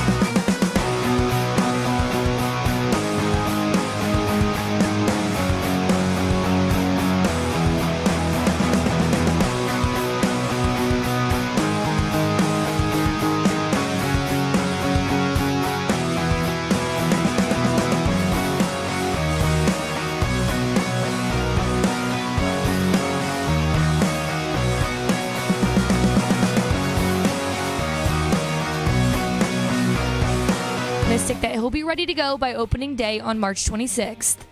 Listen to the Fan Rewind weeknights 11 p.m. to midnight, all of the best segments from all of our shows, and you can always listen on the Odyssey app. Headline Sports News continues every 20 minutes on 92.3 The Fan. From the University Hospital Sports Desk, I'm Mackenzie Flume.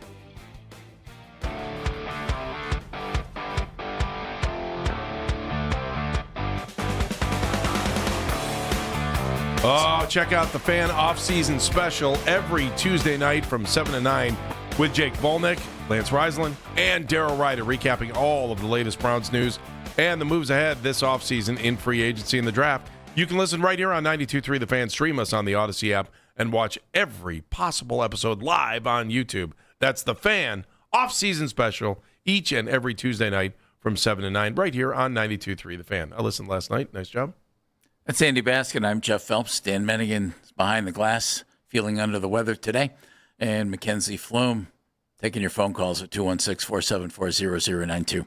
During the last break here, in our studio here, we had one Olympic channel on the television. I looked at Dan and I made a comment about what we were watching, and Dan said, I've got speed skating on my channel. And I said, which one are you watching? So we turned to that one. There are a variety of different channels and outlets to go ahead and have the Olympic coverage. The thing that I think is very fun about it, people give a hoot about something that they wouldn't give a hoot about any other time of the year. That's why I love the Olympics. I know that. I do too. I love it. It's kind of fun. I kind of liked it better when we were throwing out fake amateurs to play hockey. I mean, playing against the non-professionals back in the day. That's what made the Miracle, the Miracle team, the United States hockey team in 1980 so special, because there's just no way on earth that team ever should have beat the Russians. There's none. None. I will tell you. How do you take out of the game the world's best goalie? I still laugh sometimes. The new special, there's a new documentary on the 80 team, which has Herb Brooks' kids in it. It's phenomenal. And it's weird. Like, you could watch Miracle, you could see every documentary on it, and yet you watch this and you start learning other stuff. Plus, they got a bunch of the guys that played on the team on it, too, and they all have them in the room. And then you realize how many of these guys have passed away since that. It's sad. But, Ken Morrow was such a hero to, I think, all of us in Ohio, because he played at Bowling Green, and then he was on that team, and then went on to win a Stanley Cup. Islanders? Won a Stanley Cup the same year he won a gold medal. So how about that? I knew the Islanders. It was good for you. Nice. Yeah, nice. I'll admit with great pride, I loved these Winter Olympic things long before the Winter Olympics kind of caught fire.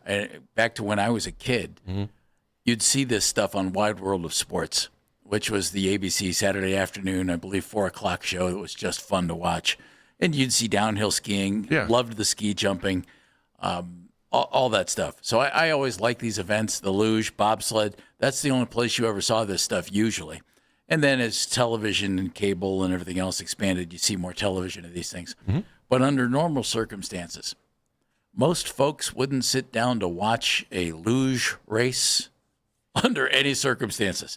And when you get to the Olympics, it's like, oh my God, the luge is on tonight. I got to watch the luge. This is great. There they go.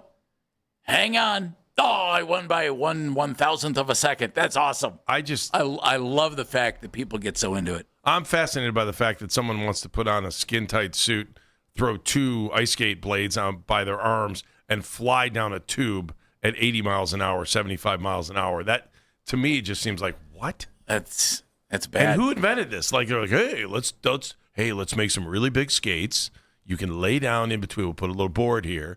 And then let's hurl our body down a mountain. This is great. Earlier today, they had doubles. Who signed up to be the person, just laying there going for the ride? Somebody else is laying on me and they're steering. Okay, this is not good. I'm pretty sure they both have an important role in some way. Yeah, one is there to not move too much and weigh down the sled. Well, someone's got to hit the brakes at the end, don't they? I don't. Well, no, the track, I don't know. No, you put your ankles together. There's brakes on there. Well, there you go. Hey, did you not? You can do that by yourself. They have singles luge. Yeah, that's true. I always find bobsled. Hey, bobsled's fascinating too. We got too many guys, and we're running out of daylight. Let's do doubles. Why don't they do triples? That way, everybody can have a ride. I love it. The bobsled stuff too. I can't wait till that gets going. That's so much fun to watch. And I've always thought it cracks me up with the 4-team bobsleds. It's okay. We ran like crazy for about 30 yards. Now we got to drive. We all jumped in. Everybody duck except the guy up front. The rest of us are just going along for the ride. I love the freestyle aerial jumping too. I got into that in Montana. There was a guy named Eric Burgos who's a coach for the team now, who was like one of the first Olympic Olympians that I think I really ever met when I was younger. And just the way that sport has evolved too. We have a local who's going to be jumping. Dosa. Yeah, and so she's supposed to join us here in the next couple of days too. So I'm looking forward to being able to talk to her. Her dad's in our business, so we know him a little bit, and I'm so excited for all these people. I will tell you, I have because it's a newer Olympic event, and I'm not overly familiar with it and haven't seen a ton of it. I have a difficult time embracing the snowboarding stuff. It's a different sport to me, and I'm not used to it, so that one gets me a little bit. Yesterday, I was watching, and I still don't know what the heck sport it was, but it was like skateboarding in a park on skis, and these guys are going down the hill, and they hop on the rail. Mm-hmm. You know how like kids in a skate park. Yeah, you were watching, but this was skiing. This was snowboarding. It was skiing. Yeah, I watched it. And I just think, they have like 5 rails they got to jump down. Yeah. Well, figured out you should jump on skis up on top of this rail. Go for a little while, then get down, then do it again, then do it on a different thing, and then do 3 jumps and then get to the end. To me, it's just a very... And they go upside down. They do all kinds of stuff. Well, I know, it's very artistic. But I just think, that's an Olympic sport, huh? And, good for them. No, I couldn't do it. But I just think... So is breakdancing. So yeah, I know. It's just, as you mentioned yesterday, so is shooting live pigeons at one point. I couldn't believe that. So is tug of war. So I think architecture was at some point. They had fire. I saw a picture of firefighting. Town design, I think, was one of it. I was reading some of these like what? But I actually think tug of war should be an Olympic event. That sounds like a segment for tomorrow. Shouldn't tug of war be an event in the Olympics? No. Especially during the summer. Why not? Have you done a tug of war? It's a feat of strength. Have you ever done a tug of war? Yeah, when I was a kid. We used to do them in gym class. Yeah. That's tough. That's why it should be an Olympic sport. 1-on-1, team, mixed. I think it'd be awesome. 1-on-1 tug of war. Yeah. Loser falls into a canyon. All right. Gets pulled into the middle. A fiery pit. Don't have to fly you home. You're dead. Jeff. Mackenzie, what was our moment of the show? Our moment of the show comes from our interview with Chris Fedor. He talks about how there may have been a shift in the Cavaliers' locker room since the James Harden trade. You get a guy like James Harden. He's a future Hall of Famer. He's championship ready. He's been in 173 postseason games. He's scored 30 or more points in about 40 postseason games. When you add that guy to a team that was already pretty good, but was still trying to find itself, you just raise the level of belief of this group. And now you have guys that are looking around the locker room and saying, yes, we are good enough. And doggone it, people like us. If you missed that interview with Chris Fedor, or our chat with Jimmy Watkins at 1 o'clock, or any of our stimulating Browns quarterback conversation, with so many teams in the NFL looking for a quarterback, you can go back and use the rewind feature on the Odyssey app to hear it again, powered by Integrated Restoration, or hear it for the first time. Your local experts in water, fire, and storm disaster restoration. Why are we smarter after 4 hours of Baskin and Phelps? Brought to us by QC Kinetics, the leader in regenerative medicine. If you're in pain, give QC Kinetics a call. 216-770-5488. The Under the Weather Dan Minigan. Smile, my friend. Smarter Today, courtesy of Jimmy Watkins. A lot of interesting stuff in their thoughts about the James Harden trade and how opinions can always evolve. And, of course, the defensive coordinator stuff. 93thefan.com, wherever you get your pods. Okay, Dan didn't smile. Mackenzie, I hope you're feeling okay. Smiling. Although I don't feel very smart asking this question. What's the Olympic sport where they're on the boards with the little skates and they're flying through on the ice? Luge? Yes, that. Thank you. Yeah, those are I little was actually sleds. wondering how fast they were going, and I think 70, Andy was yeah. the one who said 80 miles an hour. A little less. I think they were Oh. somewhere just under 80 miles an hour, but The man, they're duos will flying. get up to 80 Yeah. to standard. I think it's Wow. like 60, 70. Thus, why It's you have insane. another person just going along for the ride. I would do it. Good luck to you, Andy. Flying. I'm smarter for a couple things today. One, I said I was something about John Carroll earlier today. Tyrann Montgomery crushed it at the Senior Bowl and didn't get an invite to the Combine. I'm floored by that after all the hype that we had during the Senior Bowl. So that bums me out. And also, I want to say happy birthday to a super friend of the show, Jamel White. If you see the former Browns running back around town today, you tell him happy birthday. Jamel's birthday? Yeah. Sugar booger. That's awesome. Oh, sugar booger. That's awesome. I'm smarter after our conversation about the quarterback situation. You know why? Because it'll just make people mad. Oh, boy. Doesn't matter what you say about it. It'll just make people mad. And that's fun, Andy. Poking the bear, We get baby. paid for that. Yes. I'm Jeff Phelps. I'm Andy Baskin. Thank you for listening today. We do appreciate you. We're back again tomorrow at 10. Until then, be a hero, be a real hero, be an organ donor. Lifebank.org. See ya, Cleveland. See ya. Afternoon drive. Get you home today. Next. And that's the show. This is an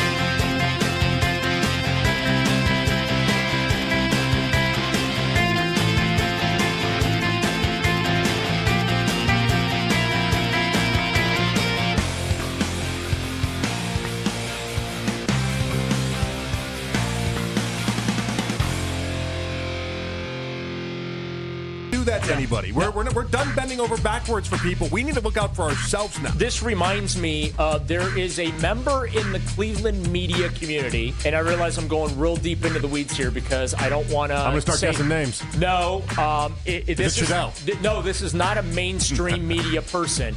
Again, is it Chanel? No, but this person. It's the Afternoon Drive with Nick Wilson and Jonathan Peterlin on Cleveland Sports Radio, 92.3 The Fan.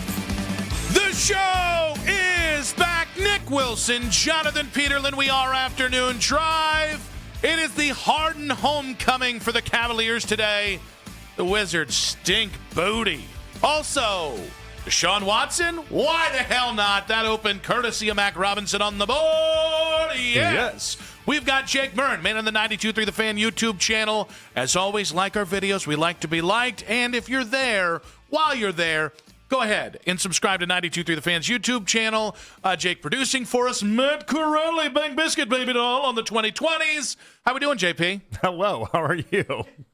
It's like another Monday. Yeah, okay, good. When yeah, you can Tuesday, start fresh all over again. Who in the hell has a Tuesday scheduled off? It's an odd day. It's a very odd day to have scheduled off, but you had it, and it was what it was. Thank God we got the Harden homecoming today. Vibes are up. Yeah, vibes are up. Yeah? Oh, you got the beard? Yep. The vibes are up. You know, I don't think the morning show got enough mileage out of that. Yeah, I wanted to have it first, and now here we are. I'm just going to go about my day like this. That's, you know what? That's would anybody notice if this is just how I just went about my day? I gotta tell you, how wacky are we?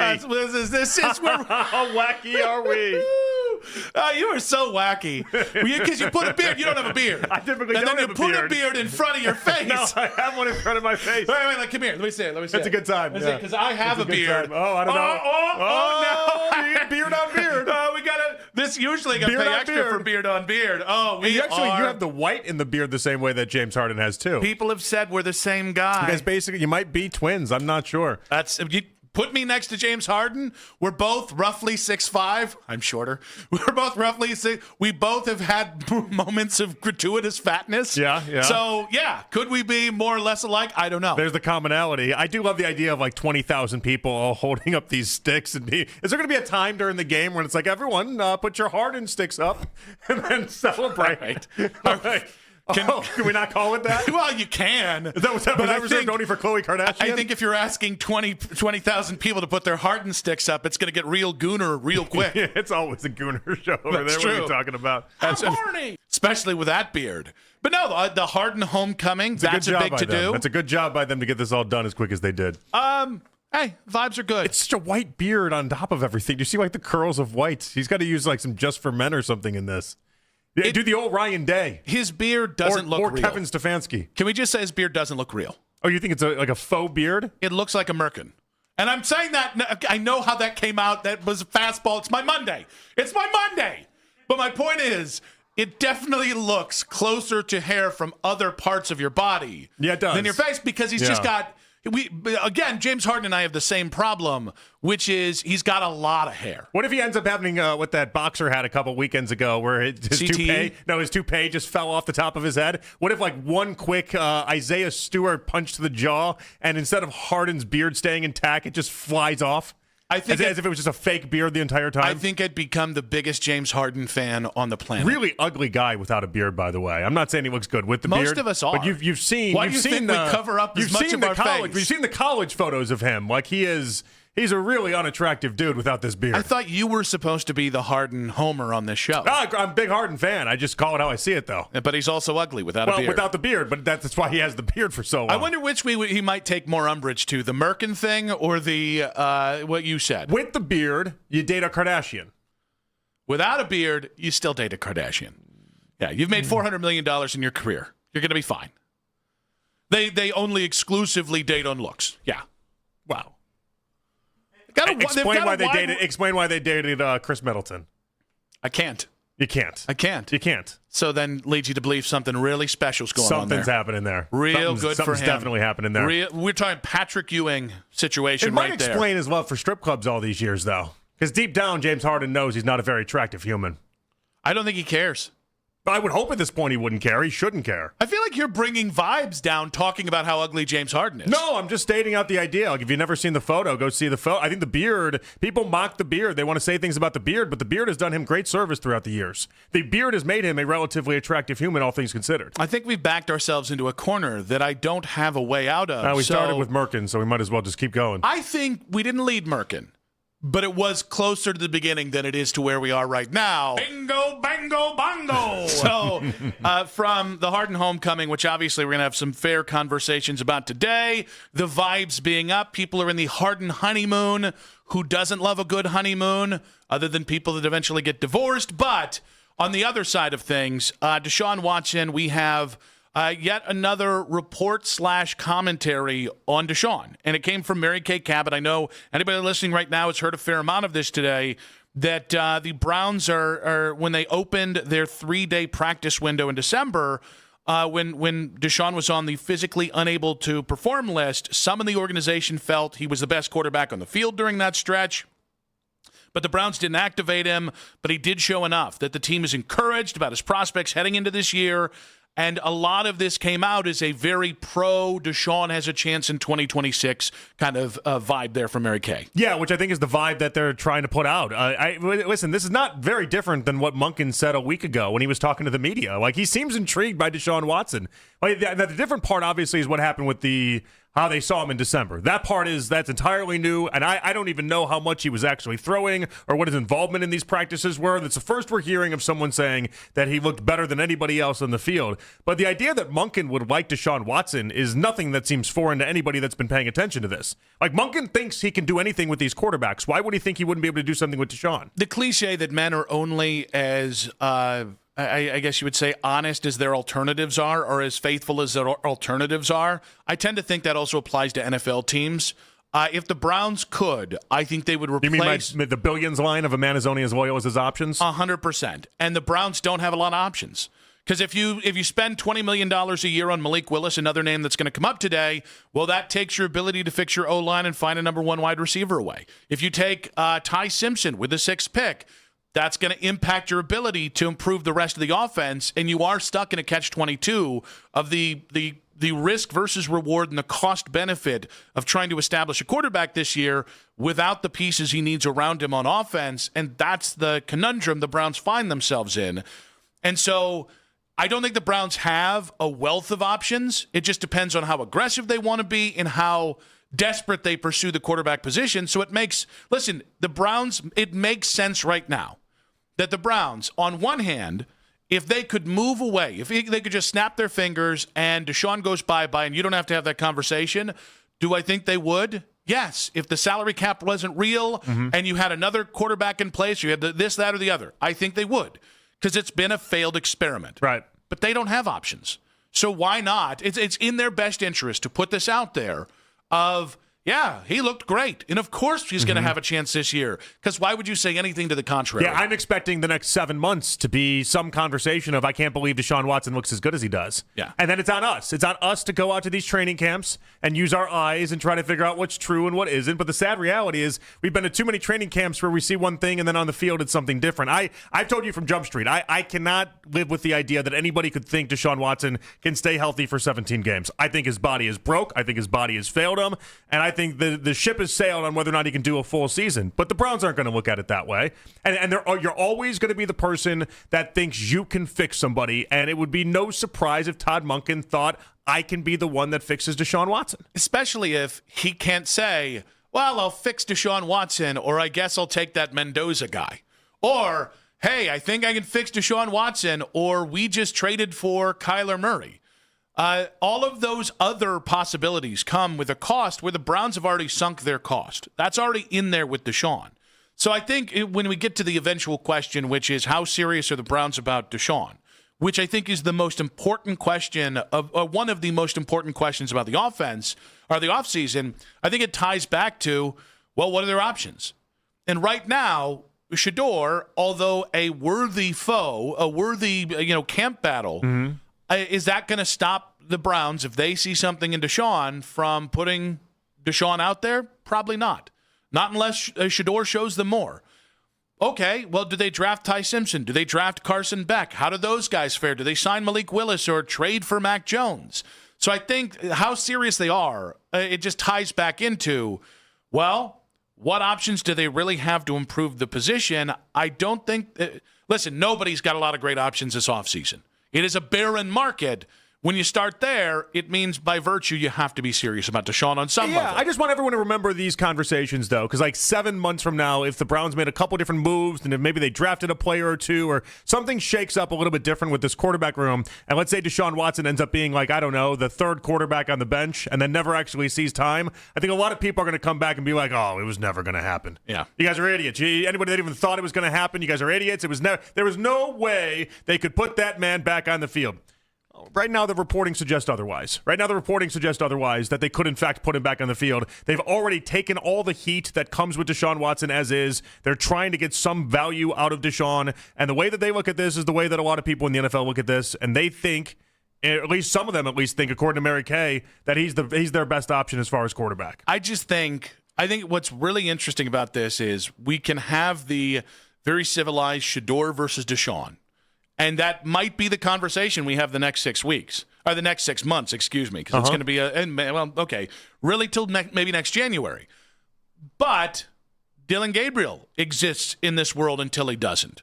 There is the hypothetical, do you draft a quarterback? When do you draft them and all that? I think that's just what makes this, like, I'm prepared for 8 months of Shedeur, Deshaun. But I also see that other door, and it's like, all right, well, what else could we make? What could make this more interesting? And it's weird that a quarterback room with Deshaun and Shedeur somehow is already more interesting than the kind of blank canvas they went into last offseason with. Oh, this is much better than the 4 quarterbacks. We don't have a clue. We're just trying to throw this all together thing. Ooh, better is interesting. I just think it's more interesting because it's the guy that you drafted, and there's hype there because there's hope there. What I mean by better is I don't think much of this version of Kenny Pickett at all. Not that I thought of any version of Kenny Pickett of anything. Joe Flacco, and then it's 2 of the guys that we've talked about that are already in this room anyway. So all you're doing is just replacing out Deshaun Watson for Kenny Pickett and Joe Flacco. Oof. Going to be a fun 8 months, guys. 216-474-0092. It's not pretty, but at least from if it ends up being 6 months from now and it's those two versus each other, it's Deshaun versus Shedeur, then at least we could see how they got there. Whereas last year it was just kind of a mess until April, and then it just continued to be a mess.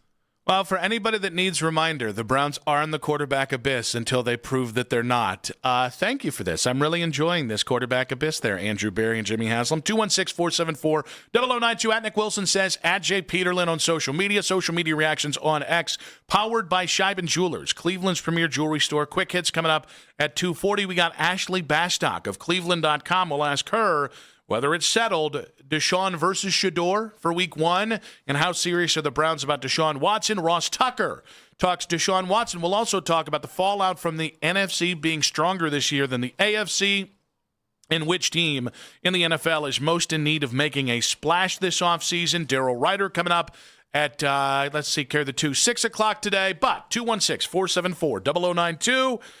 Mary Kay Cabot saying the Browns are intrigued by Deshaun Watson. I'll ask you, how serious are the Browns about Deshaun Watson in 2026? And one NFL analyst, you know the name, they've settled what this thing's going to be. You're going to hear that in 5 minutes on 92.3 The Fan.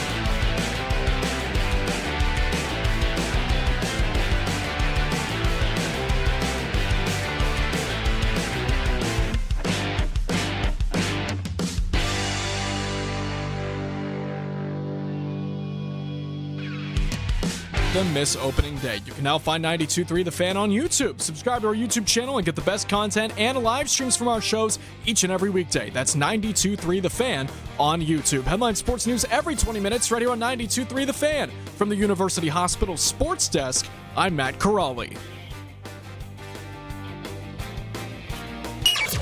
Listen to 92.3 The Fan on the Odyssey, iHeartRadio, and TuneIn app. Back on Afternoon Drive, Nick Wilson, Jonathan Peterlin with you. If you missed a moment in our show, about 25 minutes long to this point, use the rewind feature on the Odyssey app, powered by Integrated Restoration, your local experts in water, fire, and storm disaster restoration. We got real zany with the Harden Beards guys. All right? It's just anytime you can stumble across organic, real content, you should take that when you get it. And if you guys, of course, listen, you can see it on YouTube. I mean, it's just we're cheeky. Oh, people we're are having cheeky. fun with the beards. It's a fun thing. It's a fun thing. It is. It's a fun thing. Look, it's 10% funnier. I don't normally have one of these. How could you do that the whole show? And now if it wasn't on a stick, I would. This is part of the issue. Do you with need it. like the ones that go around the ears? Yeah. That's what I want. I want one of those that it just kind of wraps around, and then I don't have to worry about it. The stick is very very unpleasant to lift up the entire time. Tell me about it, brother. We got quick hits coming up in about 20 minutes there, but we are talking about Deshaun Watson and 2026.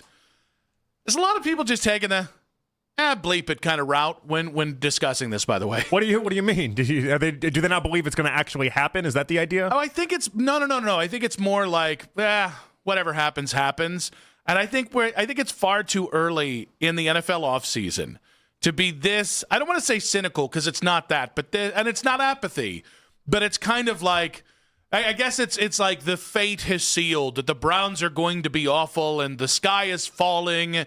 And there's just kind of, well, I guess, fine, sure, somebody's got to start. And I was like, I don't know. Let me get to May. Let me get through the offseason, and then I'll tell you how defeated I feel. I think that's what people are going to do, though. We're going to need a little bit of time, and then I think people are going to come back around. I think the last 2 years, in many ways, the last 2 years felt like it took as much away from people as even 1-31 did. 1-31, everyone kind of knew what the plan was. Everyone was kind of on the same page. These last 2 years, it was them, especially this last year. It felt like the Browns never really thought they were going to be a bad team, and then they ended up being this bad team, and they didn't have a way out of it. And I think there was some distrust that was built into that last season.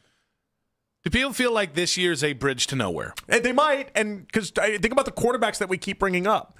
Like if everyone thinks the 2027 draft, and I don't know, maybe it won't end up looking this way because drafts always change. But if everyone thinks the quarterback you're going to find is in 2027 and not 2026, and there's no good quarterbacks on the open market to even talk about or discuss, I could see how a lot of fans would eventually think and come to the conclusion that this would be some sort of bridge to nowhere. So while we're talking about the Mary Kay Cabinet Report, how serious are the Browns about Deshaun Watson? And basically they're as serious as they're going to have to be.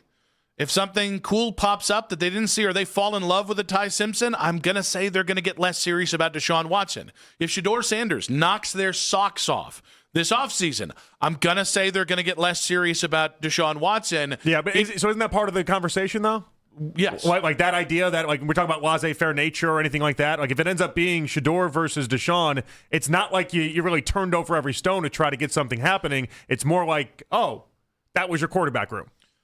Yeah, but I think they're in a weird spot where, and this has popped up a few different ways in a few of our different conversations, and everybody different conversations on this. I'm cool if you kind of slow play the quarterback thing because you're maybe serving a different purpose there, provided you're aggressive elsewhere. And again, I don't think the Browns have the assets and the means at their disposal between cap, the draft pick collateral, and just where they are in their build. You can't fix everything. You can't re-sign Devin Bush and Ronnie Hickman and Diabate and this player and that player and build a whole new offensive line and get Alec Pierce or George Pickens or Romeo Dobbs and a bang biscuit, no BS starting quarterback this offseason. That's too maybe ambitious. But can you fix 6 of the 8 issues that you have? I can. It's just I think the thing that by process of elimination gets left behind is probably going to be the thing they should probably be most comfortable at the end of the offseason being like, Well, I didn't really do a lot at this position because we didn't want to force it and there just wasn't a lot out there.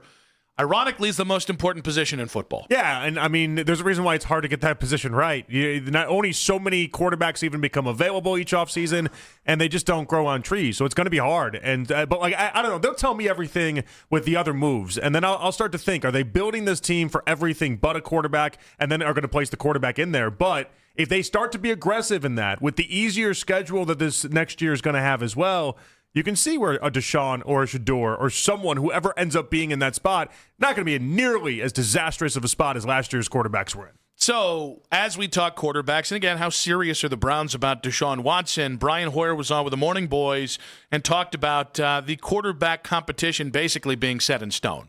I just thought it was such a Cleveland hire to go out and hire a guy that no one thought would be hired in this coaching cycle. He's older. This is his first chance to do it. But I do like him for the fact that he can coach different types of quarterbacks. And like when Emmanuel Acho goes out there and says Shedeur shouldn't listen to him, like this is a guy who coached Lamar Jackson to be an MVP 2 years ago. So I thought that was baseless. I think he will be able to use their skill sets and be able to play offense to their advantage.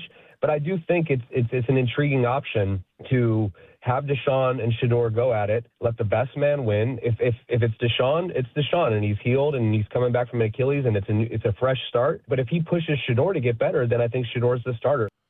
I just think so. There's a lot in there. One, I keep hearing no one else was going to hire Todd Monken as a head coach. I don't give a rip. I really don't, because I've heard that a lot.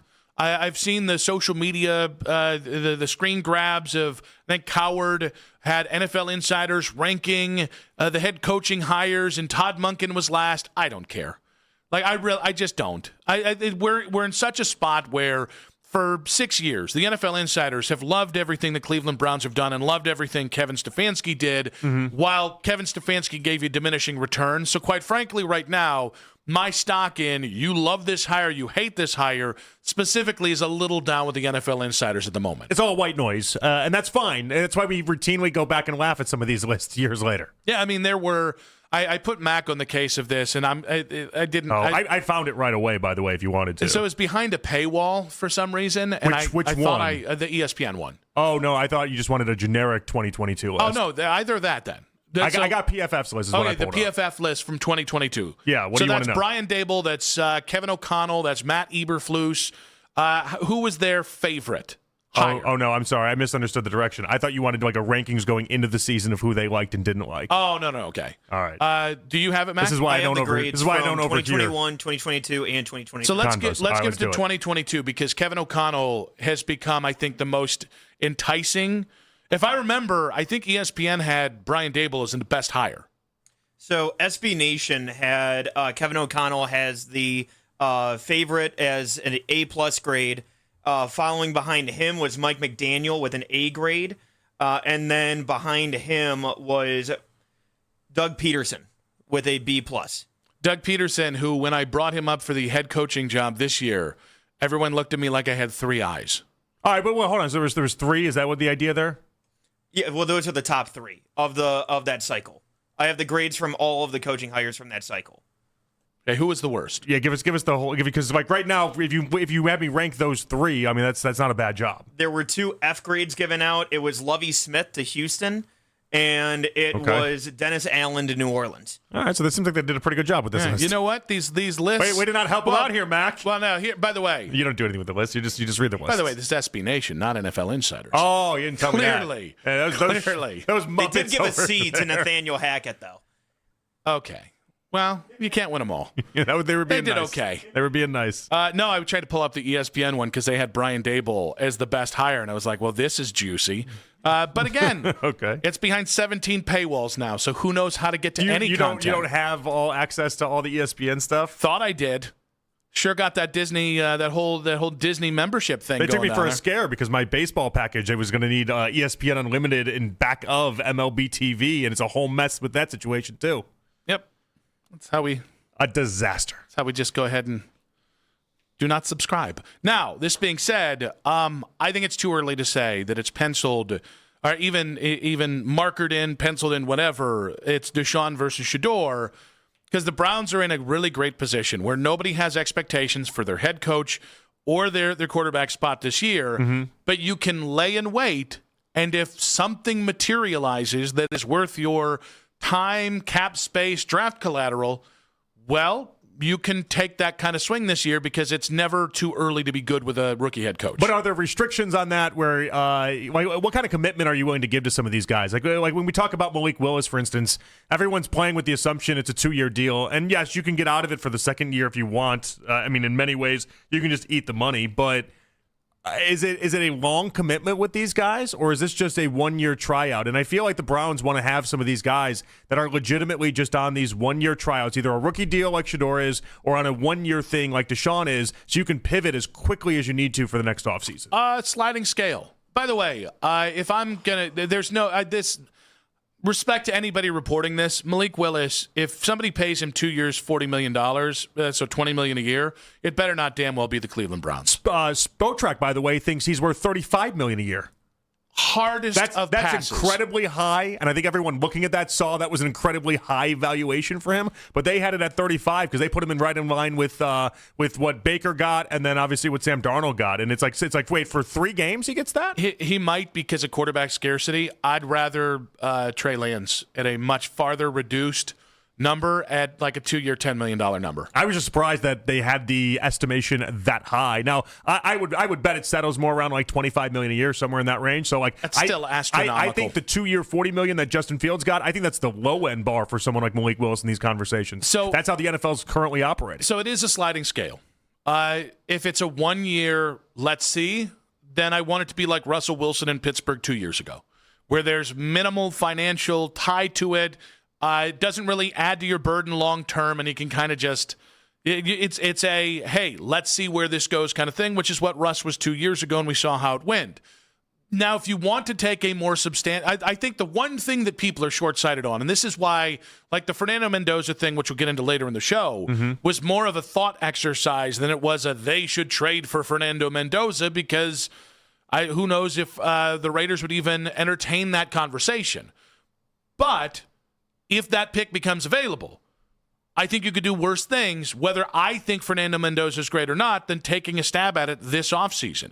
Same thing with Ty Simpson. You and I are out on Ty Simpson.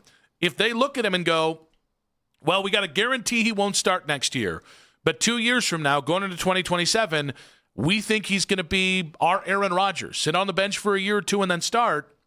Well, it's different between those two in general, too, though. Like with Mendoza, that's a commitment there. With Ty Simpson, it's not nearly the same commitment. Oh, disagree. If you're taking somebody with a top 6 pick, they better be a multi-year project or multi-year fix. That's what I'm saying. Like Mendoza's a commitment. Mendoza's a serious commitment. If you take, you're taking Mendoza at number 6 overall? Not Mendoza, Simpson. Or sorry, Simpson. You're taking Simpson at 6 overall? I didn't say that. I said if they did. Oh no, I was thinking Simpson in like 24th, even if he fell to there, or even some of these other quarterbacks we've talked about in the 2nd and 3rd round. Like it's not the same level of commitment that even a Mendoza is. If you take Mendoza, that's you're out of the quarterback competition for the next year, and it's not even a question mark. And maybe that applies for Simpson as well, and that would be a scary thing. I think Ty Simpson being a top 10 pick is a good thing for the Browns, because there are going to be plenty of teams that want to chase him. So even if the Browns aren't interested in him, it behooves them to put that information out there to try and see if somebody will come up and give you next year's first, right? The ultimate gold collateral of will we ever build the bridge to 2027 where all the good quarterbacks live. At the same point, this is we're going to have to try and use kid pause just a little bit with the Cleveland Browns, because if you do something in service of trying to find your long-term quarterback this year, and it happens to be in the draft, and it happens to be the top 24 pick, I might not like the quarterback prospect, but I will go on that ride for you, because at least it's trying. And trying in a way of we're putting real conviction behind this, which you haven't done with the quarterback position since about 2022. So what is Shedeur versus Deshaun then? Is that not trying to you? No, it's we better have tried at everything else. Meaning the offensive line better be fixed. You better have a quality wide receiver room, etc. Yeah, the patience that Andrew Berry thinks he has, if that's the route that he goes, I find intriguing just from a general manager standpoint. But if you were to lock it in, it's Shedeur versus Deshaun. If any one of them really impressed, then we got our quarterback moving forward. Great. But if not, then we're there and we're right at the 2027 quarterback spot, because clearly the season didn't go very well. There's upside to that plan. I view this offseason as you're either going to remove every obstacle from Deshaun and Shadour's path with this roster, O-line, wide receiver, backup tight ends, make sure the defense tidy, and so there's no excuse if they don't work out, or you find something that you think is a multi-year fix that you're willing to put the first couple years of Todd Monken into, which might end up being the only years of Todd Monken. And I'm scared of any multi-year fix that doesn't come through the draft, and even the draft kind of scares me with some of these guys. I think that's a very reasonable place to be. 216-474-0092. Brian Hoyer says it's settled. Deshaun versus Shador.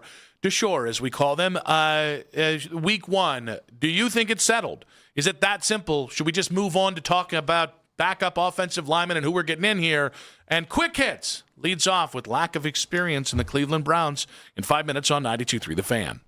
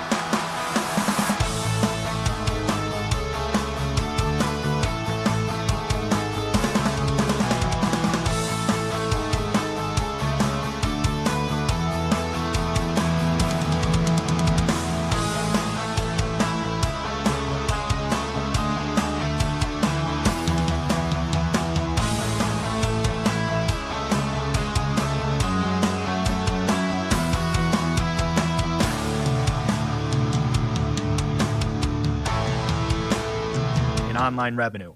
If you have any home repairs you need to take care of, check us out at repairclinic.com. If you need a world-class website or technology project, then I would highly recommend AmericanEagle.com. Call AmericanEagle.com at 773-NETWORK. That's AmericanEagle.com, 773-NETWORK. Whenever you need to talk about the Browns, we got you covered. We are Sports Radio 92.3 The Fan.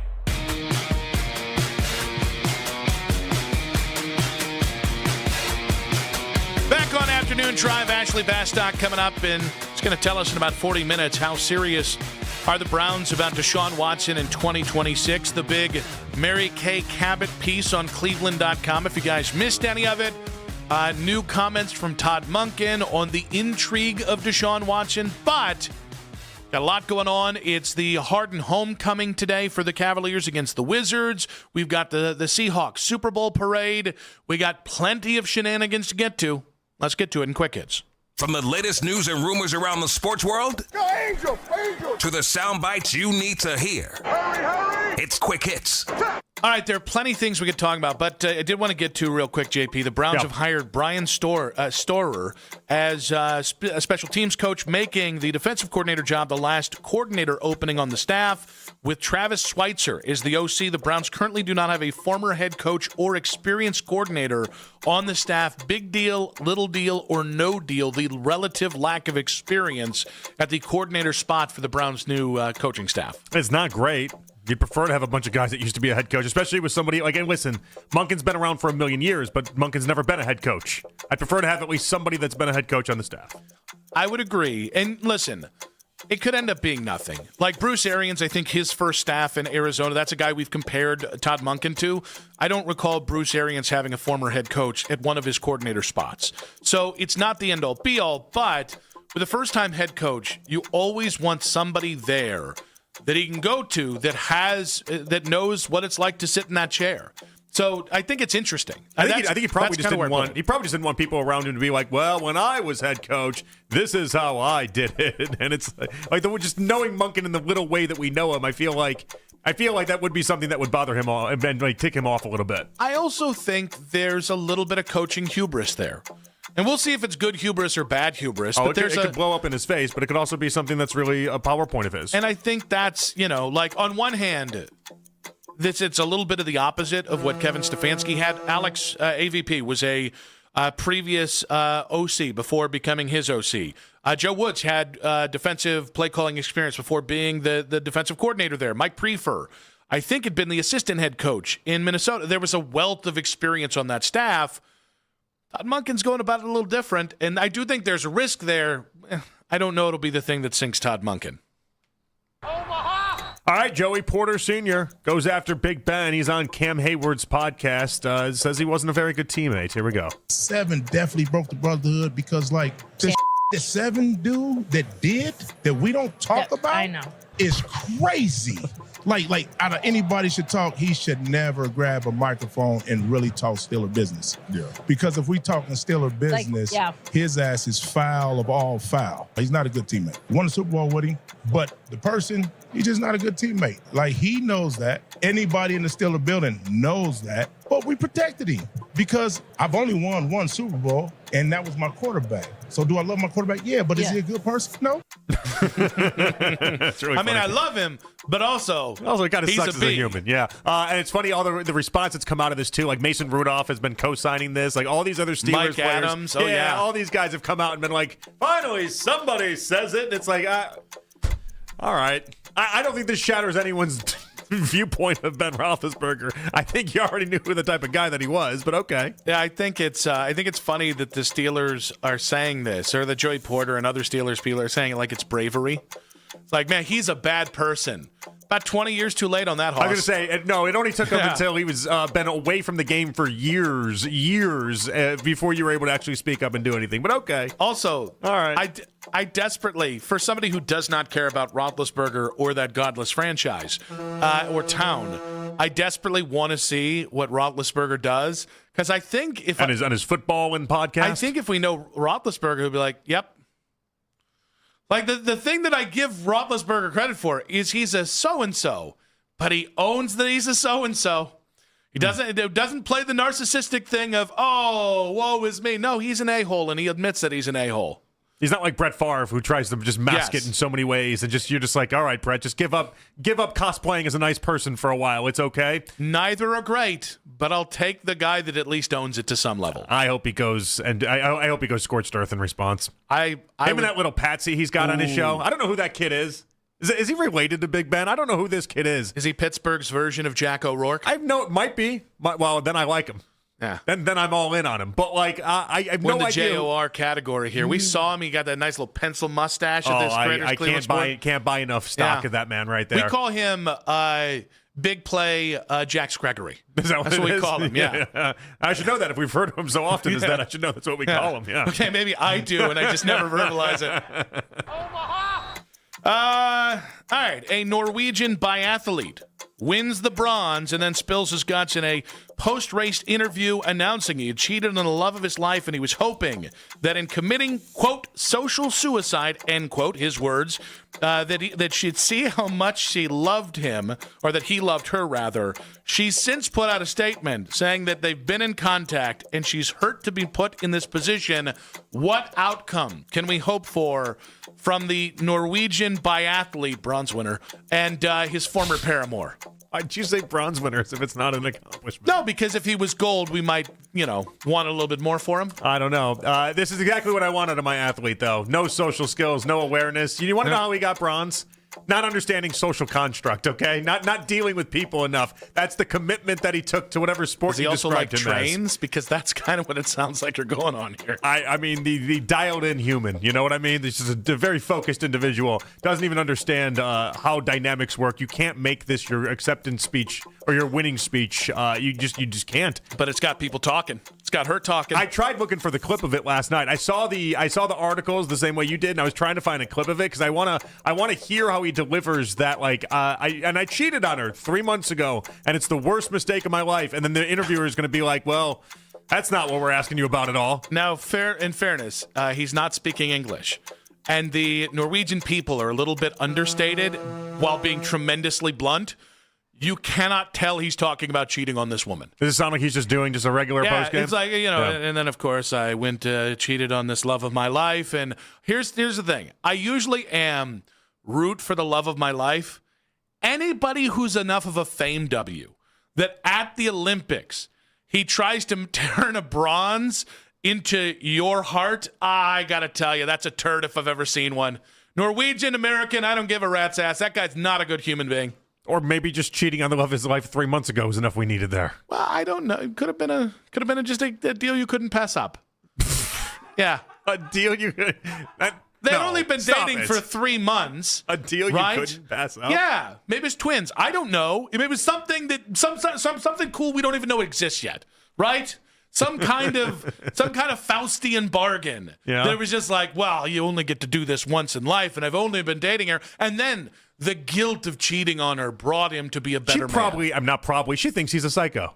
There's no way she can't think he's a psycho. It'd be great if she was like, well, he's got a good, his heart's in the right place. Well, clearly he thought this was going to be a redeeming thing for her. Like, he did the pitch with good reason. I don't think he thought.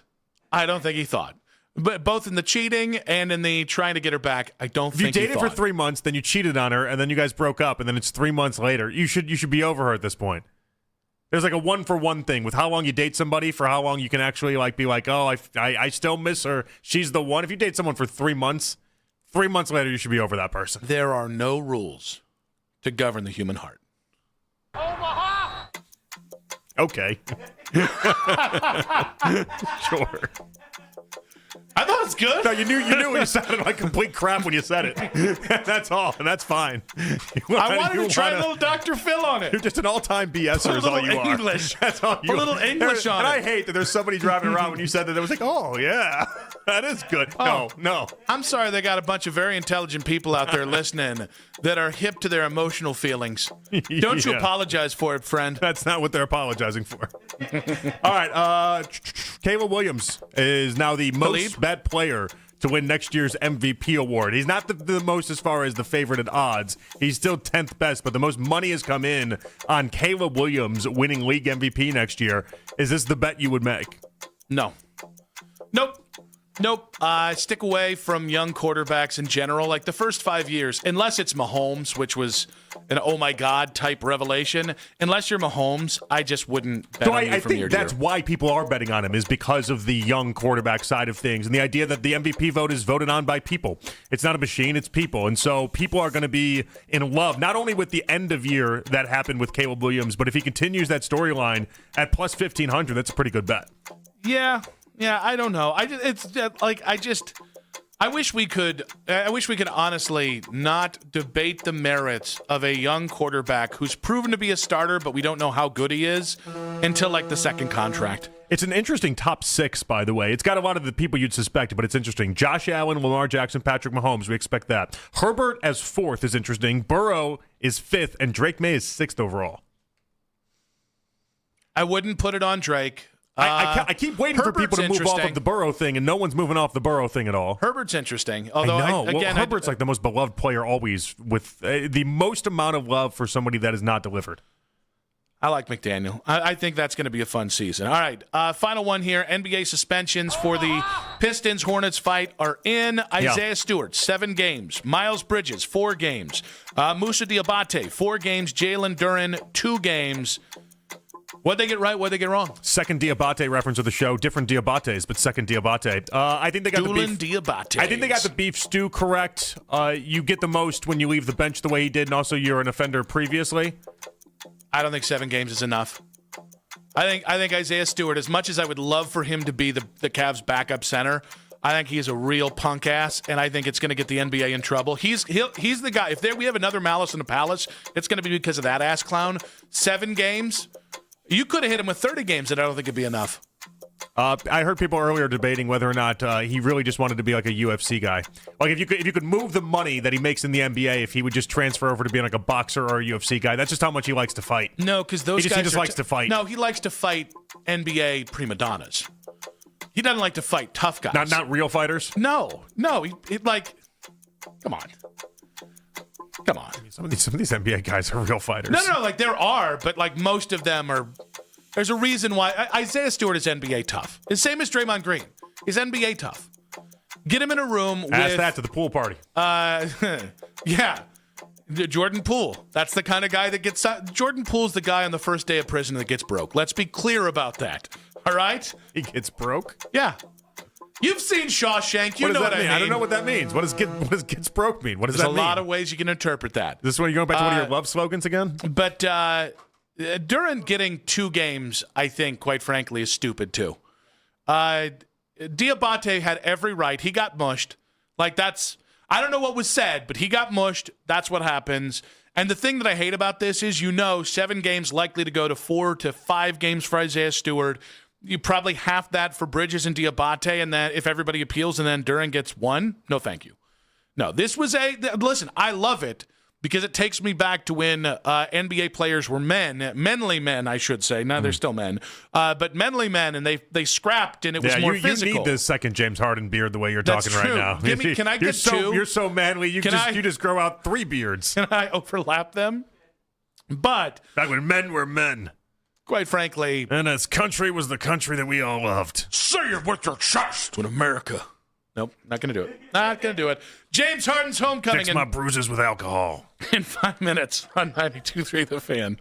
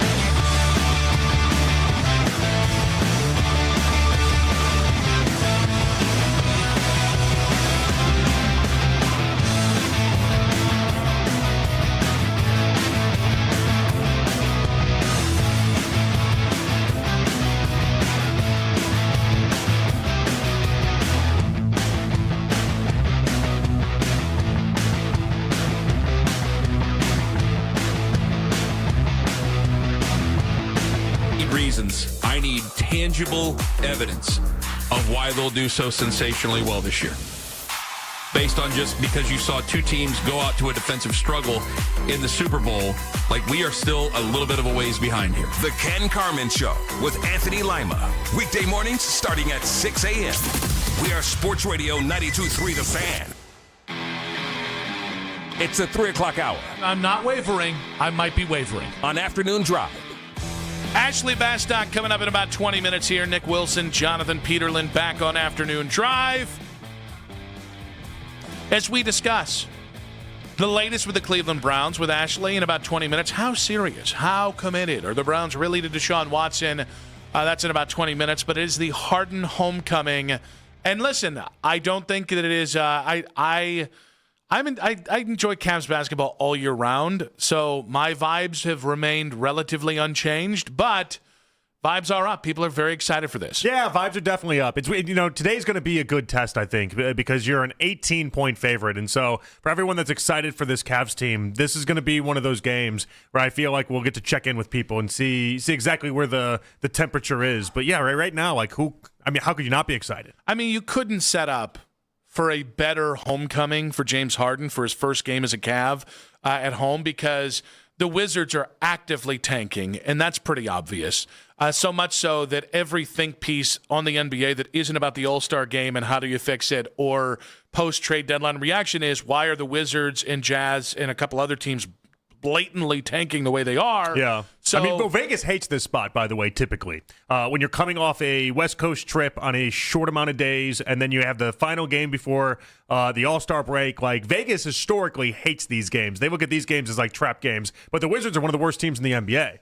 You have to really mess up to mess this game up. Yeah, and you're playing really well. You were playing well before you traded for Harden, but you clearly are they're in the love bubble. It's so funny. The same thing that can be said about fans right now with Harden, about being in the Harden honeymoon phase. So are his teammates, because you don't know him enough to have been annoyed by him. You do get the homecoming thing. He's tweeting about it. Donovan Mitchell, I agree with anybody saying that Donovan looks like he's playing a little bit lighter right now. So, tonight's kind of the best of both worlds, where this game has zero impact one way or another, but it sure looks like you're going to win by 20 points. And if James Harden happened to go off for 45 points tonight, the vibes will be through the roof tomorrow, even though we know the context of the game. Well, it's just a great way to go into the break then, because then you get to just kind of relish in the idea that in 3 games, Harden would have looked good in 3 games. And the first 2, there's no other way to look at it. You don't win the Sacramento game if not for Harden in the fourth quarter. And then even the most recent game, if not for Harden hitting the 3 with 30 seconds left, you don't beat Denver in that game either. It was just so obvious. And so in many ways, it's not just the impact that he's having, but it's how you're just seeing wins get on the board because of him.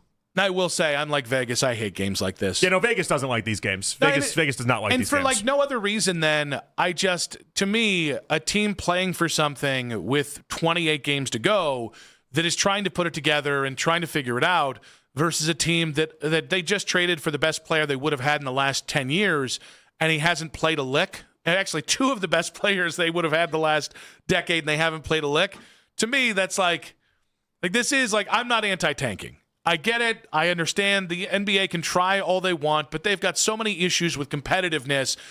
I think the tanking conversation to some degree is a look over here so we don't look at players, load management, or teams milking it, or all the kind of drama between players, teams, and whatnot.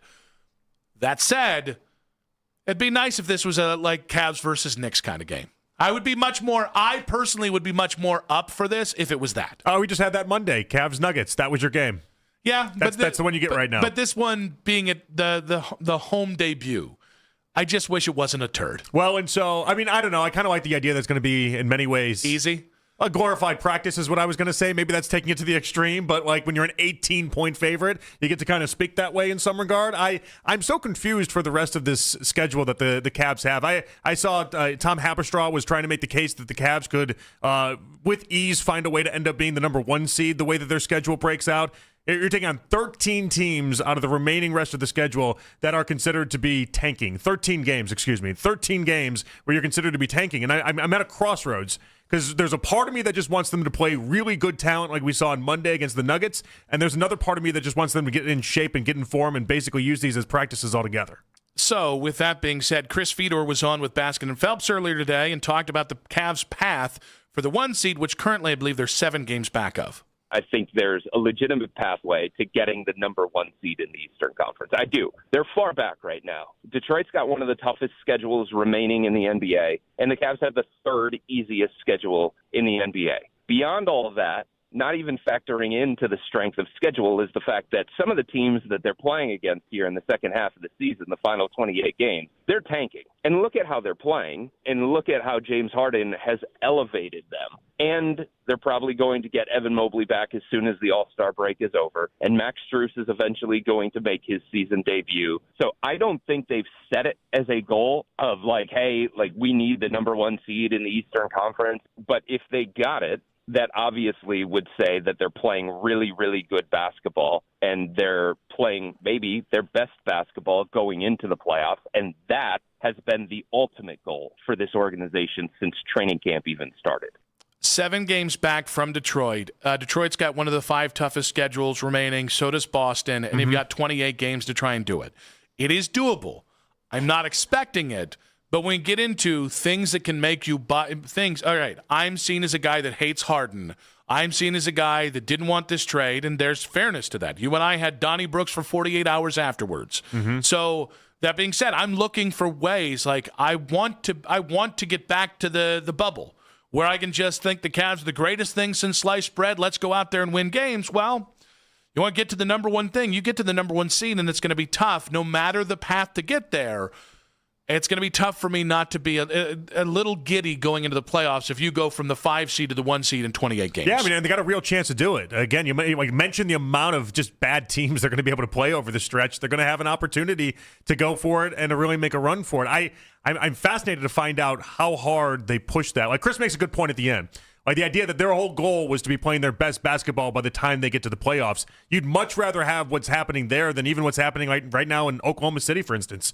Oklahoma City, 3 of their top 4 scorers have been missing for multiple games now. They're 3-5 over their last 8. They've lost all 4 games of the Spurs. Just Shaq the other day was talking about how he thinks the Spurs are now going to come out of the West. Like the mentality shift around that team is drastically different today than what it was a month and a half ago. Cavs have the same opportunity. You can just change what everyone's talking and the conversation is within a month and a half of games. Yeah, it's funny. If they get the number 1 seed, I think a fair question is going to be, were they tested enough given the strength of schedule down the stretch? If you miss the 1 seed, you're still going to have a question about how you were tested. And then the question is, all right, well, how well did you actually finish? Meaning, are you the 2 seed, the 3 seed, the 4 seed? Because I do think where you finish, given how easy second place is, you're a game and a half, 2 games out of that. That I think, like that, to me, it's non-negotiable. You should be a top 2 seed by the end of this. But again, there are still so many questions with this team. I don't think anything other than bad basketball is going, and consistent bad basketball, like the way the first 45 games went. Yeah. I don't think any of that is going to crack. Anything short of that is going to crack the Harden honeymoon. So, yeah. But I think anything other than the 1 seed doesn't exactly answer many questions going down the stretch just because, well, you probably should be a top 2, top 3 seed right now. So you're going to be able to have opportunities against some of these good teams coming up, right? You take on the Thunder. You do take on Detroit twice. You have some decent matchups that are here, even though there's an easy schedule. The hard part, and what I think is going to be an interesting little test here, is the amount of bad teams we play from really, I don't know, the last 3 weeks of the season, 2 weeks of the season. I mean, Nick, there's not a good team on the schedule for really from I keep going up the schedule since March 8th on. There's not a good team that we play from March 8th until the end of the season. There's a whole month of basketball at the end of the season where it's a lot of Atlanta, it's a lot of Washington, it's a lot of Utah, it's a lot of really Indiana, a lot of really bad teams in there.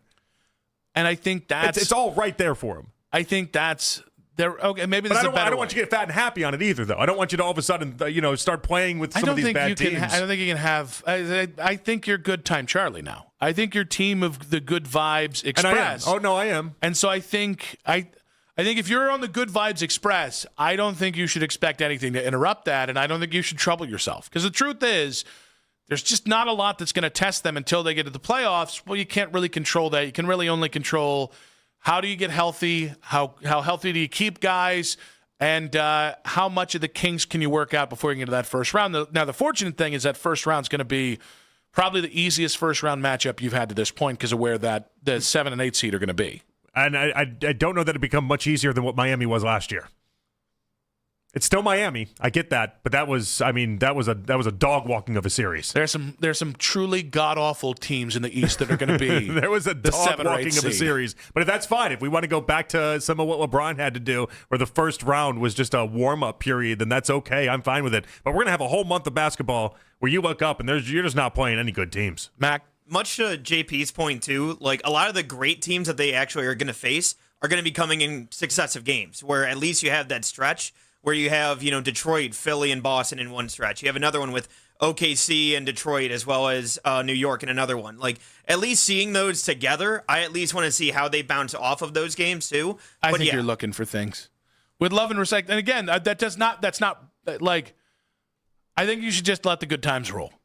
I think the only way we should have any real reaction to the final 28 games of the year is if you just hit the toilet at some point here, which, again, I don't see unless injuries happen. Well, I mean, if they keep playing like they played the first two games where we just have Harden and Donovan take over in the fourth and all of a sudden they're just hitting clutch shot after clutch shot and this team seems like they got a pulse again, then yeah, it's where there's nothing to be ashamed about. Is it good or bad that the Cavs' second half schedule is soft over the end of the season here, but vibes are up. Harden homecoming. We do have to get to how serious the Browns are about Deshaun Watson in 2026 with Ashley Bastock of Cleveland.com in 5 minutes on 92.3 The Fan.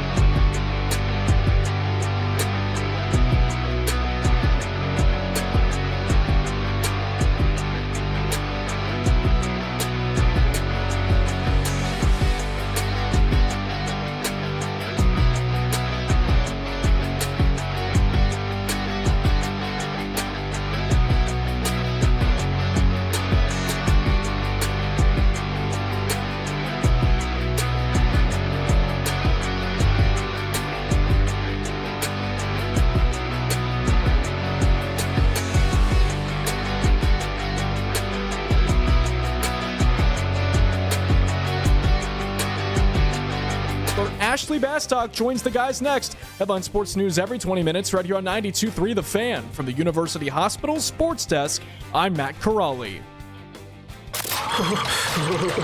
It's cold. This will warm you up. Pitchers and catchers report to Goodyear this week. The best Guardians coverage is right here. We are Sports Radio 92.3 The Fan.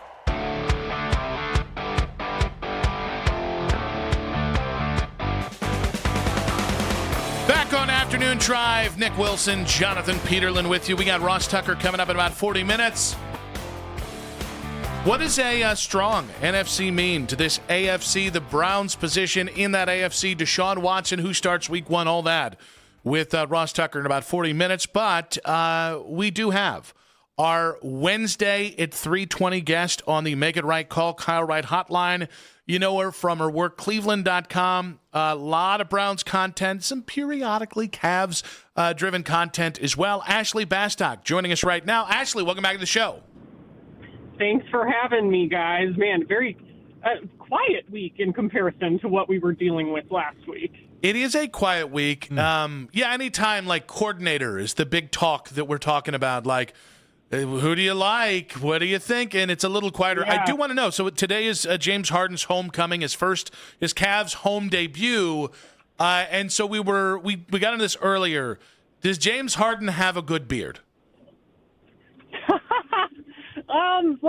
God, that's I don't know. Like, I'm not a big beard gal necessarily, so, I think it's an objectively good beard, but I don't know. That's kind of an interesting question for me. I contend that it saves him completely. I think he, going back to his college days, I think the beard is what saves him.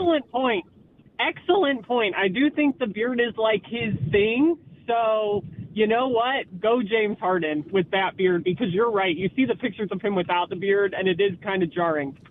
How much attention are you paying to a Cavs-Wizards game on February 11th? I know you're a big Cavs fan. That's why we ask. Yeah, I tend to jump in and help with the Cavs coverage, the great work that Chris Fedor and Ethan Sands that I work with do.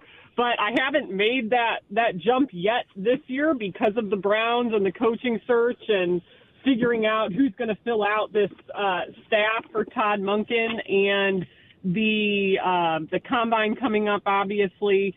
But I think there's some intrigue in this game, given the Cavs have been, rebounding a little bit now, and I think there's a lot of interest in James Harden. So I think in general, it's hard to get up and really pay attention and find the meaning for these February games. But yeah, I think there's some interest to see what this is going to be like, and interest in James Harden and what it's going to be like for him in his homecoming. So interest from me, and I'm sure more interest than normal for Cavs fans at this time of year as well. All right, Ashley, we've been talking about Mary Kay's report that Todd Monken's intrigued by Deshaun Watson, and he'll be given a chance in the 2026 quarterback battle. Also, the idea that some of the organization felt that he was the best quarterback on the field during that stretch when he was practicing in December. How much was he actually practicing with the team? When I wasn't under the assumption that he was out there throwing a million passes. What was he? Do you have any insight into what he was actually doing? Yeah, I think they were kind of upping his output throughout those weeks that he was out there, and I believe he was helping do some scout team stuff. It is hard to tell just because, to give fans a peek behind the curtain. We are not able to actually watch practice at that stage. Once training camp is done, we are not watching everything in practice. So I don't know everything that Deshaun Watson was doing while he was out there. And it's we can't eyeball test it ourselves either, which makes it difficult. But we do know, he was very instrumental in these meeting rooms. Obviously, Bill Musgrave, who just left to become work on the Jets offensive staff, talked about how he didn't know what he would do without Deshaun Watson. That's very high praise from a guy like Bill Musgrave, who's been around forever. So he was really key in those meeting rooms. It sounds like they really liked what they saw from him when he was actually out on the field and practicing. But how how Kevin Stefanski ran practices, it's not like he was out there getting reps with the ones or anything like that, because there just aren't those reps to go around. So it's hard to tell exactly what he was doing out there, but we do know that they liked what they saw. Ashley, it's interesting. I think there are no real expectations for the Browns and the quarterback department given the landscape here. But last year, they went in knowing they were going to have to replace all three members of that quarterback room. This year, they have three guys on the roster going into the offseason. How aggressive do you think the Browns will be this offseason about altering this quarterback room further? You know, I think they're going to need to add at least one more guy, and I think they know that. And I think what's interesting is, obviously, the Deshaun Watson contract makes life difficult in many ways in terms of your cap. And, you know, like a guy like Malik Willis, I've been saying, like, I think they should be aggressive in trying to get a guy like him. I think he'd be great in a Todd Monken style of offense, but I don't know if they're going to be able to actually pull it off. I mean, we've seen stranger things, but I do think they're going to be aggressive if they really like someone. But I also don't think they're going to force it. And that's a fine line, right? Because we do know, again, the can has kind of been kicked down the road in terms of the 2027 quarterback class is supposed to be stronger than the 2026 draft class. So I don't think they're going to force anything because they know that's kind of waiting for them.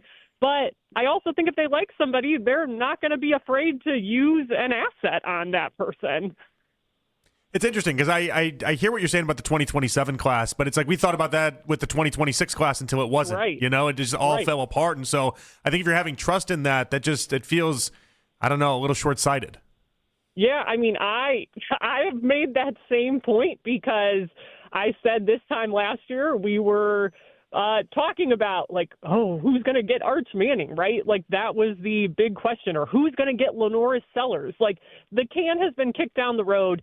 And, look, we always joke, me and my colleague Dan Lavie especially, that draft picks are marketing strategies more than anything, right? Like, you never quite know, or draft picks sound really good, but sometimes they don't work out that well. Like, my thing last year always was, well, a first-round draft pick, 2 first-round draft picks sounds really nice, but when you remind Browns fans that, 2 of Andrew Berry's first-round draft picks were Jed Wills and Greg Newsome, and neither are on the team anymore, that isn't as appealing. So you never know. That's the difficult part of this, and that's why the people figuring it out get paid millions of dollars to try to solve this problem, because quarterback is very difficult. It's not just about talent.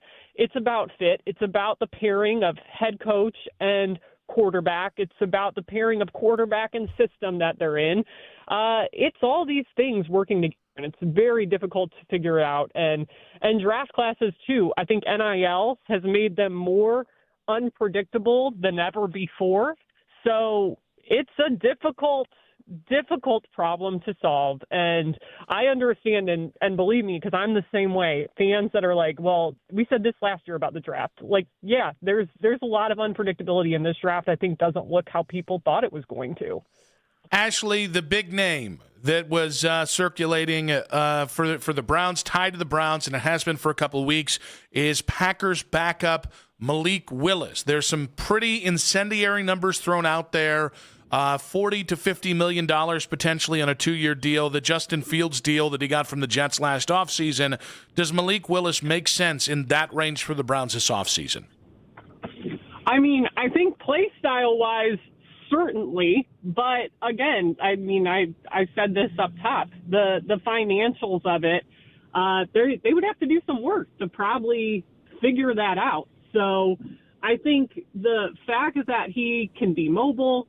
That is something Todd Monken loves. We also know Todd Monken has had success working with all different kinds of quarterbacks, though. So that, I guess, is like, if you're thinking of this as a bridge year, like, they might be able to find another option. It's not, to me, Malik Willis or bust for this football team, because we've seen Todd Monken have success with everyone from, like, a guy like Stetson Bennett to Lamar Jackson, right? So they have some other options. I think it won't be the end of the world if they can't get him, but I do think he's really intriguing And obviously, though, the issue is there's going to be a lot of competition for him because there's not going to be a lot of guys available this offseason.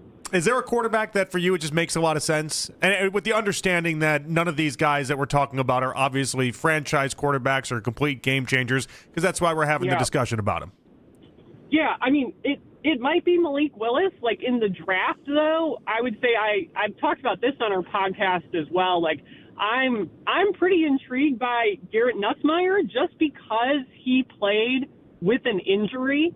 And you always kind of wonder with guys like that, once the draft process and the testing really ramp up, if their stock is going to rise because they're healthy. I mean, he was playing through what sounded like a pretty significant core muscle injury, oblique injury, whatever they were calling it, for most of the 2025 season, if not all of the 2025 season. He suffered that injury in the preseason. So he's somebody that I'm intrigued by, and especially given his pedigree and things like that.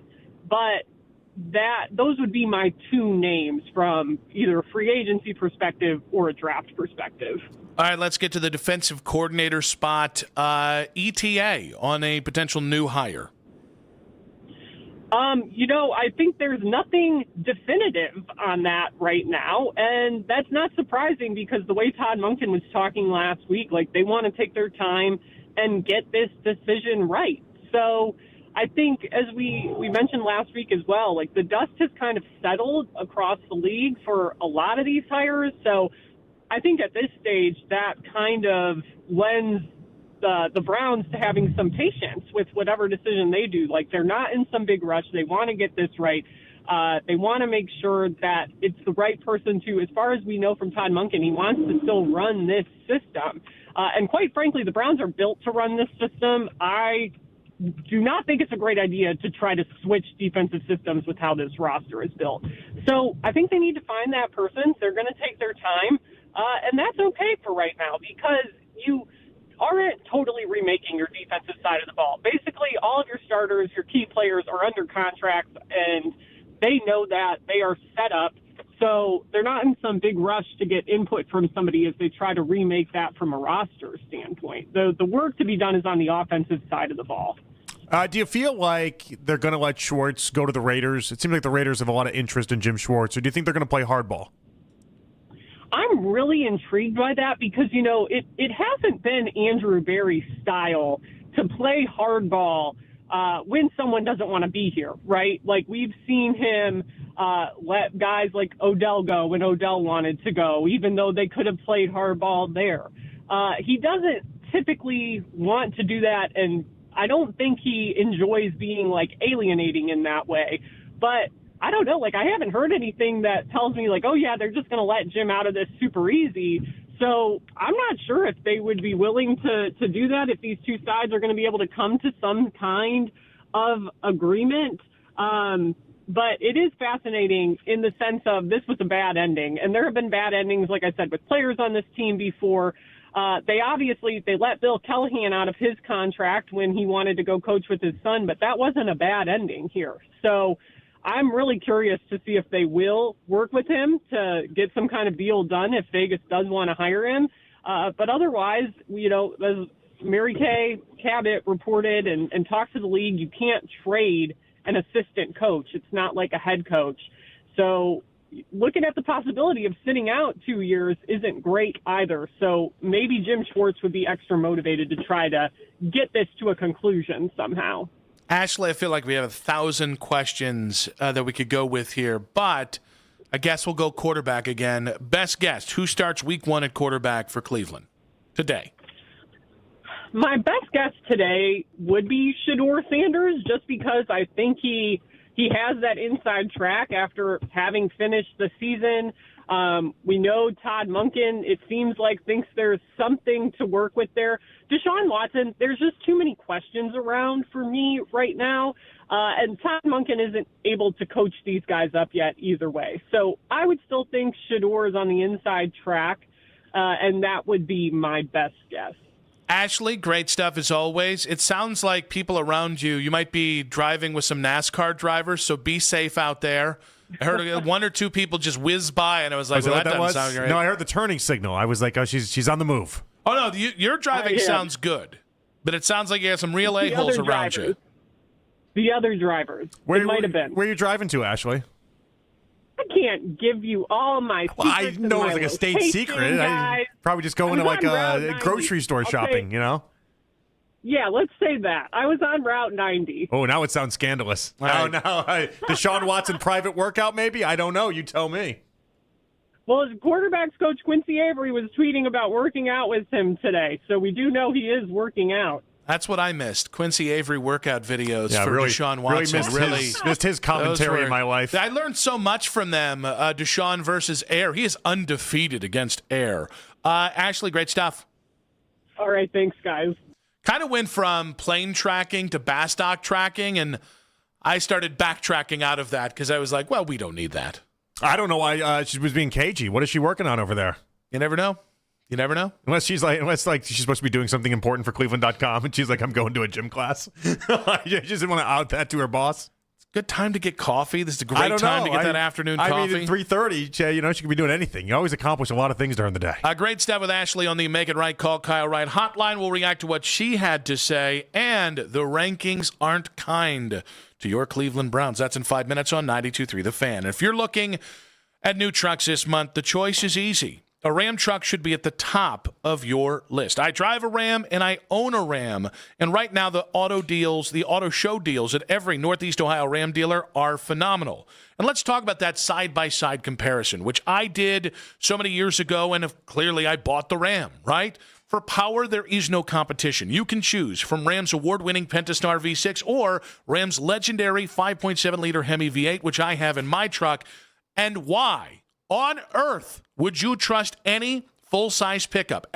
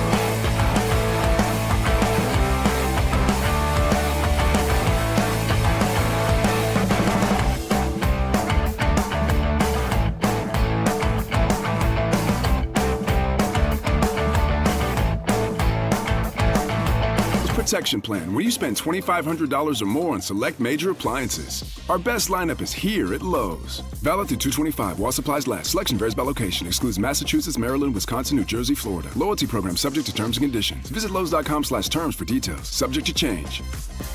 When you want the latest on the Cavs, we're the station you turn to first. 92.3 The Fan is Cleveland's home for breaking sports news. Your teams, your station. I think they're going to need to add at least one more guy, and I think they know that. And I think what's interesting is, obviously, the Deshaun Watson contract makes life difficult in many ways in terms of your cap, and I do think they're going to be aggressive if they really like someone, but I also don't think they're going to force it, and that's a fine line, right? Because we do know, again, the can has kind of been kicked down the road in terms of the 2027 quarterback class is supposed to be stronger than the 2026 draft class. So I don't think they're going to force anything because they know that's kind of waiting for them. But I also think if they like somebody, they're not going to be afraid to use an asset on that person. That is Ashley Bastock of Cleveland.com. And I think she's kind of in line where we are, where, hey, if there's something that you think can change this thing on a multi-year level, you have to do it. If there's something that's just a good bet to see if it pans out on a one-year level, go ahead and do it. Then none of these quarterbacks should stop you from doing any of that, but also you can fall back on, well, these quarterbacks know each other. They've been in the quarterback room, and Todd Monken does see something in either guy. It just seems like everyone's very open to the prospects of what could happen at quarterback. Except for Dillon Gabriel. Dillon Gabriel is I've already traded him like 10 times already this offseason, so Atlanta I don't know what to tell does you. have a fourth-round pick. I have done every convo with the idea that Dillon Gabriel's not going to be on the team. I think everybody has. Yeah, I mean, it's just kind of one of those things. Which is I'm okay with because I don't think he's interesting. But I just think that's interesting because he is their highest draft pick in that room from last year's draft. It was a Stefanski guy, though. I mean, Todd Monken doesn't like Dillon Gabriel. They've already gotten that cleared. It's a Stefanski guy. There's no Andrew Berry doesn't have to hang on to that in any sort of way. The fan base has already given him the old Peterlin pass for that. Yeah, but you shouldn't just Peterlin pass. Yeah, he's good. You shouldn't just wipe discount. your hands clean of it. You shouldn't. If I'm sitting here and I don't think Dillon Gabriel has got the goods. I think I've made that clear. I've made tiny hands jokes. I've made you must be this tall to ride this ride kind of things. Yeah. At the same point, he's on the roster. You did take him with a top 100 pick. I don't care who drafted him. Unless you can get value for him, why shouldn't he be a part of the quarterback derby? Well, I don't even know what that value is, by the way. It'd be interesting to find out. Like Keith's saying, if you can get a fourth rounder, you're not getting a fourth rounder for Dillon Gabriel. Then he's here next year. I don't know that you're getting. I don't even know that you get a seventh rounder for Dillon Gabriel at this point, unless Stefanski was like, let's do this and we'll really make this work. I think there are more people that still like Dillon Gabriel a year later and will give him the Peterlin pass. I don't know. Peterlin pass. I don't know to a fourth round. But the idea that people were going to spend a fourth round, and the Browns weren't the only team that were going to spend a fourth rounder on him. I know they're the only team that spent a third rounder on him. But the idea that there were teams offering them a fourth rounder last year. If you look at the Browns and go, he had no O-line, no wide receivers, and his head coach was about to be fired. Yeah. I think it would be it would be crazy to me if all of a sudden the best you could get for him is a 6th-round pick. Can Monken find the good in him as well? Because I made the argument that I think Monken can find the good in Deshaun Watson because he's one of these guys that it reminds me of Coach Riz in many aspects where they just find the good in all these quarterbacks. I'm sure he can find plenty to like about Dillon Gabriel if he wants to. Yeah, he should. That's why the idea, because here's the thing. Again, I need it to be said because I don't want another show to pick up this audio that's going to be clipped by Keith and then go, well, I don't know what it means when you listen to a 30-second clip when there's a whole 15-minute segment on it. So let me be very clear here. Okay. I don't think Dillon Gabriel has got the goods, but I'm not the rest of the NFL. And if Kevin Stefanski gets a pass for what the Browns offense looked like, if pretty much everybody that was on the offense gets a pass Shedeur Sanders, because the offense looks like crap. But I'm also not theoretically, I can't just sit here and go, well, I'm going to give Shedeur this pass, but not the other quarterback they drafted. But I'm also going to sit here and understand their circumstance and how it's different, how it's changed since Stefanski isn't here. And I think that's the big part of this. Do I believe that Stefanski is the one that loved Dillon Gabriel? Yes, I do. And so, like, if you're Andrew Berry, you just don't have to have the loyalty to Dillon Gabriel that you maybe once did, or at least what Kevin Stefanski once showed him. Like, that's what we're talking about. No, fair, but you also don't have to throw him out of bed for You don't nothing. have to. No, if they run it. No, but if they look at it and say we want to draft a quarterback instead, then you're out of numbers. Like you've lost the spots. That's where Dillon Gabriel loses his job. If they don't draft a quarterback or they don't find anybody in free agency that they like, yeah, there's just as realistic as a possibility that it's Shedeur versus Deshaun to open up the season. There's a realistic possibility that Dillon Gabriel could be the third quarterback in that mix as well. If we're asking people to be open-minded about Deshaun Watson and Shedeur Sanders, then we should probably be open about Dillon Gabriel too. And that's not an endorsement of Dillon Gabriel. It's just the like. I mean, I don't think it's realistic that he's going to beat out any of them, because I think the way you win this quarterback battle is going to be through practice. And we watched Dillon be he's one of the worst practice quarterbacks I've ever seen. And he also had a lot of bad stats in the regular season that people used to discredit him. Where you and I look past that, I would not be surprised if the Browns said he shouldn't have been in that position. Let's give this head coach that we like a chance to fix him too. Right, but did you understand my point? Where I feel like why I give Deshaun a chance in this whole entire battle is that Deshaun is one of the best practice quarterbacks I've ever seen. Monken doesn't have games to go off of this following year. He's going to have to go off of what he sees with his own two eyes in training camp and OTAs and everything else. Shedeur's good in practice. Deshaun's good in practice. Dillon is one of the worst I've ever seen. Yeah, but Dillon was that's going to work against him. But Dillon was bad in practice. In his rookie year, we shouldn't automatically assume it's going to carry over. Like, in fairness to Dillon, which I hate to do because I don't want to see Dillon Gabriel start for you next year, just because he was bad as a rookie, like that's not enough for me to say, well, somebody just offered me a 6th-round pick for Dillon Gabriel, I'm going to move on from him. Like, if Dillon's not a part of this room by the time camp opens, it better be because they finally got like a 4th-rounder for him from somewhere. I'd be shocked if they get a 4th-rounder for him. I'd be shocked if they did. Like I would be furious if they traded him for less than that. I was trying to figure out what the value would be on like a Tanner McKee, who sometimes in Philadelphia this last year there were Eagles fans that wanted to legitimately start him over Jalen Hurts. That's how much they loved him. He's got 1 year left until he's a free agent, and I'm like, hey, Tanner McKee's not getting any more than a 6th-rounder. This is somebody that the NFL world thinks very, very highly of. There's no way Dillon's getting you a 4th-rounder. I mean, he was a 3rd-round pick a year ago, and that you had offers the day after, or the day you took Shedeur for 4th-round picks. I don't know that last year should have sunk his value. I think there are enough pragmatic people in the NFL. You might be right. We'll kind of see how this plays out. But I guess it's like driving a car off of a lot. Like the moment you drive it off, it instantly has a depreciating value. Same thing with quarterbacks once you get drafted. Once you get drafted, and then once you start playing games, if you're not all of a sudden Malik Willis, who's putting up premier numbers, you're going down relative to where you were. I mean, Sam Darnold stunk for 4 years in the NFL. Yeah, and went for a 2, a 4, and a 6. He was also taken in the top 10, though. That's very, very different. No, I think my point is, like, later round quarterbacks. Yes, there is a devaluation that happens, but I also think there's going to be proper context. Like you and I, it's tough for you and I to view this through squared up lenses because we just think so little of him, and rightfully so. He was overdrafted. It's an embarrassing thing, but I can't give the Browns the out in where you have no real option here that anyone should be pounding the pavement for is like the savior until somebody truly does it. To then sell low on Dillon Gabriel so you can get another quarterback in here feels a little... It feels, we're so open-minded about Shedeur. We're so open-minded about Deshaun, and then we couldn't pay you to take Dillon Gabriel. That feels a little...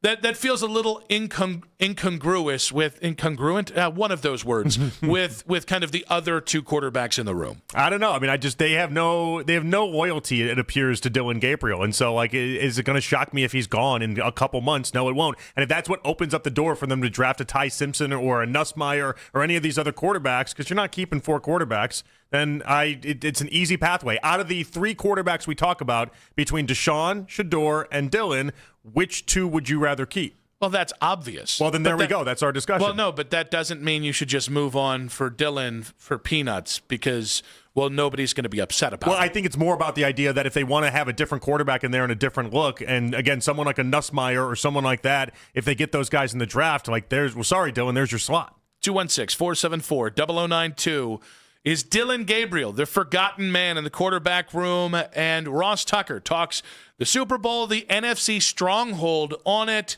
which team's looking to make a splash, and best guess who starts week 1 at quarterback for the Browns. That's in 5 minutes on 92.3 The Fan.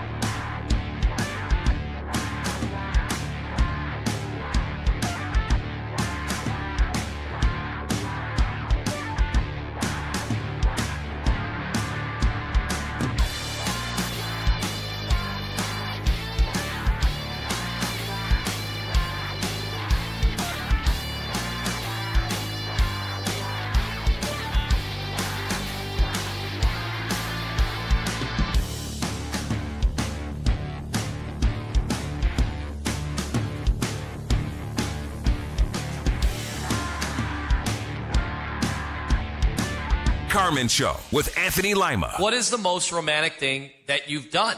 Keith, welcome to the show. For Valentine's Day, what I'm going to do is I'm going to knock out the mortgage again. You're going to pay the mortgage? The cars, the electricity, the gas, and the cell phone. Oh, here we go. I pay the bills. What more do I have to do? Thank you, Keith. Hey, that stuff takes time, too. The Ken Carmen Show with Anthony Lima. Weekday mornings starting at 6 a.m. 92.3 The Fan. It's the 4 o'clock hour on Afternoon Drive. Oh, boy.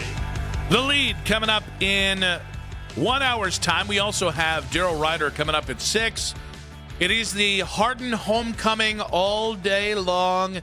Get your beard on. All right? A lot of people. Look at there's Peterlin. We got it on. It's so cheeky. He's 15% funnier. I don't have a real beard in life. But wait. No, I'm wearing one. Take it. Okay, now move it away. No, he doesn't have a beard now. Just so wait, now uninteresting. move back. Now he's got one. That's how we do it here. That's why we got YouTube, guys. I like that I put the beard on and then I smile as if anyone can see my smile. It's completely hidden by this stupid cardboard thing. Now, I do have to address my would-be attackers in about 40 minutes' time. Very dry today, so I mean all of the things that I say in some jest. But Deshaun Watson, the Browns intrigue with him in 2026. Todd Monken's intrigue with him carries the day. We have a Super Bowl champion, the Seahawks, parading around Seattle today to talk about it all. We head out to the Make It Right Call Kyle Wright hotline. You know him. You love him. He joins us every single Wednesday here at 4. He's the host of the Ross Tucker Football Podcast, which you can check out on social media at Ross Tucker NFL, and he joins us courtesy of myfrontpagestory.com. Ross, welcome to the show, buddy. What's up, guys? How are you? We're doing all right here. It's a little bit of a slow week, but that's not a bad thing. We're kind of regathering after the Super Bowl. I know we're all a little Super Bowled out, but can I ask you, does it matter if the actual game of the Super Bowl is good, or do you just like the event itself? Oh, no, I think it matters if it's good. I think it matters quite a bit. You know, I mean, the kids nowadays have no idea what, like, the 80s were like, you know, where the NFC and early 90s when the NFC team would seemingly just smash the AFC team every year, and it was like we'd get all excited for the game, and then by halftime it was over. This wasn't quite that bad, but it never really seemed like the Patriots had much of a chance to win the game, and that's a bummer. You know, I really like close games when I'm watching them, when I'm calling them. So I do think the game matters, and I think people talk about it a lot more and remember it differently if it was like, you know, the Eli Manning helmet catch game or, you know, even the Malcolm Butler interception game. You know, what's this game going to be known for? I don't know. The Nwosu interception for a touchdown when they were already clearly going to win the game. I prefer when there's a magical moment late in the game that determines the outcome. Yeah, I agree with that. Ross, I got to ask you, Mary Kay Cabot today had a report that Todd Monken's intrigued by Deshaun Watson, and he'll be given a chance in the 2026 quarterback battle. Another nugget she had is that once he began practicing in December, some in the organization felt that he was the best quarterback on the field during that stretch. That's all per Mary Kay. When you hear that, do you feel like it's going to come down to Shedeur versus Deshaun Watson to start week 1 in 2026? Certainly sounds like that's a possibility. I think what I'm most intrigued by now is who's the third quarterback and potentially even fourth that's in the mix with those guys. Do they let Monken draft the guy second, third, fourth round that perhaps he really likes and thinks has a chance, a la Tyler Shuck or whoever for the Saints this past year? Or do they say, you know, Shedeur's our guy in terms of a young developmental guy that we want to see what we can do with, but if you want to backstop it with a veteran that you like, you know, bring him in. And again, the names out there are kind of fascinating because they're names of guys that not that far away or not that long ago, I guess I should say, teams really, really committed to. you think about Kyler Murray and Tua Tagovailoa and Kirk Cousins and, on some level, Mac Jones. It's kind of fascinating what the veteran quarterback market is going to be like. So with that, Malik Willis is a name that has been linked to the Browns. The Browns will have some cap space, but maybe not as much as some of the teams with $150 million plus. They do have 3 top 40 picks as well. Malik Willis, let's say the Justin Fields deal last year, 2-year, $40 million. Does that make sense for the Browns this offseason? I really don't like agree. the timing of this. Yeah, I really don't like the timing of this for the Browns. I wish that Todd Monken could get some time with Shedeur and Deshaun before they have to make these decisions. Unfortunately, it doesn't work out that way. So he's got to kind of go by the other people in the building and what they thought of Deshaun when he came back and was practicing. And then he's got to go by what he thought of Shedeur during the pre-draft process and what he saw from him last year. We all have seen the video where he said, we tried to draft you last year. So that's a positive. But then the next line was, I want to talk to you about that at some point, which I felt like was a negative. Like, what was the deal there, man? We wanted you and then you didn't want to come here. So that's a really, really interesting dichotomy there. I do like the idea quite a bit of Malik Willis running Todd Monken's Lamar Jackson-like offense.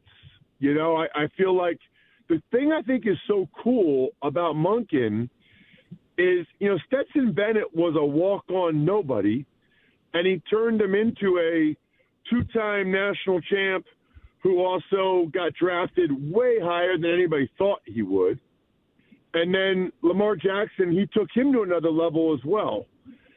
So it really is going to be one of the cooler things of this offseason to see who they identify as the third quarterback. And by the way, I think who they identify as the third quarterback will probably tell us a lot about how he feels initially about Shedeur and Deshaun Watson. In other words, if they go out and get a veteran, I think that says a lot about how he feels about Deshaun Watson, how he and or the organization feels about Deshaun Watson. If they don't get a veteran and they just wait until the draft and draft somebody, well, then that on some level tells you how he feels about Deshaun and Shedeur. So we're gonna be reading a lot of tea leaves for the Browns, depending on who else they have in that quarterback room, based on who they acquire in March or April. If it's Malik Willis, then that tells us they don't think either Deshaun Watson or Shedeur can do it, because Malik Willis is going to get to your point about the Justin Fields contract. I think that's probably about right. I think that's probably about what Malik is going to get from someone who's seen enough to think he can be their guy. My guess is it probably ends up being a Justin Fields situation where he actually proves he's not the guy. But I don't know, maybe it ends up being a Sam Darnold situation where he comes in and plays at a really high level and the team goes on and has success because of it. Yeah, and within that, so obviously the Jets are able to move off of Fields and everything's fine after 1 year. But in this instance, when you sign Malik Willis, that wouldn't take you out of the 2027 draft per se. You would just be making a bigger bet, and he'd be getting first opportunities and first cracks when you give him that type of money, right? That's exactly right. It wouldn't. Not only would it not take you out of the 2027 draft, but it wouldn't cement the fact that Shedeur Sanders will never get another opportunity. What it would mean is that, barring something unforeseen, Malik Willis would start the season. But if it went really bad, like it did for Justin Fields with the Jets, I think they would put Shedeur out there and give him another chance to show what he can do in Monken's offense. I mean, the thing I think is really good for you guys, and you know that I was a fan of Stefanski, but I do believe, like, I feel very confident in saying that Todd Monken will get the most out of Malik Willis or Deshaun Watson or Shedeur Sanders or all three of them. That's a really good thing to say about a coach, and that's probably the biggest reason why the Browns hired him. You know, they know that they don't have the quarterback answer right now, but they wanted someone that I think they felt like could maximize the guys they do have and whoever else they bring in. And I think it's fair to call Monken a quarterback maximizer. I don't know if you guys have gotten Ryan Fitzpatrick on in recent weeks or not, but he swears by Monken. When he was the OC, when Fitz was with the Bucs and was lighting up with Deshaun Jackson and, you know, wearing Deshaun Jackson's jacket at the press conference and the whole deal, you know, Monken was the OC, and I've even seen, you know, where Fitzpatrick has said Todd Monken just has it, which I think I've kind of told you guys in terms of the way he carries himself. But that's another example. I don't know, is that the best that Fitzpatrick played? It might have been about as well as he ever played, was with the Bucs, you know, putting up big numbers back in 2019. So there's a lot of positives for Todd Monken at the quarterback position, and I'd feel pretty good that, you know, whoever the three guys end up being and whoever gets playing time, even like Huntley played better for the Ravens than he ever did for the Browns, which I think is a feather in Monken's cap. Ross, we got about 1 minute with you, buddy. I will ask you, the pre-combine power rankings have not been kind to the Browns across the board. Would you rank any teams that are just off the top of your head below the Browns in your own personal power rankings? Yes, definitely. The Jets, for sure. I'd have to go through and see what other teams but the Jets come to my mind right away. Maybe the Titans. I'm not as down on the Browns as everybody else seems to be. Off the top of my head, with the defensive personnel they have, I would think that they're not one of the 5 worst teams in football right now. Ross, give us a quick story about myfrontpagestory.com.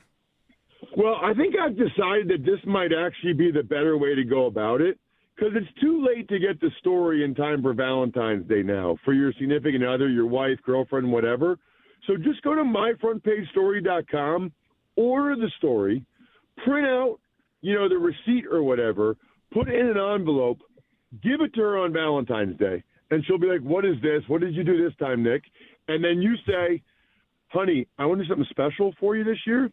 I'm having a story professionally written about how amazing you are, with quotes from me and the kids.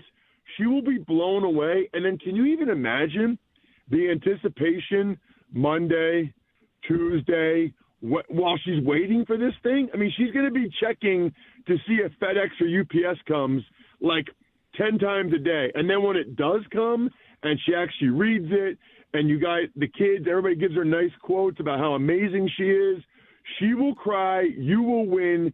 It is 3 gifts for the price of 1. And all you guys driving around, all you need to know is the type of thoughtful gift that Nick and JP would never get for anyone in their lives. It's myfrontpagestory.com, myfrontpagestory.com. Ross, you killed it for us all football season long. A big salute to you, buddy. We appreciate you. We'll catch up down the line. Thank you, Ross. It is my pleasure. Love being on with you guys. I truly mean this. You guys have an awesome, awesome listeners and fans, because I see when you take my clips and you post it on social, all the people that respond and go crazy. It's a pleasure to be on with you guys. Hopefully we can do it next season. All right, buddy. Appreciate you. Ross Tucker, later, dude. Oh, you cut him off. No, I didn't. Oh, No, he that hung was up? him. Yeah. He didn't even say later? I like that. I later duded him. That's kind of nice for the end of season interview for him, though. You know what I mean? You just kind of fade off in the sunset, and people are like, well, we do it next year. Oh, we're going to do it next year. That was Ross Tucker, the Ross Tucker Football Podcast, at Ross Tucker NFL. courtesy of my front page story on the Make It Right. Call Kyle Wright hotline will return in 5 minutes, reacting to his take on Monken the Maximizer and more on 92.3 The Fan. Nick Wilson here again for my friends at Victor's Home Solutions. The Ohio winter is especially hard on the roof of your home.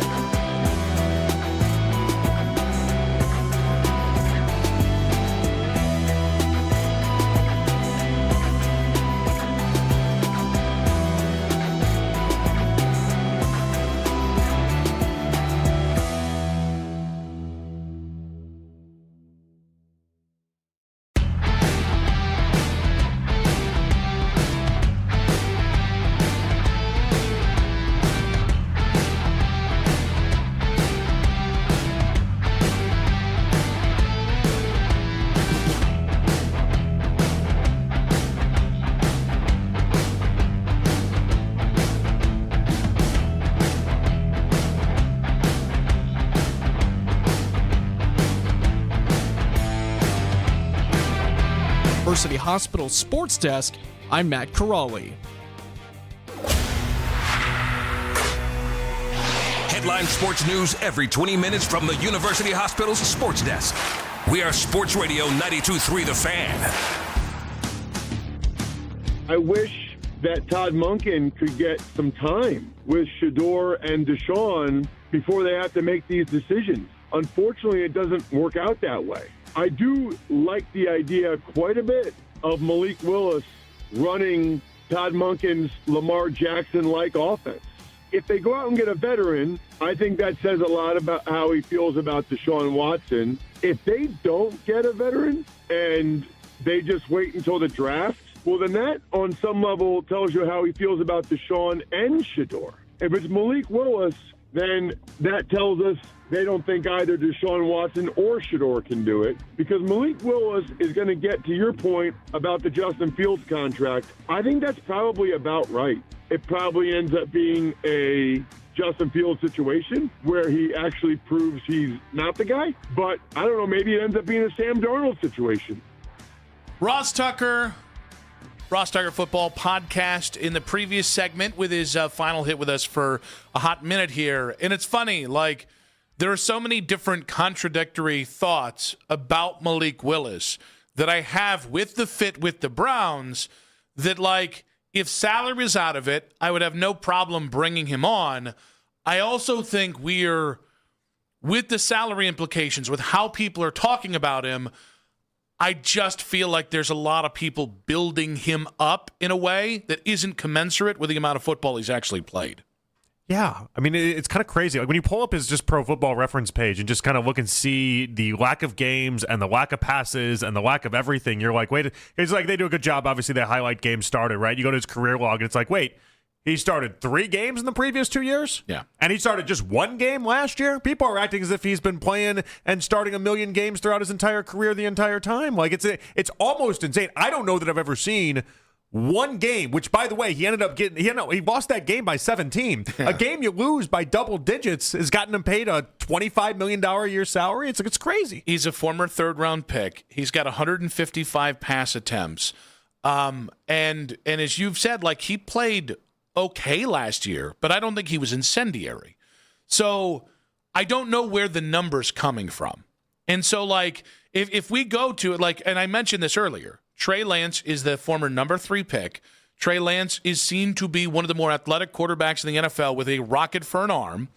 Like, the same arguments you can make about Malik Willis in a Todd Monken offense, I can make about Trey Lance, and it's probably going to cost me 1/10. Well, but there's one difference there, though. There's one glaring difference there, is that Trey Lance did play in 1 game. They both got 1 game to start, and Trey Lance completed 45% of his passes and looked absolutely abysmal. They scored, I think, 3 total points in the game. And, like, this is how the NFL works. It sounds so incredibly stupid. Because I'm with you. I think Trey Lance he's wildly athletic. I think he's going to cost you a fraction of the whole everything. But the reason why Malik Willis will get paid the amount of money that he is based off of 1 game against the Packers. Like, it's insanity when you sound it out. It's there. Well, and I understand why people make the comparison. Against the Ravens, excuse me. Why people make the comparison to Justin Fields.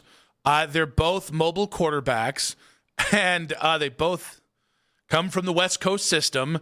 But, like, Justin Fields had been starting for 3 years, or at least had started for parts of 3 years. Justin Fields had been the 11th pick in the NFL draft by the Chicago Bears. We get so much tape on Justin Fields, we know that he's already at one point declared himself as a top 5 greatest running quarterback of all time. Like, that's how much tape we have on him. Yes, and so I don't know. I understand stylistically why they're being compared. Just flat out, if the number's 2 years, $40 million, I have no interest in Malik Willis.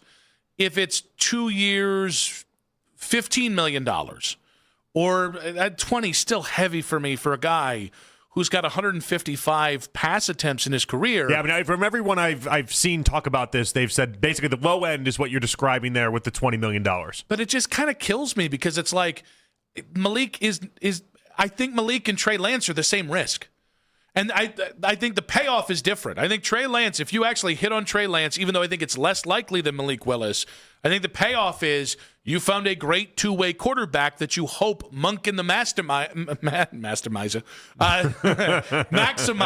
as Ross Tucker. He's a maximizer. That Ross called him the maximizer. Well, then, if you can get 80% of Trey Lance's potential, you're getting a really interesting quarterback to grow into. Whereas like Malik, I think he might have he does have a better chance of working out than Trey Lance because he's played better football in the NFL. But if he works out, and that's a huge if with Malik Willis, maybe you're an 8-win team next year. Right? Well, that's the thing is I don't know how anyone could accurately guess what the impact would be for Malik Willis. It's funny like to pay that amount of money for a guy, and I would have to treat him the same way as if you just drafted a quarterback. Yeah. I have no idea how to predict out if Malik Willis can play over a 17-game season. Malik Willis has no idea if he can play out over a 17-game season. Like the question we came up with was, if Malik gets the job, how competitive will you expect the Browns to be? But it's more than one if. If Malik gets the job and he pans out, how competitive would you expect the Browns to be? And I think because if it is $40 million, it's not just $40 million in a vacuum. It's what you're not spending on that becomes the problem. And I think the unforgivable thing to do with no matter who the quarterback this year is put him in a scenario where at the end of this next year, we're saying you didn't really give him a chance.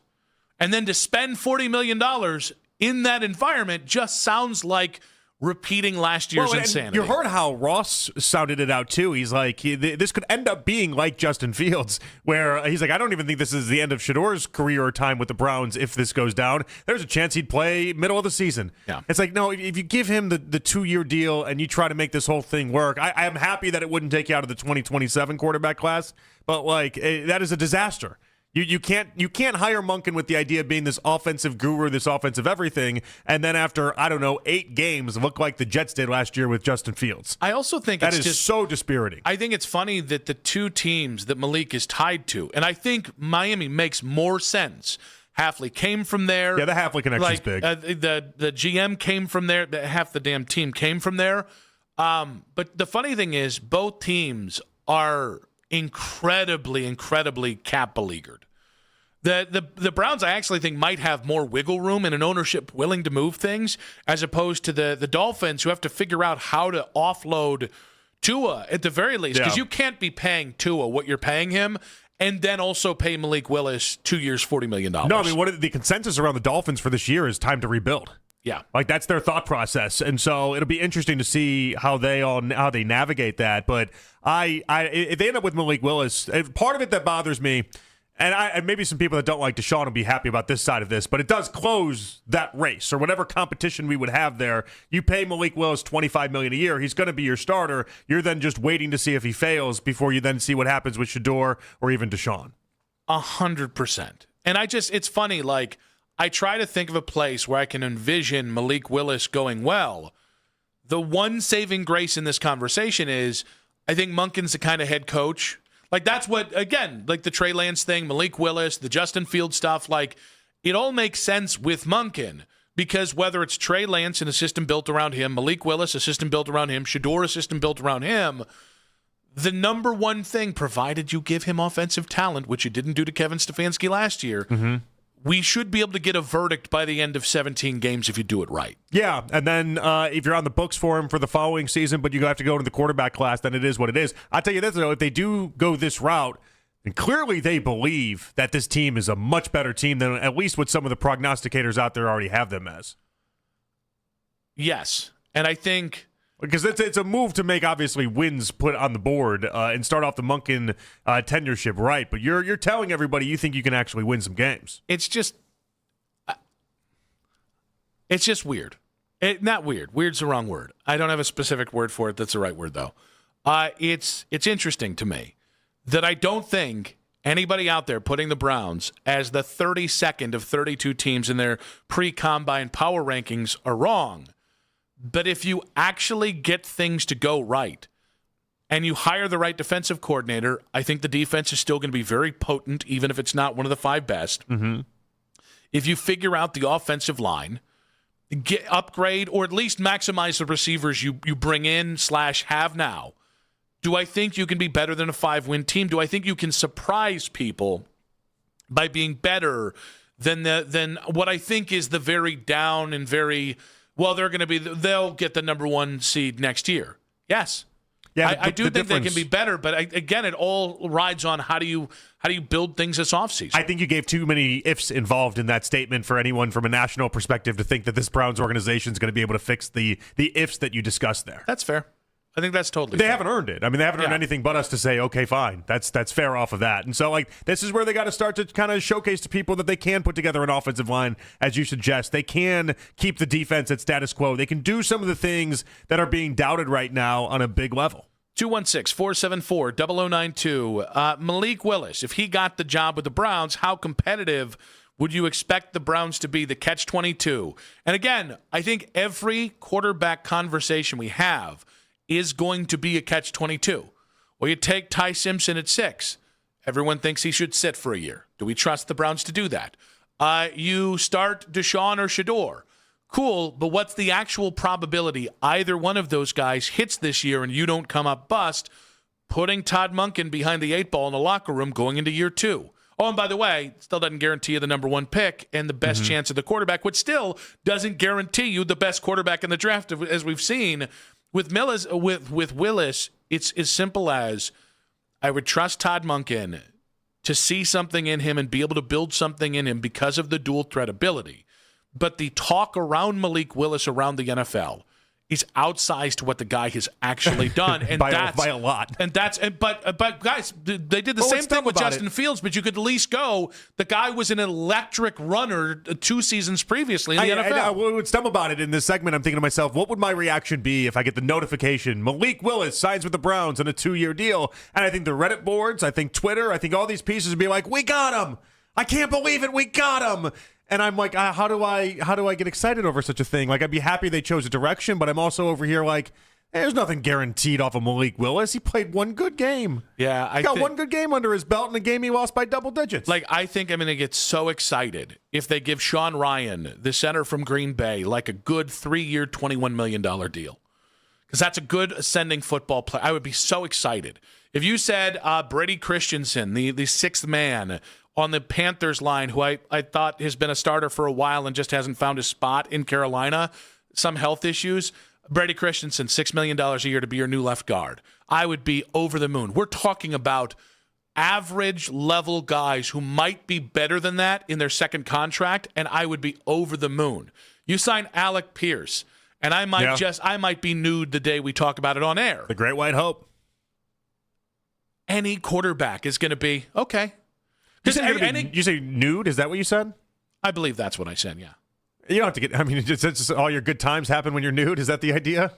For me, yeah. Is that what that was? Yeah, like I'm thinking about your happiest moments, and you're like, I'm happy when I'm nude. Well, listen. Might as well get nude. Good things, and sometimes no one's tremendously asking for bad that, by things. the way. No one's asking at the workplace for you to get nude. Just so you know where Mac and I stand on this. Well, we'll have these beards still. We're all celebrations. We'll have these beards. I think we're anti-nude. I might be rooting against Alec Pierce now. We can bring back the screens if it'll help you. Yeah. Yeah. I mean, they're still see-through, but, you'd be clear of anything that might swing in any given direction. Bingo, bango, bongo. But it's funny, like any quarterback move they push in some direction is justifiable.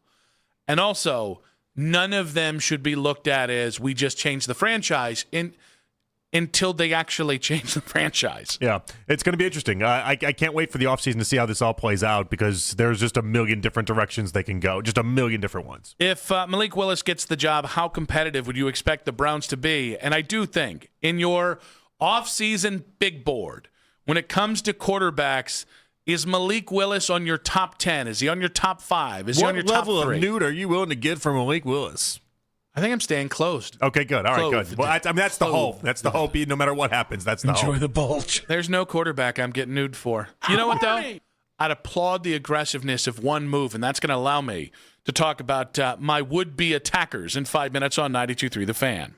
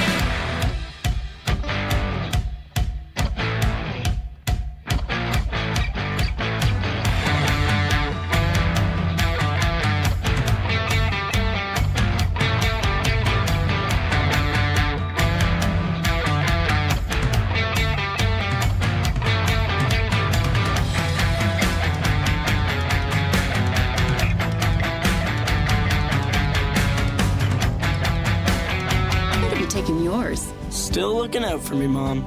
I'll never stop. Made to care for you every day. Nature Made, the #1 pharmacist-recommended vitamin and supplement brand. Find us in the vitamin aisle, based on a survey of pharmacists who recommend branded vitamins and supplements. This is the only place to trust for Cavs talk anytime you want. Cleveland's Sports Radio, 92.3 The Fan. You can listen to The Fan anytime, anywhere on the free Odyssey app or by telling your smart speaker to play 92.3 The Fan. And now you can find The Fan on YouTube, including The Ken Carman Show with Anthony Lima, 6 to 10 a.m. Baskin and Phelps goes from 10 to 2. Afternoon Drive, Nick Wilson, myself, Jonathan Peterlin. We go from 2 to 7, live each and every weekday on The Fan's YouTube channel. Subscribe to our channel for free to watch all the best content from your favorite shows in The Fan live and on demand now. Nick and JP back with you. We do have the lead coming up in about 20 minutes with James Harden's home debut tonight for the Cavaliers against the Wizards. The Deshaun piece by Mary Kay Cabot. Obviously, we've had some Malik Willis talks today. We got plenty to get to. I haven't even gotten into the latest outrage in the NBA, but it would seem that I took off the wrong day yesterday, no? Well, I think people wanted to hear yesterday. They want to hear every day, but yesterday in particular, because I did not hear any of this. I heard the Cavs attack that they had on you. I didn't hear any other part of it, so we're going to be flying together on this one. That's interesting. So they have a 4-hour show, right? Yeah, that's how long it is. Yeah, ours is 5. About three segments per hour. Is 12 total segments. 12. All right. So how many? So like 4 segments of a show. I'm just doing some math here. Yeah. 4 segments is about roughly 33% of a show. That's good math, yeah. And so they spent 33% of their show yesterday talking about recapping our show, basically. Is that what I'm understanding? You can see why I missed the second half of it. I think so. I like it. I already heard it all. It's nice. Listen, it's nice to be paid attention to. It's nice to have we love to play their audio. We're the very giving station. I think that's what the station does. The station does. We play audio from everyone's shows. That's the idea. But I think it's interesting that the show that likes to call other people out for doing that spent 33% of their show the other day. Now, I have not heard this shot. So there was an 8:40 segment, and basically we were kind of playing around with the idea of Fernando Mendoza. And on Monday's show, I had talked about how I'm not a big Fernando Mendoza fan, but I think trading for Fernando Mendoza would show initiative. Like, if you believe in him, and again, the Raiders would have to make that pick available. As of right now, we don't have any reason to believe they will. And the Browns would have to have a true love of Fernando Mendoza, because there is so much love for the 2027 class, much in the same way there was a lot of love for the 2026 it's really class. Getting hyped up, the amount of love for the 2027 class, to the point where I'm getting scared about the 2027 class now. It's historic, which... That's what they keep telling us. They told us last year. The Trevor Lawrence class was supposed to be historic, and it's historically bad. You guys watched how the quarterback Deadpool went. The start of that year was way different than the end of that year. Man, did they kill a bit. Did they just kill a bit? I actually thought it extended the bit, but now it killed it for the 3 months that we were supposed to actually have the bit. So the Morning Boys were recapping our show yesterday for 33% of their show.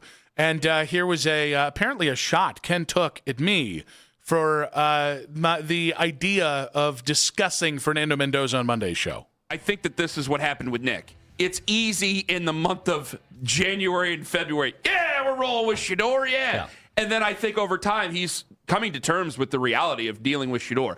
I will look into the camera as much as I can and be 100% honest with you. Bring a Bible in here. I will swear in a Bible. I don't know if Shedeur is going to be the franchise quarterback. And as of right now, I don't think he will be. Let me be on the record there. That pointed out, he is my number 1 QB going into this season. I think the reality of Shedeur being the number 1 QB going into this year might be setting in with Nick, because I know what I just said about Shedeur. Where on earth am I saying to trade second-round picks for J.J. McCarthy? 3 weeks ago, Fernando Mendoza isn't a franchise quarterback. Then yesterday, we're giving up a first-rounder this year and a first-rounder next year for Fernando Mendoza. Personally, I think somebody's having trouble coming to grips with the reality here, friends. Well, that's not the first time. Yeah. I like to live on the outskirts of reality. Okay. Yeah, I mean, listen, I think the conversation we're having is how creative and how significantly should the Browns chase upgrades at quarterback. I think if they fall back on Shedeur versus Deshaun, I think that's understandable. I think there's circumstantially you can do a lot worse in forcing something this offseason than just letting this play out. And each has their own risk, and I understand if people are so risk-averse right now with where you are and where you've been, and that succulent, sweet drug of 2027 quarterbacks is just so potent and so irresistible that you want to build a bridge to 2027. I totally understand all of that. But does that mean that the Browns, if they have a strong like, or if they see a value out there that is, let's say, disproportionate with what they view a quarterback as, that they shouldn't exhaust that research? Like, I don't know. Listen, I don't think J.J. McCarthy is available this offseason. But if this was the same guy that was almost traded to the Raiders before last season, that was a report that's been out in the last 2 weeks. So if Todd Monken loved J.J. McCarthy 2 drafts ago, and you can get him for something that isn't the 10th, 11th, 12th pick in the draft, which is what he was taken with, if you can get him for a second-round pick or a third-round pick in a Dillon Gabriel swap, you should consider it if Todd Monken – listen, this is all about trust in Todd Monken. I trust Monken to maximize Shedeur. I trust Monken to maximize Deshaun. I also am not going to say if there's something they love, McCarthy, Fernando Mendoza, names that I really don't like Kyler Murray, I'm going to give it more of a chance because Todd Monken's here, and the idea of him as the quarterback maximizer gives me a little bit more free reign here. I'm trying to be more open-minded as opposed to, well, I guess we're just going to suck, and let's go ahead and do these 2 quarterbacks. That's was that Ken impression? That's is that what that was? I was trying to figure that out. It gets very like Midwest mom when it gets very dramatic. It sounded very zesty is what it sounded. Oh, I didn't mean to go that way. It sounded zesty. I don't know what to tell you. I was trying quite a bit of zest. Could it not have sounded any more zesty if he tried? I don't know. This is a no zest guarantee. I can't do a female voice. I can't. So I was trying to do a female voice, but I can understand if there was an unintended zest to it. A lot of zest to it. But you're not fully clean. I get what you're saying. You're zestfully clean. I understand what you're saying. I mean, that's I think where a lot of people are. I don't think this is some sort of like you got smacked in the face with the reality that if you made people guess right now, more people would say Shedeur Sanders is the week 1 quarterback than not. Because there's a part of you, because I know we've done so many shows together and we've talked about Shedeur so much that if it ends up being Shedeur week 1, you don't have a problem with that. Yeah, I mean, I just think all roads should be open and within reason. Like, again, it's fair to say that the Fernando Mendoza thing that I brought up on Monday might have been premature, but they had just named their new head coach, or were in the process of naming their new head coach, and I think people have just jumped the gun. I think Fernando Mendoza will be the number 1 pick. I think the only interesting part of this is, will the Raiders look at this and go, we've got a head coach, we've got him on a 5-year contract, and God love Max Crosby, we're going to take the long road here, because they might end up trading Max Crosby, and if you do, all right, all of a sudden you can open up ideas for 2027. I'm saying there's a path there that makes sense. I don't think they will do it, but if they do, I'd be curious to see if the Browns are interested in moving off. This is the risk.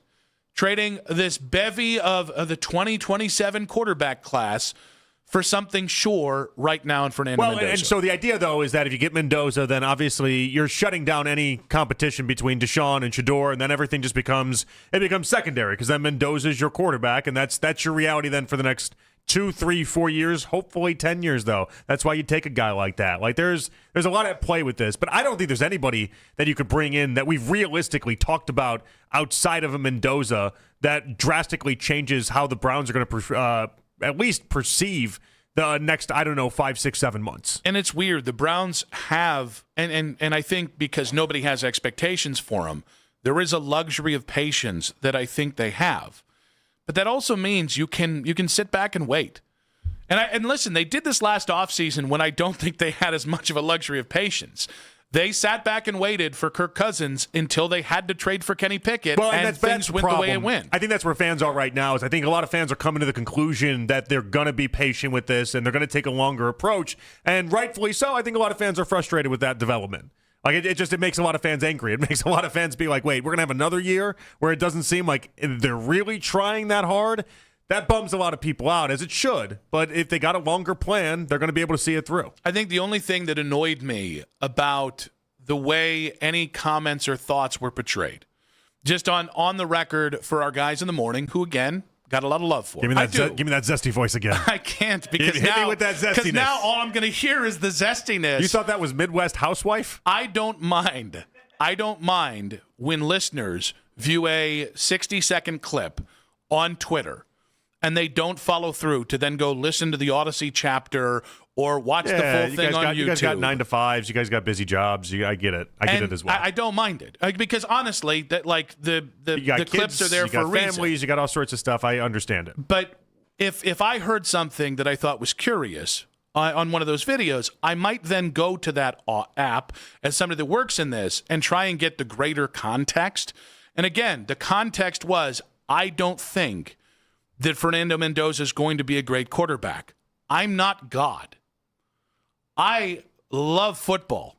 I'll never call myself the LeBron James of football. I like that you said when I'm not God, you then like hung in the air for silence. I wanted it to hit. For us to be like, well, what? No. I think there are some people who confuse being able to speak into a microphone eloquently with thinking their crap doesn't stink and think every opinion they have carries incredible weight. Please, Max, right there. Don't have to speak about it this way. I'm looking right in the eye. Please. But I think you can understand. I don't think we need to have 40 minutes of content about what was Nick saying when there's audio of what Nick was saying for you to listen to, where I was pretty clearly drawing a distinction between what Nick Wilson thinks and what the Browns might think.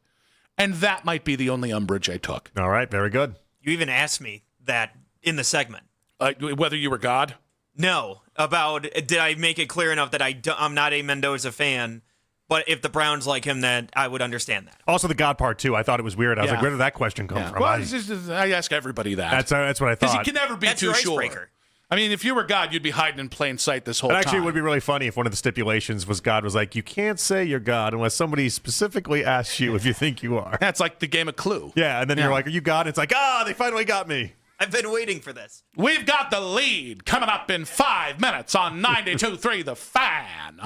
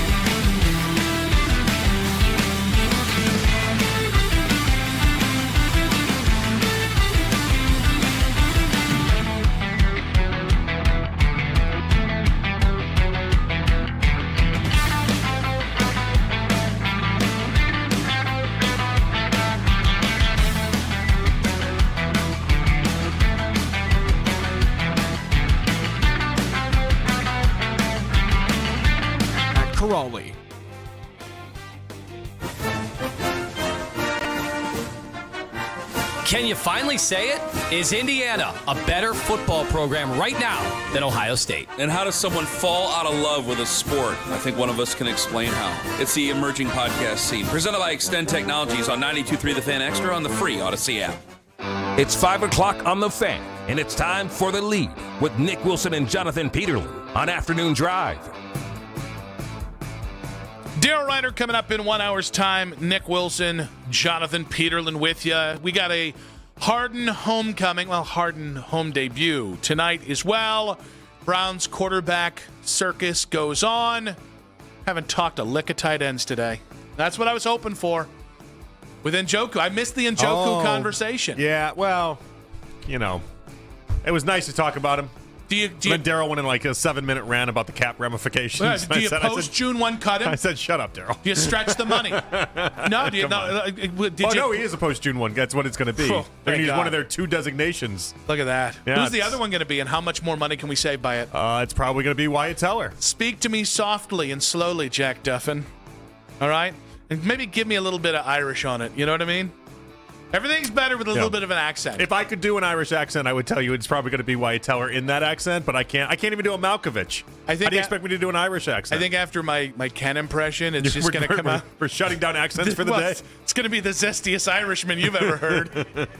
Yeah, probably. Ashley Bastock at Cleveland.com joined us today at 3:20. We asked her about Mary Kay Cabot's article about the Browns' interest and intrigue in Deshaun Watson going into 2026. We do know he was very instrumental in these meeting rooms. Obviously, Bill Musgrave, who just left to become work on the Jets offensive staff, talked about how he didn't know what he would do without Deshaun Watson. Like, that's very high praise from a guy like Bill Musgrave, who's been around forever. So he was really key in those meeting rooms. It sounds like they really liked what they saw from him when he was actually out on the field and practicing. But, how Kevin Stefanski ran practices, it's not like he was out there getting reps with the ones or anything like that, because there just aren't those reps to go around. It's hard to tell exactly what he was doing out there, but we do know that they liked what they saw. The funny part about her mentioning Musgrave there was that all these Shedeur people kept crediting Musgrave. The only part of the Browns coaching staff that was given any credit in Shedeur at all was Musgrave. And then for Musgrave to come out and say what Ashley is suggesting here, that basically he doesn't know how he would do his job if not for Deshaun Watson's input, is kind of a funny little footnote to the entire discourse. I also think it's an interesting dynamic where last year Deshaun wasn't a threat to Shedeur and Shedeur wasn't a threat to Deshaun, where we might go into this offseason with each other as the biggest threat. Yeah. Because remember, like, the Quincy Avery thing here has an angle for potential chaos, because he has, any time he's been on his podcast talking about Shedeur, he has said some unsavory things about Shedeur as a quarterback. And I would imagine that would probably continue. Now, do we get Boog to go ahead and do the other side of this? I want it. Do we get Boog to be like, Deshaun Watson, what are we talking about? Like, I want an inner circle versus inner circle battle. I'm gonna say Team Shedeur wins that one. I'm always siding with Boog. I also just want, to me, what I need is more Deshaun Watson versus Air. I would side with a pet rock over Quincy Avery, though. What are we talking about? But, no, seriously, all right. So he's not facing anyone. He's just dropping back. But give me that POV. Give me that. Oh, look, he's got the football. Are we still talking football here? And by the way, let's break it down. Is he thinner? Has he changed his body composition? This is the only problem about a Deshaun Watson, Shedeur Sanders quarterback competition all year long. As you know, the analysis of these videos is going to be happening. I'm here for it. You know I like this stuff. I do. I like people overreacting to the very tiniest of details and getting themselves all hot and bothered over a quarterback competition. It's gonna turn me into Baskin or Phelps. What does that look like? Very, very. If you thought I was grumpy at 440, just wait till you see. By the 12th Deshaun against Air video, where people are like, "Man, he's got it." Oh, get ready! This is going to be your life. I'm going to be calling to trading a 4th-round pick for Joe Milton. The sad part, in many respects, is that this convo that we're having right now, is the next 7 months of our life. That is the existence of that is. Unless you throw a curveball in the mix. Let's go to that. Ross Tucker joined us last hour. He broke down the Browns' quarterback options this offseason, including reports that link them to Malik Willis. I wish that Todd Monken could get some time with Shedeur and Deshaun before they have to make these decisions. Unfortunately, it doesn't work out that way. I do like the idea quite a bit of Malik Willis running Todd Monken's Lamar Jackson-like offense. If they go out and get a veteran, I think that says a lot about how he feels about Deshaun Watson. If they don't get a veteran and they just wait until the draft, well, then that on some level tells you how he feels about Deshaun and Shedeur. If it's Malik Willis, then that tells us they don't think either Deshaun Watson or Shedeur can do it, because Malik Willis is going to get to your point about the Justin Fields contract. I think that's probably about right. It probably ends up being a Justin Fields situation where he actually proves he's not the guy. But I don't know, maybe it ends up being a Sam Darnold situation. There's just so many layers to a conversation about Malik Willis. Because of the Browns' cap situation, because of their quarterback situation, because of the NFL quarterback situation, like the Monken-Malik fit makes sense. The perceived value juxtaposed to where he was drafted and what he's done in the NFL doesn't, and then nobody's addressing the thing that drove me crazy about Justin Fields a year ago, which is the probability it'll actually work out, which feels about as well of Justin Fields working out with the Jets last year. I just think the NFL has gotten way too crazy about the idea of everyone's a reclamation project. And I think everyone wants to be on the cutting edge of, we found this guy, he was stinking it up, and then all of a sudden we were able to, it showed little glimpses here, and then we were able to go off to the races with him. And it's like, guys, he legitimately started one game. One game. Yeah, he almost threw for 300 yards. His passer rating was nice. Congratulations. Like that instantly puts you above 50% of the people we can even have a conversation with, because 50% of people will not come close to ever throwing 300 yards in a football game that start at the quarterback spot anyway. But it doesn't mean you're all of a sudden worth $30 million a year. If he had played... That's what's wild to me. That exact same game, statistically, and it being a 17-point loss, and he was Baker's backup. So you didn't have the Green Bay kiss. You had a team at that point that would have been on the outside of the playoffs. It was a primetime game was the big thing he had going for him. That game was nationally televised. It was under the lights. It was a big time. I think like 30 million people ended up watching that game was the viewership numbers. Like, that's why people talk about him the way that he is right now. If that was a 1 o'clock Sunday game, not even half the people would be thinking anything close about this with Malik Willis. James Harden will make his home debut tonight at Rocket Arena. Chris Fedor of Cleveland.com was on with Baskin and Phelps and talked about Harden's first 2 games with the Cavs. I do think there's, of course, a little bit of a honeymoon period, and that's the way it goes. But here's the thing with James, historically in his career, where he goes immediately, the early returns are when you get the best version of James. Now, he is a guy who, starts looking elsewhere, maybe wears out his welcome, whatever the case may be. But right now, this is new, this is different, this is what he wants. So usually you get the best version of James Harden early, and that's what the Cavs need anyway, because this is their year, this is their time, this is their window right now. The East is open, so as long as you get the best version of James Harden right now and this year, that's really what matters most to this team. The amount of people that just call him James, by the way, he said James Harden towards the end of the clip, but he was just like, everything was James. It's like, we do this with Donovan. It's like, no, it's Donovan. James is interesting. I don't know why we are going that direction. We did it with Darius, too. We did do it with Darius. I think we do it with pretty much everybody with the Cavs. I never just say Jarrett, though. I always say, like, it's always Jarrett Allen. I never once have said Max. It's always it's a full name roster. I don't know. It's interesting. James Harden has never been James in his NBA career, though. He's always been Harden. It'd be different in like 15 years if we were always like, oh, James. Yeah, James in Houston. No one ever does that with him. I'm not saying you're wrong. I'm just saying I've never heard of this point before, and it's new to my brain, so I don't know where to go with it. Understandable. So I hope he gets a standing ovation tonight. Is that too much for James Harden after just 2 games? No, listen, the vibes are up for a majority of Cavs fans, and I'm just, if you're incredibly excited after 2 games, that's fine. It's fine. Inevitably, the playoffs are what matters, and getting beyond the second round of the playoffs and acing this offseason, like this right now is a little, we're kind of in the waiting station, waiting to find something of interest in something real about this Cavs team. But if the vibes are back because the Cavs made a move and people have more hope now, I think I know how this is going to go because I've seen it 6 times before, but am I going to vibe shame you? I will not. Yeah, the vibes are back, and as much of a favorite as they are tonight, it's going to be really nice. Have a nice James Harden game, nice James game tonight, and then get ourselves a win before the All-Star break. Cavs 7 games behind the Pistons for the 1 seed in the Eastern Conference. Fedor added on that it's in reach as he referenced Cleveland's weak second-half schedule.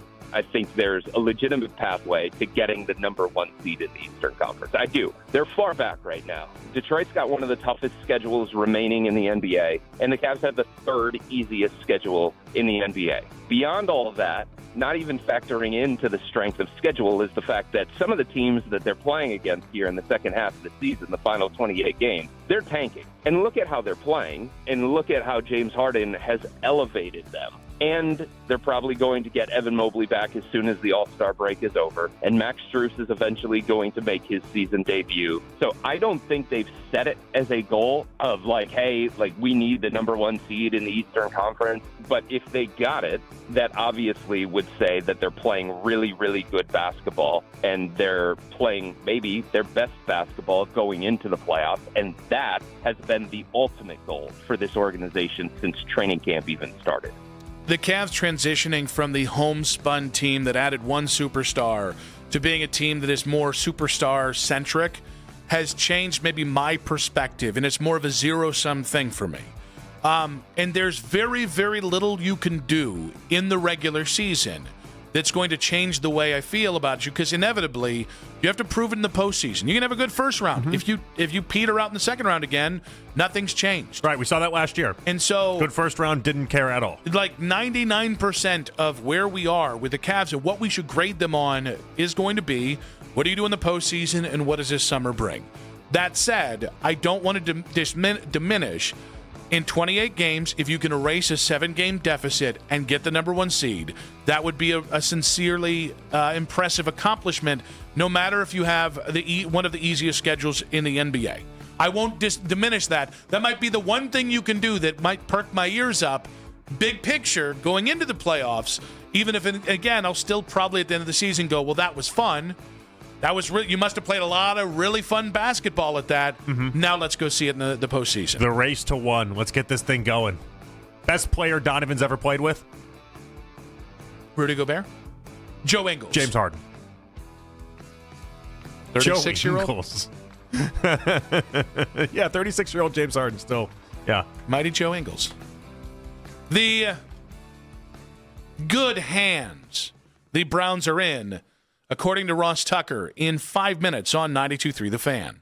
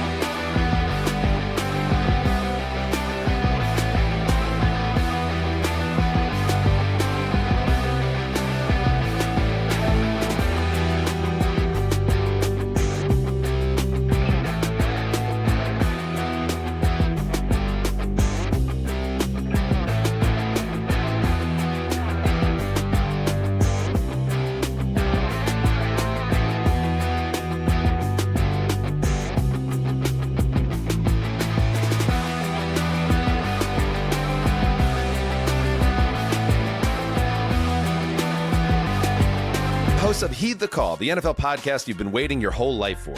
Heed the Call covers every game, every storyline, everything that matters, and we do it all with a touch of mirth. Football is fun. Why shouldn't your football podcast be the same?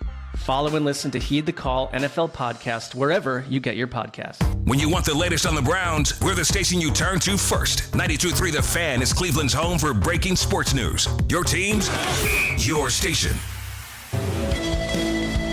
Todd Monken will get the most out of Malik Willis or Deshaun Watson or Shedeur Sanders or all three of them. That's a really good thing to say about a coach, and that's probably the biggest reason why the Browns hired him. I think it's fair to call Monken a quarterback maximizer. I don't know if you guys have gotten Ryan Fitzpatrick on. He swears by Monken. There's a lot of positives for Todd Monken at the quarterback position, and I'd feel pretty good that whoever the three guys end up being and whoever gets playing time, even like Huntley, played better for the Ravens than he ever did for the Browns, which I think is a feather in Monken's cap. That was Ross Tucker of the Ross Tucker Football Podcast in his farewell interview with us. Of course, he's with us all through football season, was kind enough to come on after the Super Bowl this week. Great stuff with him there. Yeah, there's a weird admission there, Nick. Like the idea that he's a Stefanski guy, and I think everyone listening is under the assumption that Stefanski was some sort of quarterback whisperer until he wasn't, right? But then if you think there's something that Monken can do with a lot of these guys, you're admitting that there was a lot that Stefanski left on the table. Yeah, I mean, I think it's so funny because I don't think Kevin is a bad head coach. And I don't think I think if you fit his system, he can get a lot out of you. Or if you somewhat fit his system. But there needs to be enough overlap for Kevin to get something out. I think that's part of why the Deshaun thing was such an abject failure, right? What Deshaun liked to do and was comfortable with, there just wasn't enough overlap with what Kevin wants his quarterbacks to do, things like on-schedule throws. And I don't think there was enough off-schedule playmaking for Deshaun to get comfortable. Which tells me what happened in that hotel meeting where he laid out all the areas where he was going to help out Deshaun, and Deshaun was going to be awesome, and this big, come together with each other moment. Like, what happened there that then didn't translate for the 3 years? I think you had a quarterback whose head was not on football, who at that point was just happy somebody was being nice to him. And I think you had a head coach that saw an opportunity to move on from one pain in the butt and coach a significantly better quarterback. And I think both had blinders on. Because I just think it's an interesting little story that we have now brewing. Like, if you and I weren't, we fired Stefanski like 12 million times. So, like, for us, we get to be open to the idea that Monken can squeeze more juice out of Deshaun or Shedeur or anybody that we have at quarterback that Stefanski had his hands on. But for the people that love Stefanski and the people that think, like, oh, he's going to Atlanta and he's going to thrive and he's going to be this and he's going to be that, there has to be some sort of acknowledgement there that he did leave meat on the bone. Like, there was some obvious talent that he wasn't able to tap into if Monken's able to accomplish that. And I also think, like, one of the things I wanted was, and the scheme specificity is something that's a big talking point right now. Meaning, like, guys who can mix up their what they like to do, and they're not just beholden to, like, what maybe Kevin Stefanski likes to do.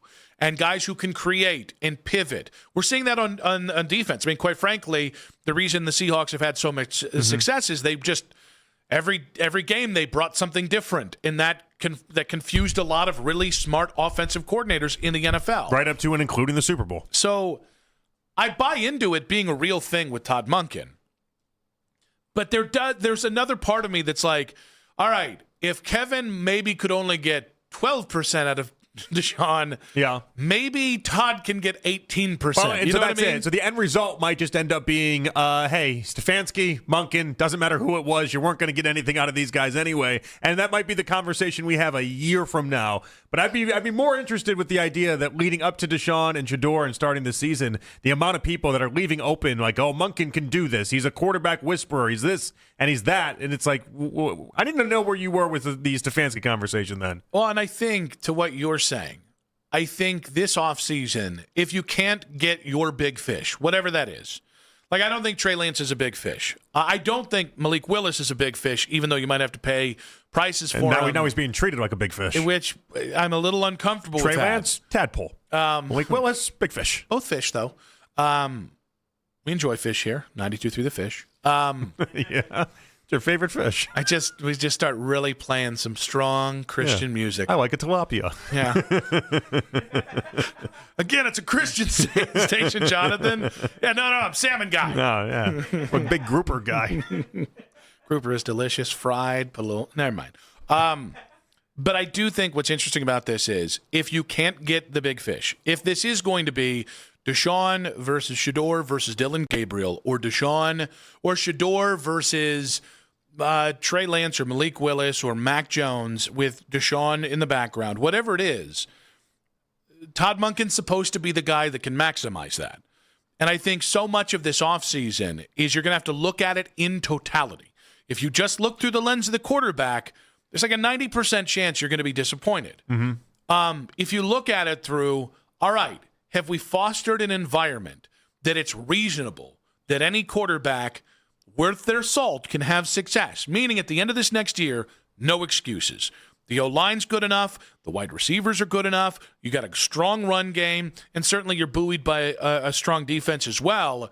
That's, I think, that's of the two most extremes you can go. You swing hard at the quarterback and hope it can elevate the talent around him, or the complete opposite, which is you swing hard at the O-line, wide receiver, and shoring up the defense and the other parts on here.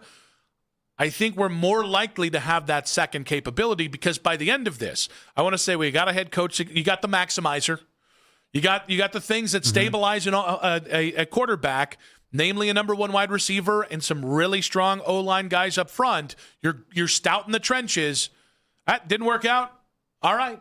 Well, what you're describing is at the end of the season being like we basically have the whole entire team and roster figured out, just minus the quarterback. Yes. Which is still the hardest thing in sports to figure out, or in the NFL to figure out, is the quarterback. But you can do a lot of damage with that, and especially then going into a 2027 draft where you'd have all sorts of options, or even just a free agency period where you'd have all sorts of options. 216-474-0092. So Monken the maximizer, how much faith you putting in Todd Monken to salvage the quarterback room or make the most out of this quarterback room? Now, we talked about Mary Kay Cabot's report to start the show, which was that the Browns and Todd Monken are intrigued with Deshaun Watson and maybe see that ability to take a run at getting something out of him in the 11th hour here on the final year of his contract.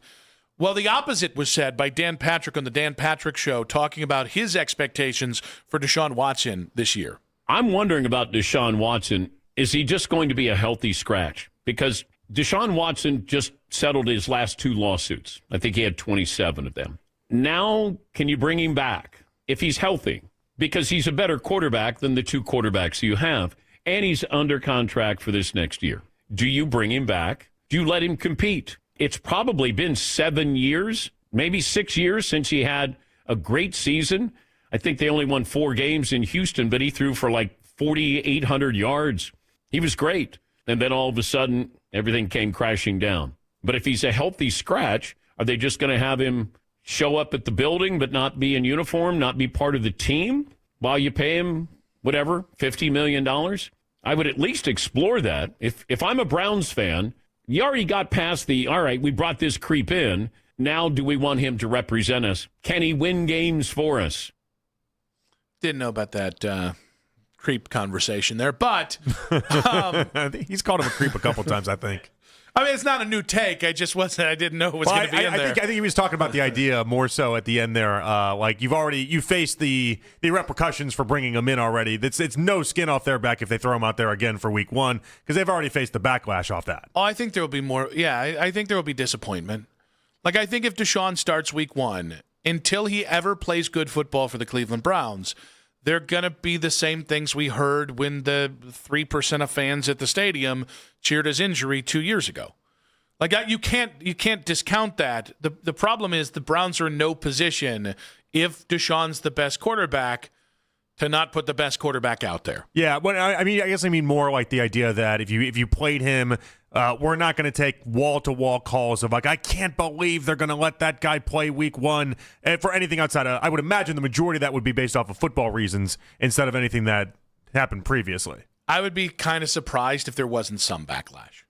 I'm expecting a little, it's but I'm just definitely not not expecting 2022. I think that's the point. Is that that part of that, and the Browns have already taken the brunt of that at least, and maybe just Dan's talking from a national perspective too. That's not a story they're going to go down at this point. Now they're going to talk about football. But like, do you buy the idea? Like, how do we get here to a spot where he could be a healthy scratch for next year? Because I haven't heard anyone talk about that. You have somebody of consequence that becomes QB1, and then Shedeur just So there's no quarterback competition. There's QB1, and then there's Shedeur as the backup. And if the QB1 gets hurt, and then Deshaun just fades to the background. And Deshaun kind of works as like the quasi coach that he was maybe last year. Yes. Yeah. Yeah, and basically it's like, well, he's still working. They'll come up with some excuse. There will be some reason to not have him out there. But the Browns find some quarterback that they believe in that ends a quarterback competition before it happens. I don't know who that would be. I'm like struggling to see who is that. Is it Kyler Murray? Is Monken the maximizer big on Tua Tagovailoa? I mean, he likes running quarterbacks. Kyler runs. He's short, but he does run. I'll throw the name J.J. McCarthy again just so I can be 33% of the morning show tomorrow. Okay, good. Why not shoot for 66%? That's true. Why just say some things that'll make us dominate tomorrow. I don't know. But the point is, I can't find a scenario in my head where you have Deshaun Watson out there practicing on days like today where he thinks he's just going to be a healthy scratch. Yeah, so that's a good point.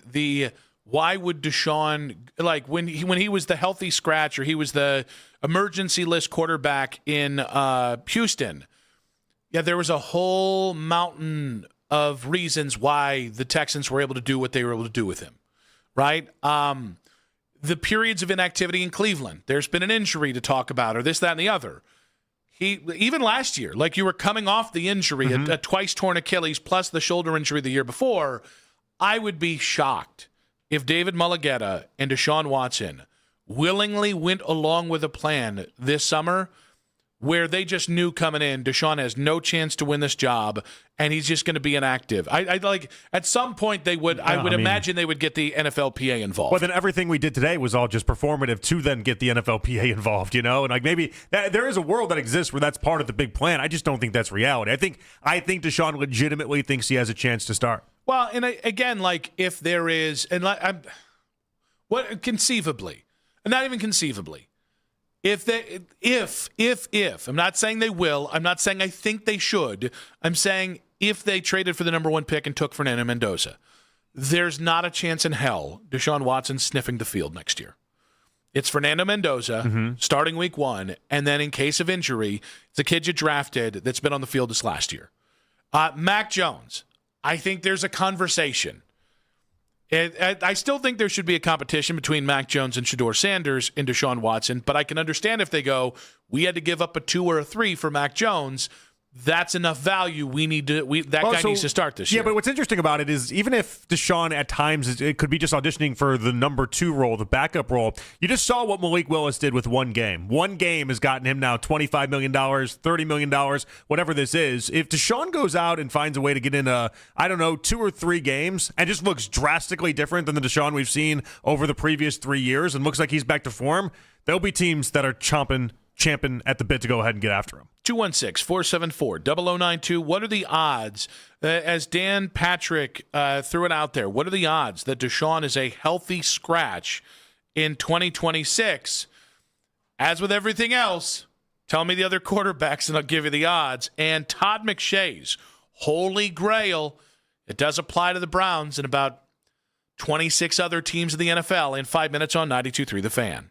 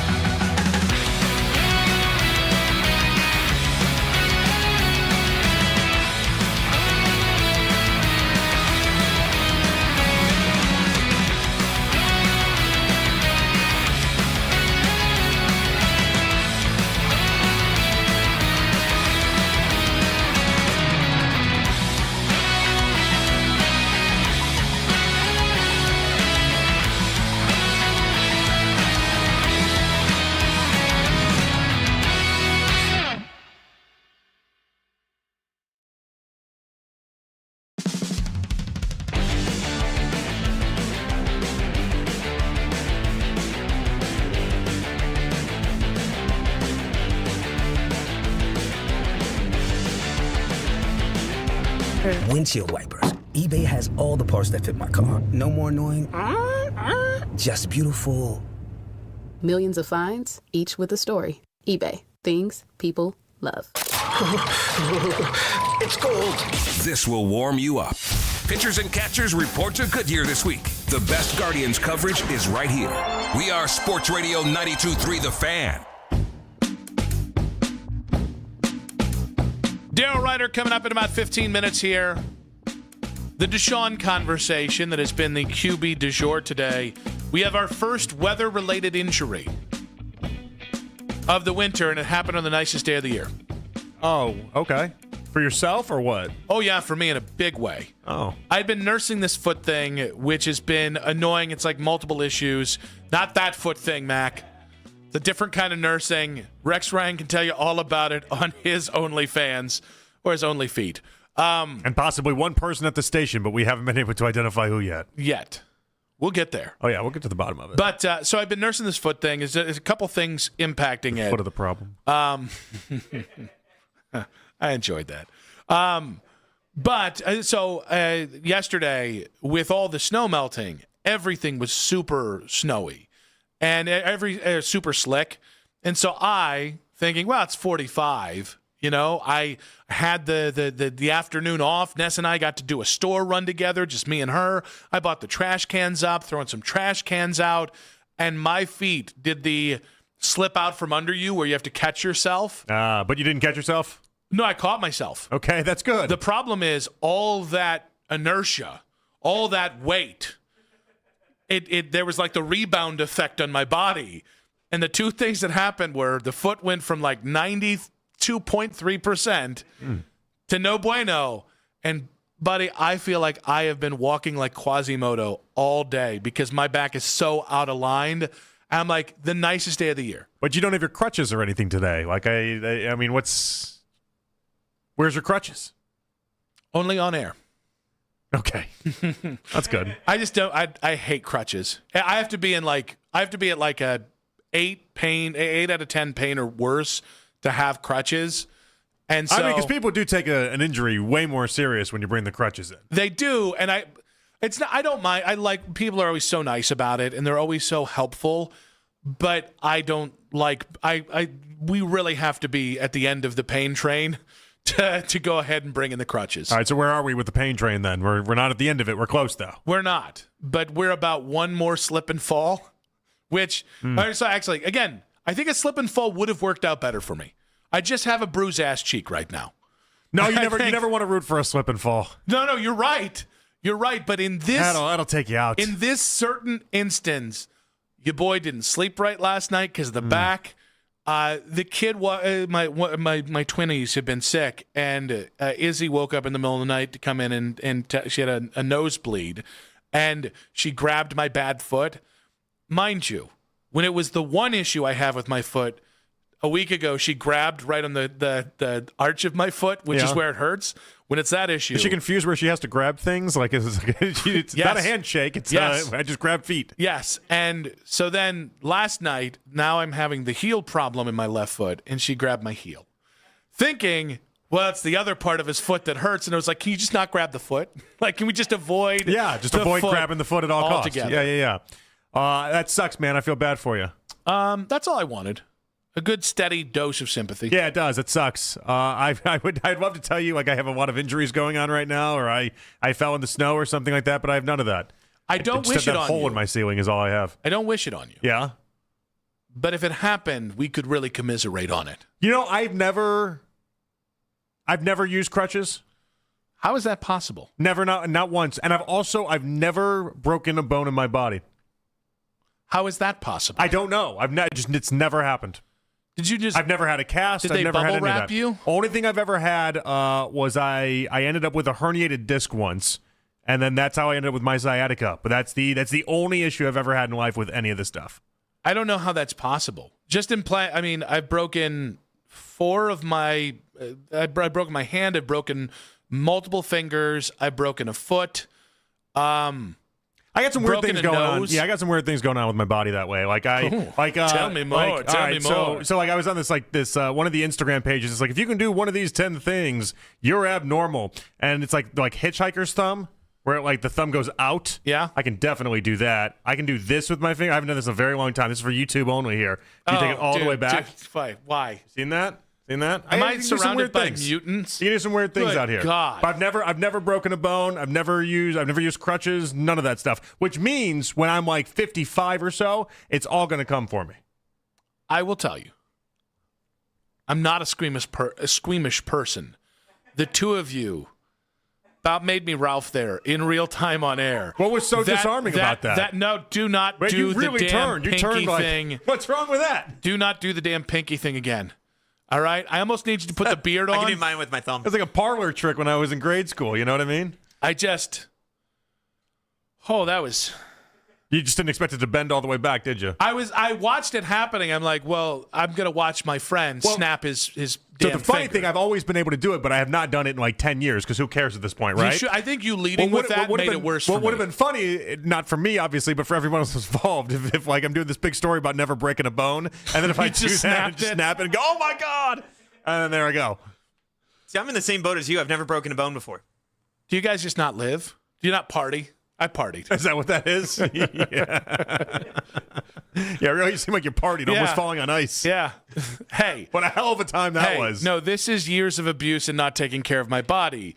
That was years of fun, abusing my body and not taking care of it. There you go. Totally we can all do some weird things, man. That's all Totally it is. different. Keith says we're 2 minutes away from getting card tricks on YouTube. I swear to God, Keith, I will talk Olympics. I will. You keep forcing this hand. I will. We got a two-man luge competition we're going to talk I gave you about. 40 minutes to start the show in Deshaun Watson, and that was strong stuff from both of us. We gave you the Harden homecoming. We've given you the double dose of Deshaun Watson. If I can't talk about being old and broken for 5 minutes, so help me God, I will do live play-by-play of curling on air and get this station thrown off the freaking air. He would have had it coming. He would have. I'm telling you, every time I turn into Baskin and Phelps now, it's like we're 92-3 the Olympics. Is there like an age gap? Is there? I've watched none of it. Neither have I. I've taken in none of it. And nobody I have zero I know, contribution to this. I shouldn't say nobody I know, but nobody I know is as enthralled with the Olympics as people who are Jeff and Andy's age. Oh yeah, yeah. What does that mean? They're older. Yeah, yeah. Okay. Right. I mean, you're not wrong. There's got to be something there that I'm just missing. I don't know what that is. Is it just that we're? Is this why they tried jazzing it up a little bit? Is that why Siciliano's over there doing like the gold zone or whatever that is, like his version of the red zone? They're trying to get like younger audiences into this by throwing us with our short attention spans as many things as we possibly can take. I think they're just going about it wrong. Give me more violence. More violence? Yeah. You want like gladiator stuff? What do you want? Well, all these. What's the violent sport?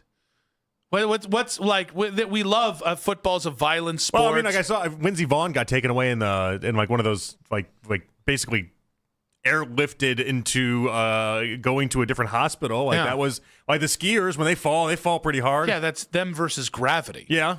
That's not. It's also not the good type of violence either. Where it's like the good type of violence is what football is. Yeah, where it's like one person inflicting pain on another person. This is just you having an accident. Think about it. If fencing, we just took the costumes off and it was just stabbing, right? If there was a real threat of dismemberment, I think the stakes are just low. It's like, yeah, America's better than you at luge. It's like when people realize in Fear Factor they're not going to actually die. This is a TV show. There's no fear that's being induced here. Again, I don't want people to get hurt. But it sounds like you want people to get hurt. No. But the lack of... It really sounds like you want people to get hurt. What are the stakes? You call it for fencing with no armor. Mexico's better than us at swimming? Oh, no, not Mexico. Why would I care? It makes me more of American, and then I live in America, right? Then I watch everybody I love fight each other on social media. Cue the Lee Greenwood, baby boy. I do have this theory that people that love sports but don't love sports the way that like we love sports or people listening to sports radio love sports, the Olympics are their time. because it's like there's no catch up with the stories. There's no missing anything. Everyone plays on equal footing because nobody knows who any of these people are. So everyone plays with it. Like if you watch a football game with a bunch of buddies, there's going to be somebody in the room that knows every single story about the Green Bay Packers that has ever been told. And if you bring up the third person on the offensive line, they're going to have something to say about it, right? So you're behind the eight ball in that conversation. Whereas in the Olympics, it puts people on even footing. And so like nobody knows the two-person luge. Nobody knows these people. And so they just get to sit there and be basically brain dead while they do it and watch it and take it in for the sport that it is. I think it's patriotic competitive eating. I think I don't understand why people really dig it. And I feel like I feel like spending 10 hours in front of your TV watching the Olympics, or in the case of Baskin and Phelps, 4 hours on air talking about it while it plays in the background on the TV there. I got other things to do with my life. I'm still a relatively young man. How long would it take you to become a gold medal, silver medal, bronze medalist in one of these events? And what event would you choose for the quickest path? I mean, I'm a fat guy curling. How long do you think it would take you? Probably decades. Okay. Yeah. Okay. Like if Jared Allen was an elite NFL edge rusher and he still hasn't gotten to the elite level in curling. There's a lot of people with some takes out there that believe there's certain sports that takes like 2 years to figure out and be like a gold medalist at the Olympics for. Jeff and Andy were talking about whether they were Summer Olympics guys or Winter Olympic guys. And I actually took a hammer to the base of my own skull. Yes, that's how that ended. I knew I saw you on the ground for some reason. We are dark today. We are.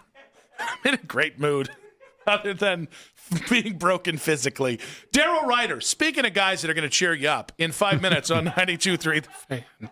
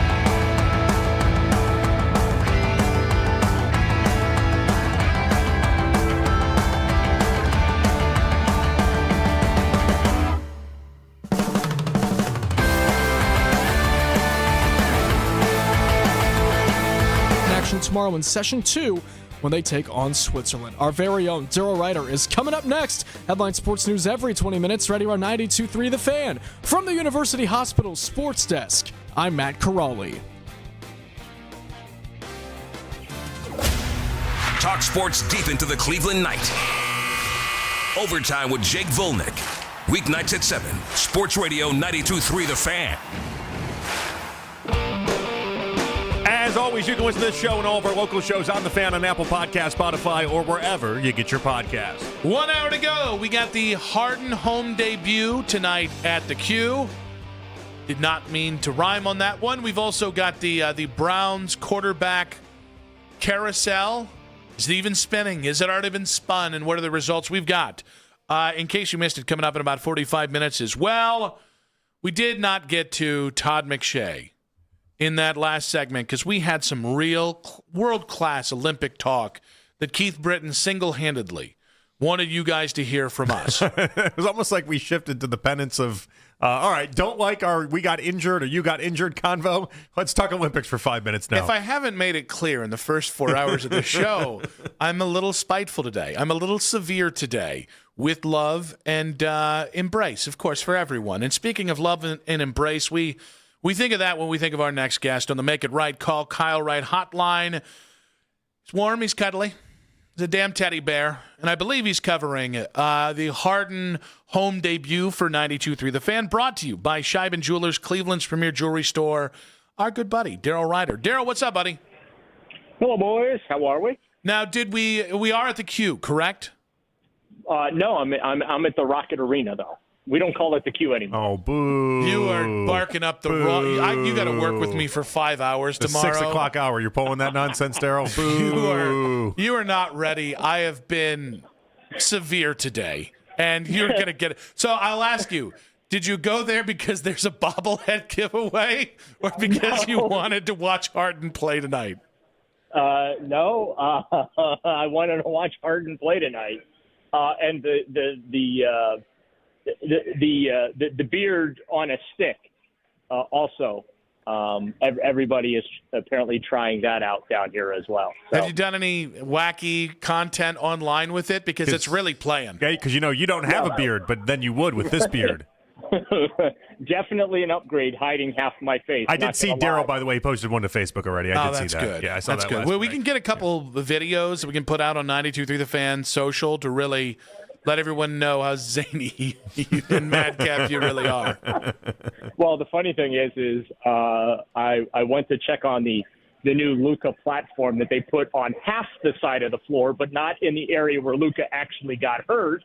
And I came back and someone took my beard. So, oh well. Wait, why did they only do half of it and not the spot that Luka got injured? I don't know. Well, I think it's just the way the bench seats are configured because there's different chairs with the benches. So the sideline, which is on the west side of the arena, where the fans sit, those are a little lower profile chairs. So that's where they put the platform in front of there, the platform extension. Where the Cavs benches, those seats are raised up anyway, and those are flush to the floor, and so they didn't have to put anything there. But then I went down to the visitors bench, which is, again, where Luka got hurt when he slipped off the floor there, and they didn't put anything there. So maybe they'll be adding something a little later. But those chairs, I think, are a little higher than the fan chairs as well. So, but at least on one end, they made an effort to add about 8 inches of additional platform to the regular court there as a little bit of a safety compromise. Well, congrats to everybody at the Rocket Mortgage Q tonight. All right, let's get to the Cavaliers here. Obviously, it's James Harden's home debut. Have you noticed that the vibes are up, not just with Cavs fans, but maybe the Cavs themselves, given that James Harden has been here and the Cavs kind of made a move to get better this year? Yeah, I mean, it certainly feels that way. Kenny Atkinson talked before the game about how he has been studying Harden's tape from previous stops to incorporate those concepts. And as he put it, it'd be stupid not to incorporate them. And he's already done that in the first 2 games, but he's going to really take some time during the All-Star break to study in depth because it's not just Harden that they want to, fit in.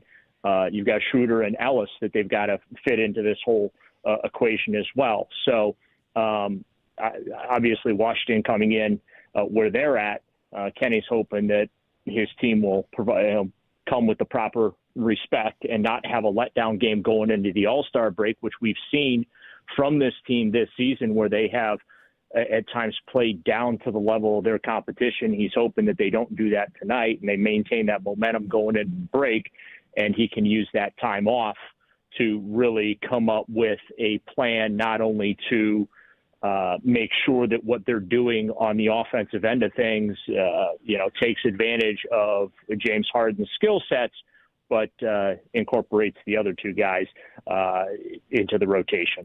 Daryl, is it good or bad that the Cavs' schedule is soft for the rest of the season? Well, they've played the toughest part of the schedule, and they're in pretty good shape right now, having gone through that. There's going to be a couple of tests there down the stretch, but they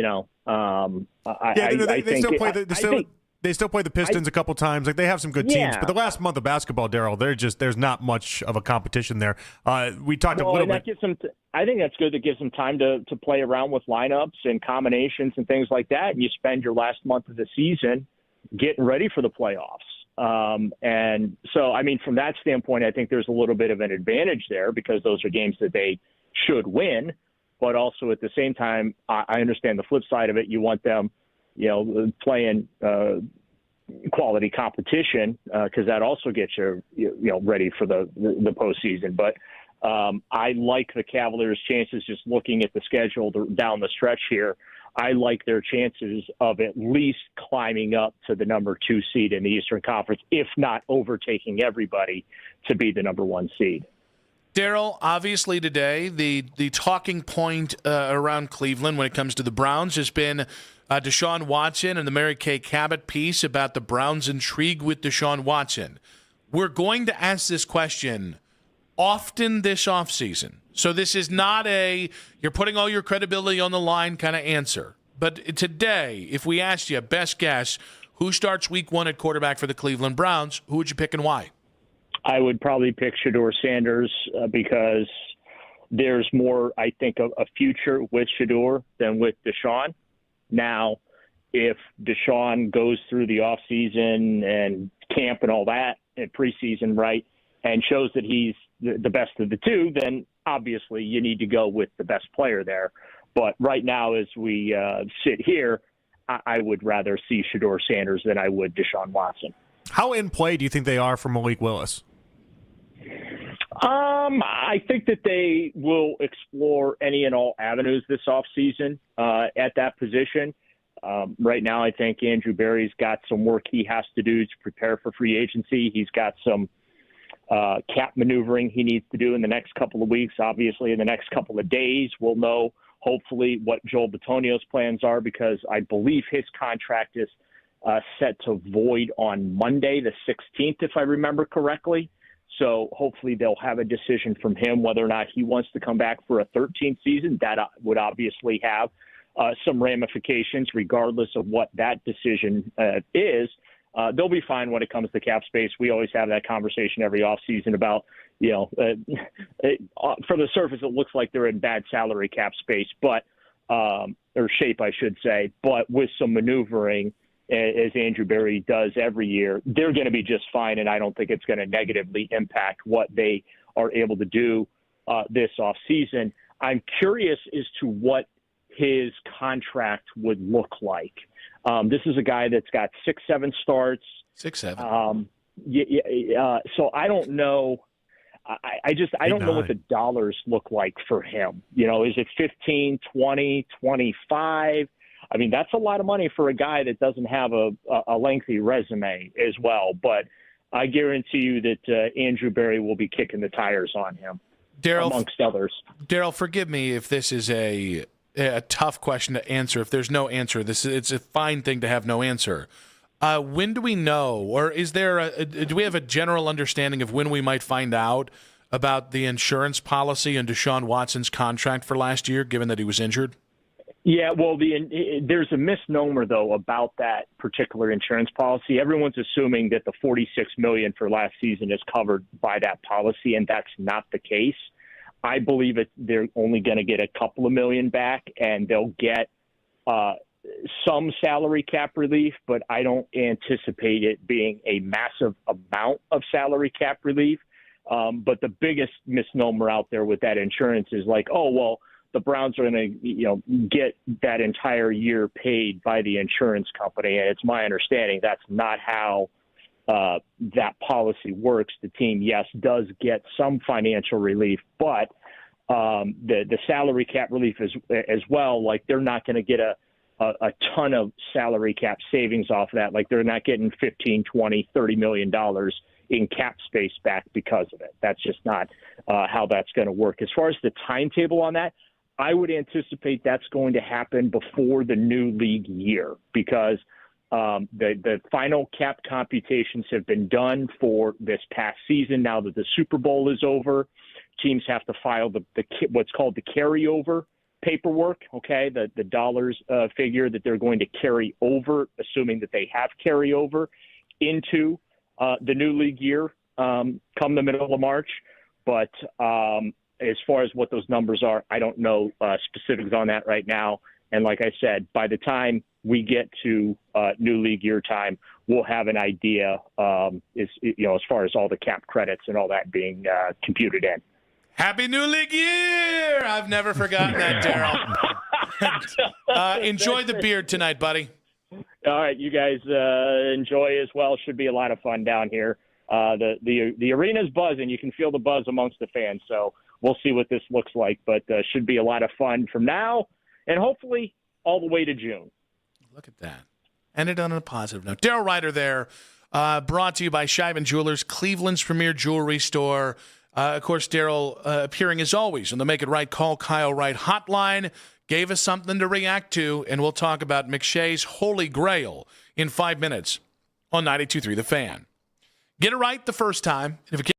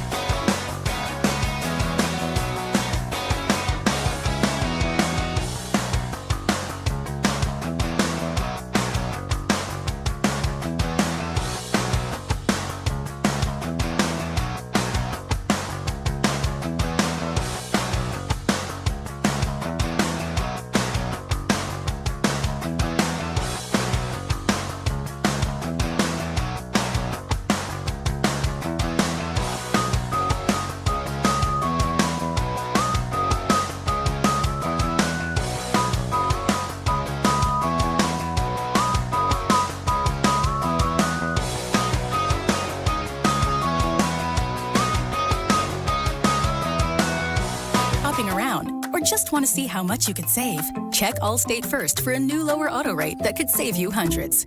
You're in good hands with Allstate. Not available in every state. Only applicable for new auto insurance business. Rates will vary by several factors, including how you purchase the policy. Potential savings vary. Allstate North American Insurance Company and affiliates, Northbrook, Illinois. Catch the latest Browns news all off-season long. Stream us on the Odyssey app and on your smart speaker by telling Alexa to play 92.3 The Fan. Check out the Fan Off-Season Special every Tuesday night from 7 to 9. It's Jake Volnick, Coach Riz, Daryl Ryder. They recap all the latest Browns news and the moves ahead of this offseason and free agency and the draft. You can listen right here on The Fan. Stream us on the Odyssey app. Watch every episode live on YouTube. That's the Fan Off-Season Special. Each and every Tuesday night from 7 to 9 right here on The Fan. In case you missed it, coming up in about 20 minutes here. I know today, so much of today is about James Harden's Cavs debut at whatever we're calling that, since Daryl corrected me earlier today, just a segment ago. It'll always be the cue to me. I could high road it. I could be like, that's the Gund, the man who saved basketball in Cleveland. I'm not going to let some corporate overlord, some corporate sponsorship tell me what I'm going to call. This doesn't work when you started calling it the Q to begin with, though. Well, no, it was different. The Q was short for... For what? Quickly forgetting it was the Gund Arena. Okay. Good job out of you.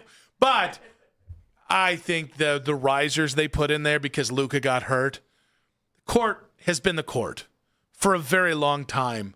This is so stupid.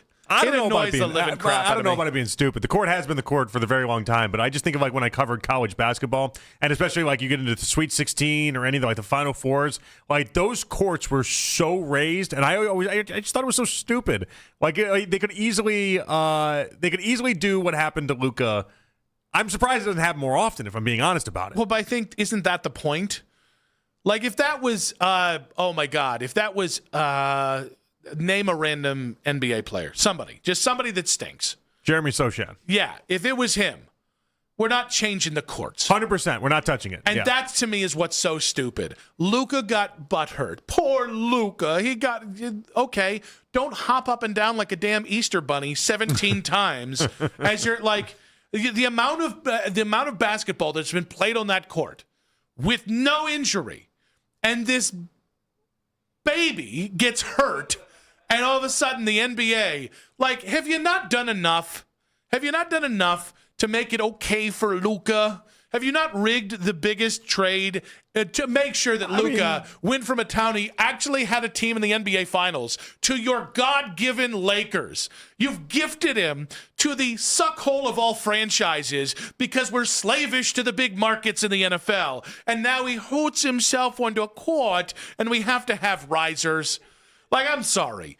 Like, this is... You're not going to miss the aesthetic of it all anyway. What are you talking about? No, my point is, no one else would have gotten hurt ever again. But one person This is totally did. perfunctory. The thing is that one person did, and obviously other people have in the past. It's been no names. That's why we've been, the Athletic article, when they had the whole list of people that have been injured on that court, it was like, oh, geez, that guy, okay, all right. Like, I mean, it was a reach, but like people have. Why risk it? Why chance it? You can just put in some risers the way that they did and make it fine. Or it doesn't disrupt the game for anybody or anybody watching it in any sort of way. Or it's Darwinism. It's not Darwinism. If you're dumb enough. Darwinism if you're dumb enough to do it, you deserve to have your ankle broken. Watching people get injured and doing nothing about it should be Darwinism. No, Darwinism is you know what the court is. You know it's elevated. And then, oops, I hopped too far. Come on. Wait, it's just stupid. Does it make sense he's trying to hopscotch his way off the court? No, it doesn't. But you give him a little bit of a runway here. No, I gave him enough runway. He was still within his shot. And he took about a foot too far. Yeah, I don't know. I always had this thought with the NCAA. I was like, this is and now it's way more egregious than what the Cavs court is. The Cavs court is only slightly raised up. NCAA feels like you're playing on another planet. It's ridiculous. Listen, legitimately could fall and hurt yourself. I think it makes a lot of sense if you have young children at home to make sure that we put the outlet covers in, that we cover the hard, pointy covers, by the corners where they can smash their eye. Oh, yeah. If you're an adult and you need that, I can't help you. I can't. Hey. Some adults do need that. The court is raised. I think I'm going to hop around tonight. Enjoy the 6 weeks off. Why does Luka have to change his game just so that you're not bothered by a quick fix to the court? No, it's because it's a quick and easy fix. Nobody's even going to notice. Because everybody knows what the courts look like. I've been on or near court level 3 times, and my fat ass knows where the line is. But Luka does it. Any schmo, Anthony Gill, can snap his leg in half. You're making it idiot-proof. That's the whole point. But why? Because they need it. Clearly, Luka needs it. He needs it. He clearly needs it. No. As evidenced by him falling off the court, he clearly needs the help. No. Listen, if he's going to fall once, he could fall twice. I'm for sensible Imagine guardrails. Luka actually getting injured in a serious way off of that. Or somebody else once again. You kidding me? They'd be crying all across the NBA. They saw this happen with Luka, and they did nothing. And if I was Dan Gilbert. And they did nothing. And if I was Dan Gilbert, I would release the most condescending letter in Comic Sans saying, "Welp, guess you're an idiot." I think this might have cost Dan Gilbert like $12 and a pack of Juicy Fruit gum to install. Like, I mean, it's like the easiest fix in the world. If you're no gonna fans hit are your head bothered on by the this. corner, No one. you probably shouldn't be in an NBA No one game. watching this is going to be impacted by it. No one's bothered by this. No one's impacted by this, and it might prevent a future incident. Oh, might. Oof. Might. We don't know. I'm for We don't sensible. know. I'm for sensible guardrails. Stop it! Imagine Donovan Mitchell's season being ended by that thing. The amount of complaints people How have. would he do it? He doesn't hop around like the Easter Bunny. Anybody, maybe James Harden. I don't know. Don't know. Could be any player that would impact the Cavs season. Imagine them getting injured and then us seeing what happened to Luka and doing nothing about it. You couldn't live with yourself. Yes, I could. Couldn't live I with would yourself. say the idiot plays there 41 times a year and he couldn't figure it out. This is an interesting Darwinism. This doesn't change your perception of the game in the slightest bit. It doesn't change the rules of the game. The No, it actual changes court my on the perception game of the does NBA. not change at all. It's just like we spent more time talking about it than it took for the NBA to even install the damn thing. I am for sensible guardrails in almost every phase of life. This goes beyond sensibility. It goes to the absolute nth degree of protecting pampered NBA athletes who, again, at some point... They're not at Rucker Park. This is the NBA. By the way, they're also not at Rucker Park. It's the NBA. No, exactly right. Flip This it isn't back Rucker at Park. you. This is the NBA. There aren't people at courtside with They do shivs. get coddled in many ways. Like, this is far beyond You're supposed to be able to play the game and not have to worry about if I jump too far backwards, I'm going to end up in the third row with a twisted ankle. If my kid turns 22 and she still can't find a way to avoid sticking a fork in her eye, at some point, it's just Darwinism. At some point, you just got to go ahead and accept the results.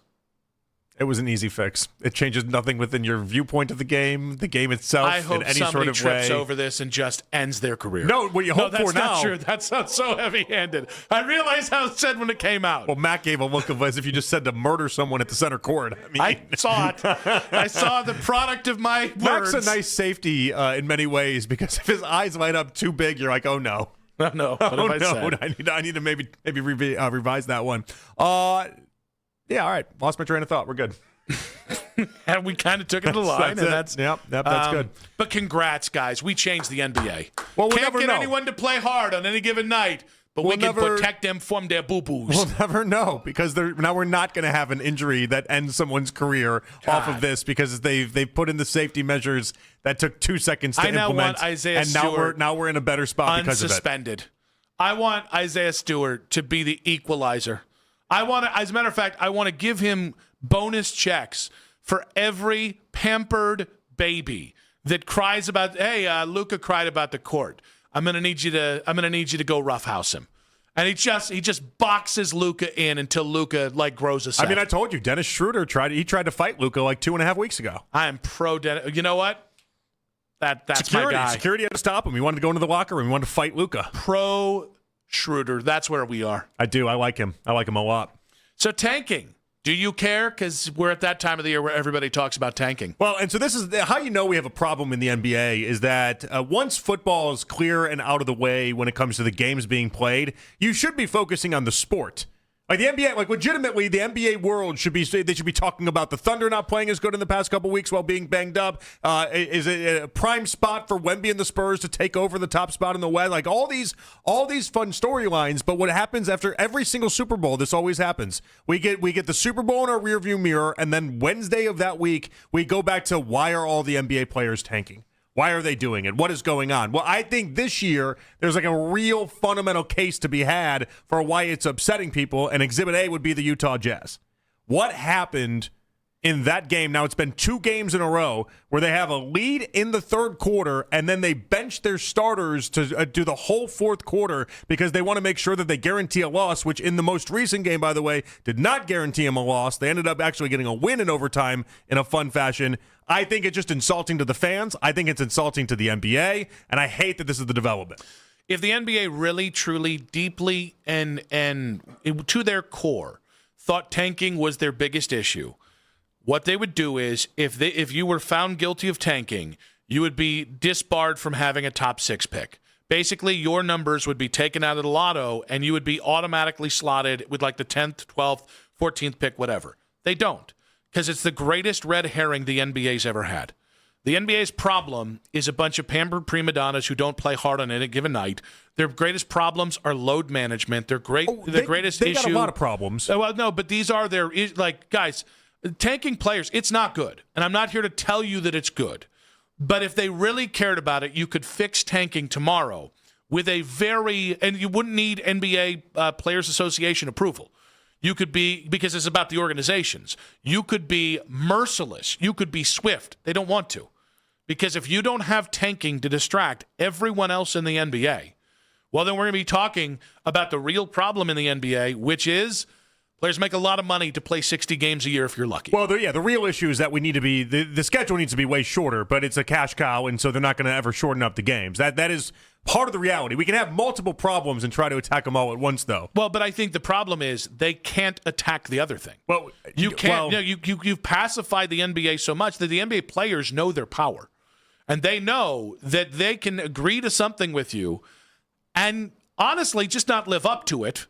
Not care the way you care, continue to get paid way more money than anybody else does for like the 7th best player on the damn Sacramento Kings because they have the power.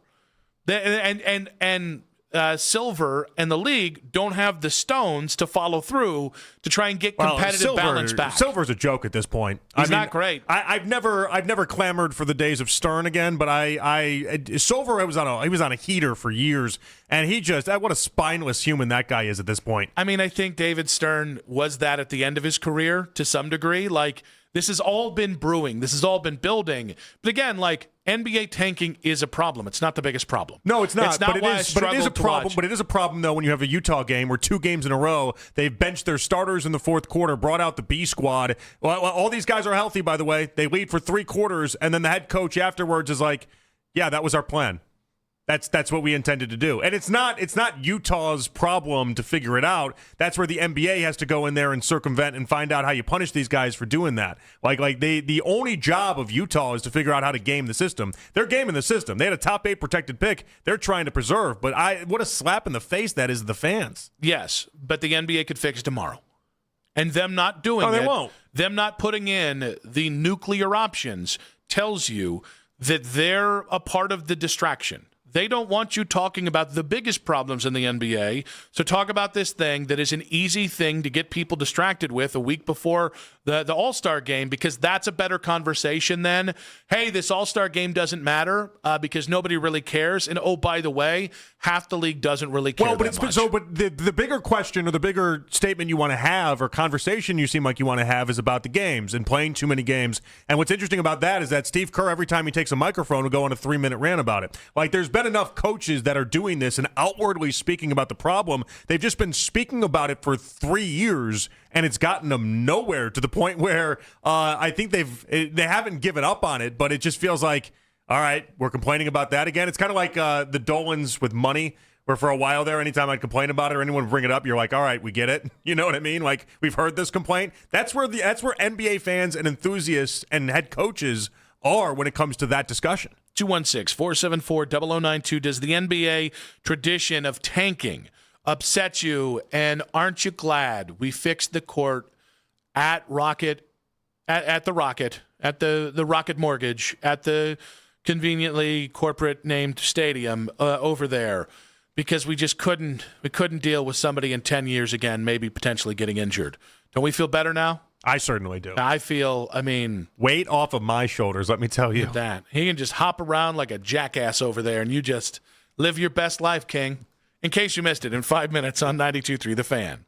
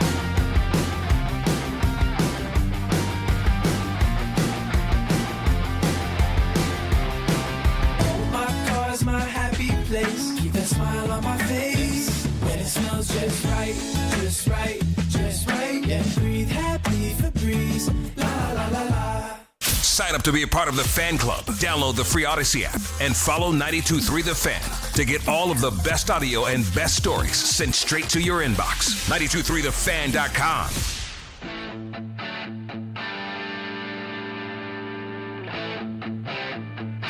Final segment of the show. Big thanks to our guest today, 320 Ashley Bastock.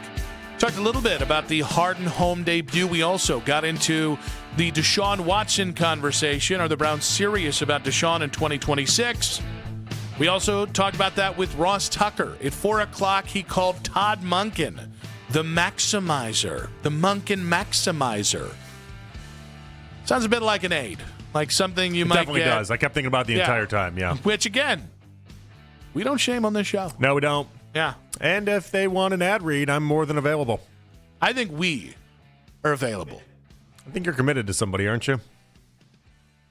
No, you're open? They're up. Yeah, that's just in the fall. Oh, great. Then let's get everyone on board. Let's get going. Let's bring the buzz back to Cleveland, just like James Harden is. I'll tell you that right now. Oh my gosh! I got a buddy that's there at the game, and he sent me a photo, and in front of him there's 3 different kids with Harden jerseys on, and then he sent me a photo from the team shop, and the team shop's already got like all these shirts with like James Harden as a cartoon character and everything. Like they move so quick. He said there's every version of a Harden jersey you could possibly imagine. That makes me happy. That's good. Young people be fans. Enjoy that. I don't know why I said it that way. Daryl Ryder joined us at 6 as well. Daryl will actually be hosting tomorrow with me, and then Jake Volnick will be with me on Friday as somebody's got some family in town. Am I allowed to say that? I just realized that that's fine. Okay. Yeah, that's fine. Yeah. A lot of family coming in town. So, Charlotte's 3rd birthday over the weekend. Look at that. Yeah, got the big party and everything like that. Not a big party, tiny family party, but you know what I mean. Many people, many Peterlins A lot of Peterlins, yeah. A lot of Peterlins. So, if you see me out and about, don't be scared to like come up and be like, oh wow, big radio guy, because I think sometimes they think that I'm on like a 500-watt station that like nobody listens to and nobody does anything with. My mom knows what I do. Nobody else in my family has any frame of reference for any of this. I just have nobody cares. That's basically the heart of it is nobody cares. Because your mom, I think we share this because your mom worked in radio when you were growing up. Yeah. And so everyone's disaffected by it. Like, oh, Nick's also doing radio because my dad was in radio. Mm-hmm. So like the only person of my nuclear family that loves me getting people coming out, like everybody else like rolls their eyes like, oh, this idiot's gonna I'm the idiot, by the way, but they're gonna fawn all over this idiot, right? My daughter Olivia loves it. She does think it's funny as hell. But like my mom listens. She's great. I'm not impressed by it, right? No, they just don't care. Like my mom's side, which again, it's like mechanics, right? It's a blue collar job, and they're like, yeah, it's cute. You know what I mean? Mm-hmm, yeah. The only thing, hey, maybe contribute to society, guy. The only thing that's resonated with the Tamba side of my family is the fact that I talked about my sister having a 70-year-old lover on air. That's the only. It's a good clip to send, though. Number 1 ratings. Number 2 ratings. Yeah, they don't care. Top ratings, right? Barrett Sports Media. All the love. Some of the love. All the love. Like, we've interviewed huge names, right? I thought it was pretty funny about that story with your sister. Cool. Hey, cool. At least you got one, though. I did, finally. So last time they came in town, it was funny because, again, I'm on this like big push of being like, no, like, it's a pretty big station. Like a lot of people listen, and I'll tell them, like, I'll try to be like different stories of like, yeah, like this person was and so they were in town, and not my brother's wheelhouse at all, but he was talking to this guy, and this guy was talking about like what a big sports fan he is. And then my brother he goes, yeah, so I asked him, I said, so do you listen to 92.3 The Fan? Like, you're a big sports fan, you got to be. He's like, I don't know what that is. And so, like, my brother gave, like, one chance to be like, all right, prove it to me. You're this big sports radio guy. Actually, let's do this. He goes, I talked to the guy, never heard of you, never heard of the station, doesn't know anything about it. All Massive right. sports fan. And I'm like, thanks, guy, random guy, whoever that is. All right. I think they're just convinced I talk to squirrels all day long. I'm not sure. You drop where you guys are going to be, and I'm going to round up a posse. Yeah, that's it. And we're just gonna ignore everyone else. Yeah, and we're just gonna be like, is that John Peterlin? Oh, and by the way, and for this weekend and this weekend alone, I got to play it cooler than the other side of the pillow too. Okay, I got to be like, oh, not this again. I can't be bothered. Third time this week. I'm with my family, guys. I'm with my family. Can you let me be? And then we'll just, no, come on, JP Pictures. And I'm like, I don't know. I'll get you next time. And then they'll be like, isn't that the fat guy from your show? I can't wait for something's going to happen this weekend that just completely disproves any idea of us actually doing any quality of work here. Let's go ahead and get to In Case You Missed It. All right. Well, Super Bowl parade in Seattle today.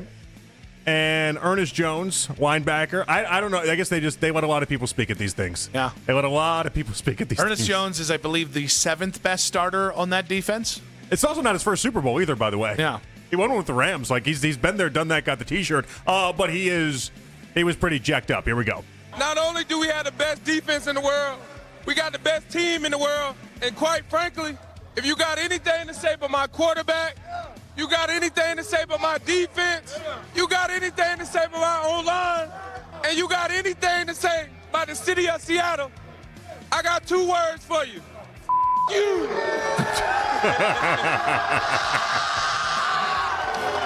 Yeah! We here to stay, and we ain't going nowhere. I don't know who's playing the music after that, but that was awesome timing. The whole everything. Like, if this was Sam Darnold that said that, this would be on T-shirts forever. People would remember that until the day they die in Seattle. But it's Ernest Jones, so they'll still probably remember it for a while, but not as long as they should. I'm going to tell you to anybody out there on social media that got something to say about my guy Peterlin, tell you the Peterlins that aren't impressed, I got 2 words for you. The funny thing is, you knew where it was going. Yeah. And you knew that he knew where he was going. Yeah, but he landed it. And I at no point did he second guess where it was going, and that's what's funny. Do you think he rehearsed this one, or do you feel like this was just off the top of his dome? Oh, he thought about this one for a minute. I hope he did, because he delivered it in such a great way. Loved every second of it. The question is there anyone anything can say within the throes of passion at a parade celebrating a title that is over the line? Well, all right. Well, maybe John Schneider. I don't know about over the line, but definitely made it weird. Do you want to hear a weird one? Yes. All right, John Schneider, Seahawks GM, one of the best GMs in the sport. Here we go. To Ken Walker being the MVP. Let's go! Woo! He tried negotiating with me 5 minutes ago. It was really weird. Anyway, hey, MVP! MVP! That's a good bailout. Made it awkward. Went for the joke nobody did, and like MVP. Do you know what that was? That was Big Ballmer energy. That was big Steve Ballmer energy. I'm really psyched right now, man. Like you're just on a vibe. He was clearly wasted. Just hammered. I mean, really hammered. So went for an easy, good GM joke, by the way. let's talk negotiations at the parade. Anyone want a void year? All right. Well, big thanks to Mac Robinson on the board. Yes. Big thanks to Jake Murren, man in the 92.3 The Fan YouTube channel. If you missed a moment of today's show, you can watch the full show back. We had beards earlier. He was wearing a beard, but he doesn't have a beard. So we had it. It was hijinks on the 92.3 The Fan YouTube channel. And, of course, like our videos. We like to be liked. And, of course, subscribe to 92.3 The Fan's YouTube channel. Big thanks to Matt Corelli, Bang Biscuit Baby Doll on the 2020s there. All those succulent Olympic updates today. No one's on the fence. Sing about that. That was awful. MVP! See, it works all the time. It always works. I just like the idea. I really disappoint Vanessa in bed one night. Hey, I'm sorry. I guess it happens to a lot of MVP! See you, buddy. I'll talk to you in a few days. Daryl, tomorrow. Why the hell not? See you guys too. Keep it spicy, baby. Let's go. I love you. Have a great day. Take care, Nick. Take care of him. He needs help. I would say apologize.